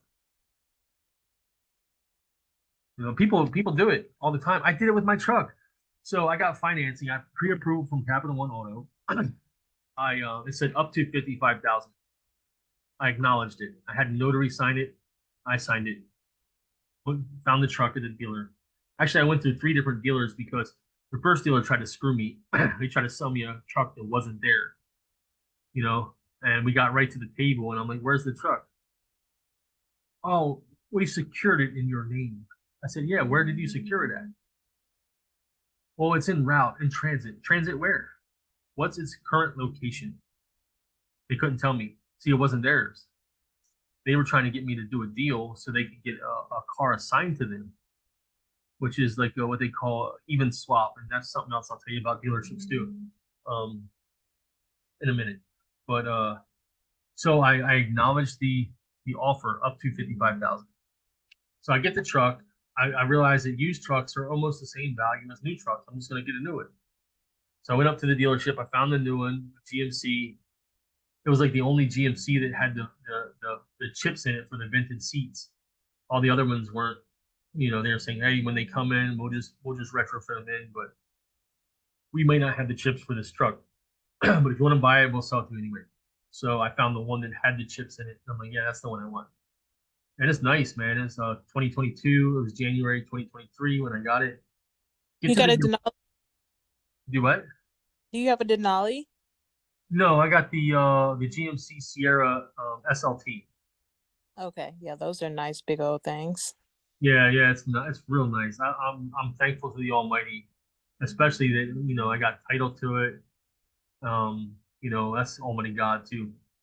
So I get to the finance manager, and you know, we're talking. I did a credit app with him, and Capital One comes back and says they're going to give me 51. So the truck is 58,000 plus all the tax and stuff, which comes over like over 60. And then the manufacturer has some rebates. Basically, they're saying, hey, we're going to pay you 14 or 1,500 bucks to buy the truck. Why? Because that's the incentive. That's the rebate that they're getting from Treasury. It's like, it all comes back to us. Like, anyways, it's like, here, take this rebate. That way you don't claim the debt so we can get the interest. You know, it's all bullshit. Anyway, so Capital One came back and said, it's a $58,000 truck. We're going to give you 51 on it. I said no, and then I handed the offer over to the dealer. He called Cap One back, and he said the offer says 55, and he has accepted the offer. And then when he said that, the Capital One said it says up to 55, and then the manager says yes, we're all the way up to 55. He's accepted the offer. They gave me 54,998, $2 less. They had to put the discount in there, right? Unbelievable. It's all good because look, up to doesn't mean, hey, it means a penny before 55,000. Clay, I'm blown away by the level of deceit with these guys. I'm just sitting here shocked. Brother, you have to shift your mind. Oh my God. Because it's not their deceit, it's our ignorance. If you take ownership of the ignorance, then you can do something about it. If you blame their deception, there's nothing you can do. Yeah, that's fair. You are removing the power from your own soul. Yeah, that's fair. That's totally fair. Do the acquisition on the ignorance and take possession of that and say, you know something? I'm going to possess this so that I can fix it myself. Thank you for clarifying that. I appreciate it. We've all been there, brother. I had to learn the same way you did. I used to be an enemy. I'm telling you, I done some shit with courts and with states and with the federal government that I guarantee you would make people cringe. I was like freaking a monster gangster. I used to do some shit. It's nuts. Anyways, but that's another light. So I had to go through that controversy to get to this point where I realized, man, something's wrong here. I got to shift because something's not right. If they are holding the trust, like the Declaration says, you know, we hold these truths to be self-evident. God has endowed man with certain unalienable rights. Among these, life, liberty, and pursuit of happiness. Governments are instituted to protect these rights, and when the government becomes oppressive, we shed it off. And man has the right to instill a government that will meet the challenge of protection. That's the origin. Government is the trust, right? So, well, man, the Constitution came from that. At some point, we got to realize that, hey, man, yeah, there's corruption, but corruption is just the decay in the system. Which, if you go into the forest, you see decay, but it feeds the growth. You see, decay is part of the whole thing. You can't have things can't change without something breaking down to feed the next cycle. You know, that's why you see them opening FedNow, where we have direct access to the Treasury for instant payments. That's why you see the FDIC doing meetings on getting integrity back, because the banks are making them lose integrity. You see, you're starting to see the shift. The decay has brought new growth. And look, the new growth is like they're listening, because look, people are shedding this government. They're closing their socials out. They're changing their status. They're getting national passports. They're like, man, I'll never be a part of your system again. So they're listening and they're trying to change it. They just can't come out and say anything, but you can look at their actions and say, oh, well, they create FedNow.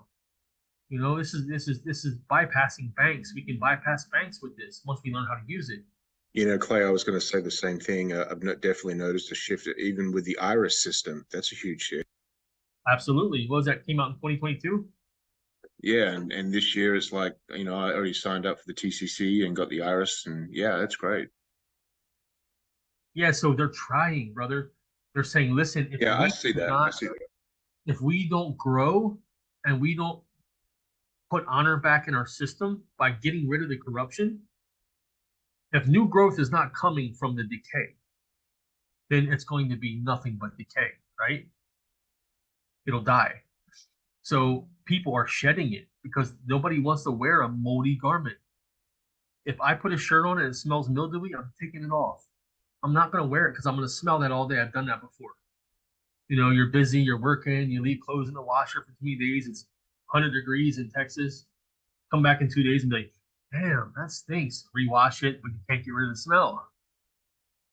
You put it in the dryer and you think it's all good. You got the dryer sheet in there. You go to work, you start sweating, and then the smell comes back. You know, and that shirt, I'm never wearing that again. I'm gonna do my best to wash it 1 or 2 more times because it's a good shirt, and to try to redeem the shirt. But at some point, I'm never gonna put that shirt on again because it's irredeemable. It's too many bad reminders. Right, because the smell will not leave the garment. Right. You see, and that's what government is doing. If they don't shape up, if they don't cleanse the mildew out of the garment, people are going to continue throwing it off, which is what they're doing. And it's within our power. You can throw the government off and govern yourself. That's within your power and your freedom. But you know, this is also, it's not going to change unless everybody throws the garment off. And technically, they owe us so much money. Why would you? I don't know. I mean, it's just my perspective. So everybody has their own. I just see both sides, and that's the liquidity facility and the public offers and the public credits. If you don't claim them, you don't get them. There's an expiration date on them. A child tax credit has a 3-year expiration date. Public offer for credit, they tell you, you know, it's usually like 3 months, 90 days, right? It's a short-term security. They have a maturity date on it. If it has a maturity date, it's a security. You see? And so what are you going to do? You know, it's within your power to take possession or not take possession. That's why the public offers have a maturity date on them. Well, like I said, expiration date is because if you don't acquire it, it ceases to exist. When something ceases, it expires. They're telling you the back side, not the front side. There's a maturity date at which time it ceases to exist. So see the double sides? One is maturity and one is expiration. It's the same event. Just like on the 1099, it says date of acquisition or knowledge of abandonment, same date. same system, same exact mechanics, mirror. Maturity is expiration. Maturity date, if nothing is done, it's an expiration date. So they just tell you, if you don't grab this gallon of milk, it'll cease to exist. And then it's a loss, right? It's a wash. Because the farmer, he gets the credit from the treasury in the form of tax credits for taking the loss. The processor gets the loss, the distro gets the loss, and the grocery store gets the loss. Right? It just ceases to exist. Therefore, whatever was in it now becomes an expense or a deduction because it never matured or it never was it wasn't renewed at maturity. Renewal is the same side of thing as redeeming it. You know, you can redeem it or you can renew it, just like an insurance policy, another security. It has a expiration date, aka maturity date, at which time they say, we will auto renew your auto policy. It's a renewal of the security. If you just say, no, I don't want this renewed, I'm going to redeem this policy, I want a new policy. Now it has a face value. At maturity, it's redeemable.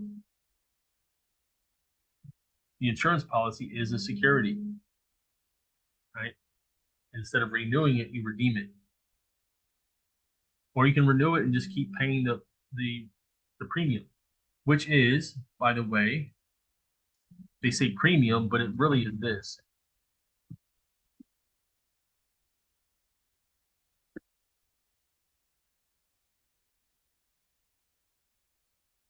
You see, a premium is the amount over par that a bond issuer must pay an investor if the security is redeemed early. So when they tell you their policy is valued at $500,000 and here's your premium you pay every month.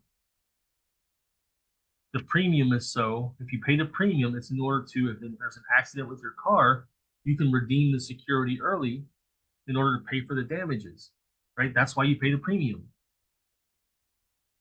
In order to cover any loss before the maturity date. You see?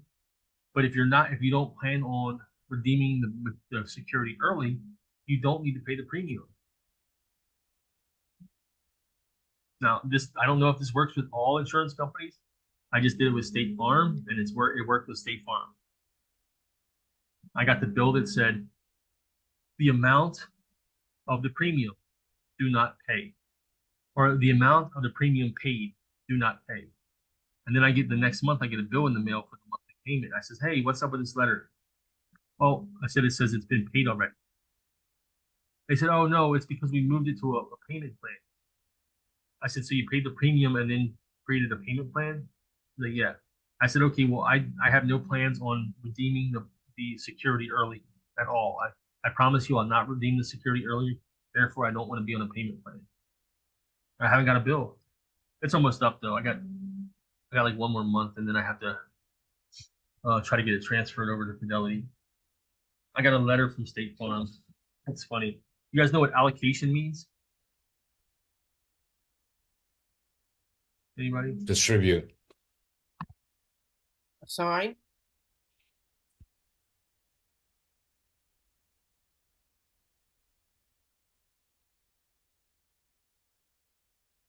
Yeah. So allocation payment, it's not going to tell you everywhere, but it's when you're paying the trust. The trust is paying the open account. It's paying the open balance in the account. So an allocation is when an allocation payment is in reverse. You have a distribution payment, which is when you pay the escrow account and the escrow account pays the trust. And then you have an allocation payment where the trust pays the escrow account. And then they're supposed to send it to you. And so when I noticed State Farm that I was going to be redeeming the security on maturity, and then I gave them all my information for Fidelity. Oh, I didn't give them all the information for Fidelity. I'm sorry. I just gave them notice I'd be redeeming security early. They said that there's no specific allocation that is being made, so you have to make a specific an allocation that is being made with more specificity. See, allocation is moving payments. That's what it means. So I have to be more specific with my allocation. Like, what do I want to do? If I'm not going to be more specific, they won't move it. So I got to work on that too, but I'm busy. So you can't, it's hard once you realize all this stuff. It's like, once you realize everything is a security, it's really hard to keep up with all this stuff you did. So yeah. Anybody have any questions? I think I have yeah, a question, Russell. Yeah. What's up? Hey, brother. Okay. Grocery. I go to Sam's Club. I check out $1,000 worth of protein, and I can take that receipt and then redeem it, correct? For grocery. Yeah, you can Because do a it bunch, became a security, right? you can do a bunch of stuff with it. Okay. Well, I'm going shopping. But it takes time. All this stuff takes time. The reason why No, the reason why people prefer bank credits is because you can get them faster, right. right? Uh-huh. Yeah. So there's a receipt, right? Yeah. Uh-huh. The issuer. It has all these control numbers. This is evidence of an original issue, whether it's cash or whatever. Oh, so this is something that we have to get into on the OID, which is real complex. So I don't want to, there's a bunch of different types of OIDs, and the one that you're referring to, I can't remember the name, but it says it only can be OID'd after it's paid. So that's this type of OID. Okay. A natural person pays an issue, and after it's paid, it can be OID, which is like Elliot showed that, where he paid a storage bill or something, and then once he had the invoice and the receipt from payment, he sent those in with an OID and got the return. Really, he got a deduction, and deduction was converted into a refundable credit, because issuers of OIDs only can take deduction for what wasn't the difference between the face value and the issue price. So the difference between face value and issue price gives you a deduction, not a credit. You see, and so now you got to realize there's credits, there's deductions, and there's liabilities. That's the three. So now you have to determine what it is. And everything, it's got a bunch of different ways. And if you read Title 26, you'll see it goes on forever. Declared interest, what is OID interest, what is the liability, how you take deductions versus credits, other payments or other liability. It's just so complex. That's why if you look at the 8281 form, let's pull it up real quick. And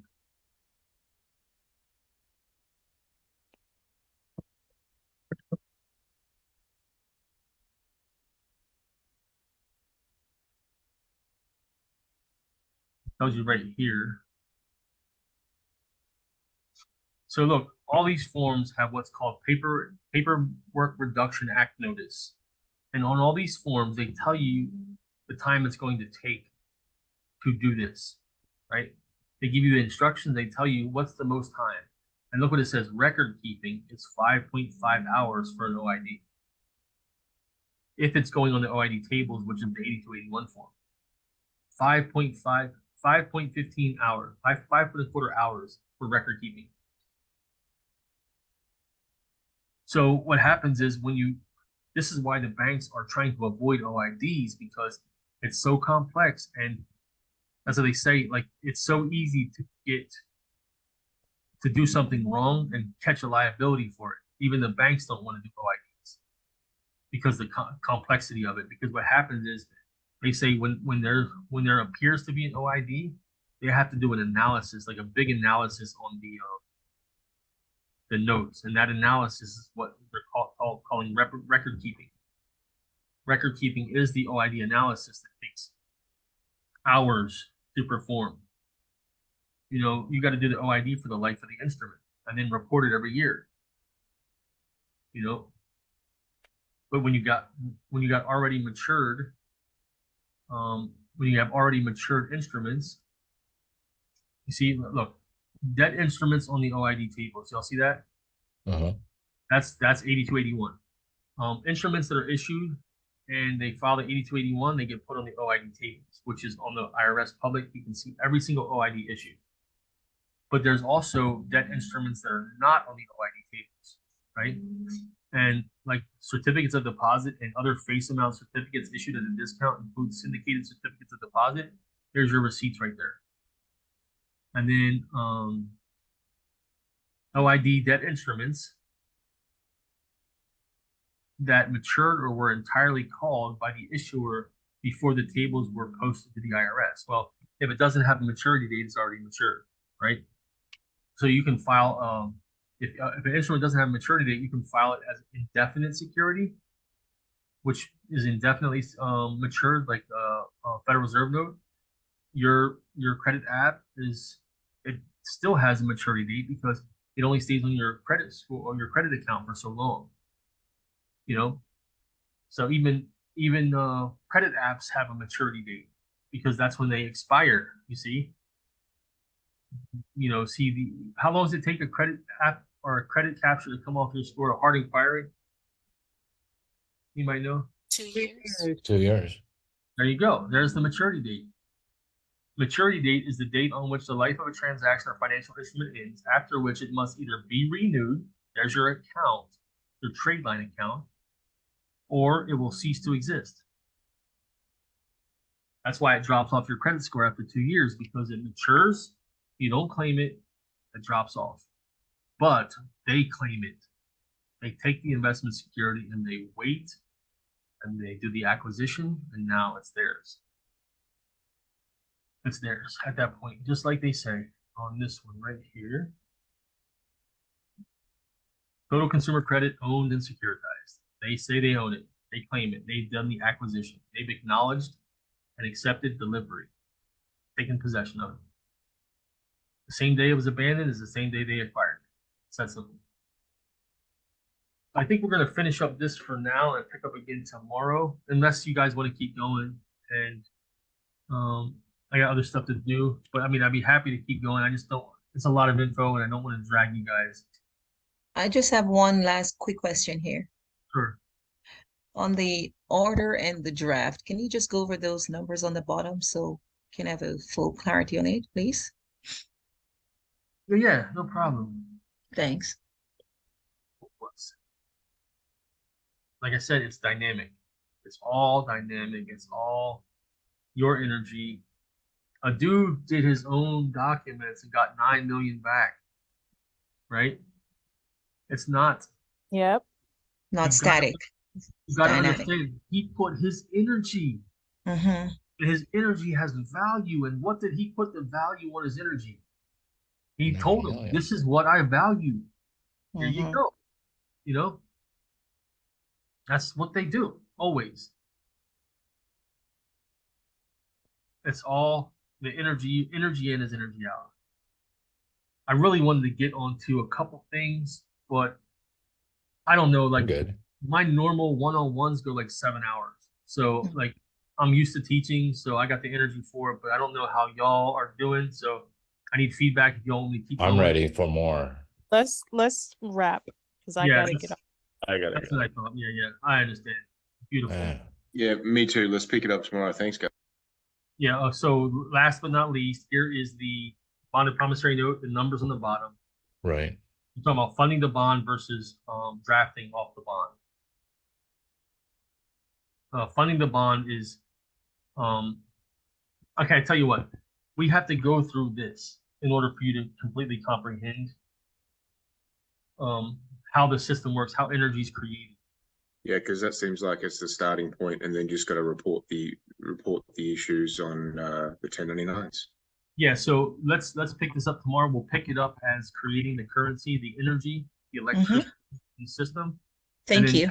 And then what we'll do is we'll go from there, and then we'll go right into the bonded notes, the drafts, and then also we got to do like where you exist, the borrower, all that stuff. So yeah, we'll stop here for now, and then we'll pick it up tomorrow right at this point. Can we play Thank this you so back? much. Yeah, Very once it's all recorded and everything, I'll have everything available for playback, and you can download the files, and I'll have all the links in there too. Okay. Thank you, Clay. Appreciate you, brother. Thank Thank you. you. Hey, thank you very Thank much. you. Have a blessed day.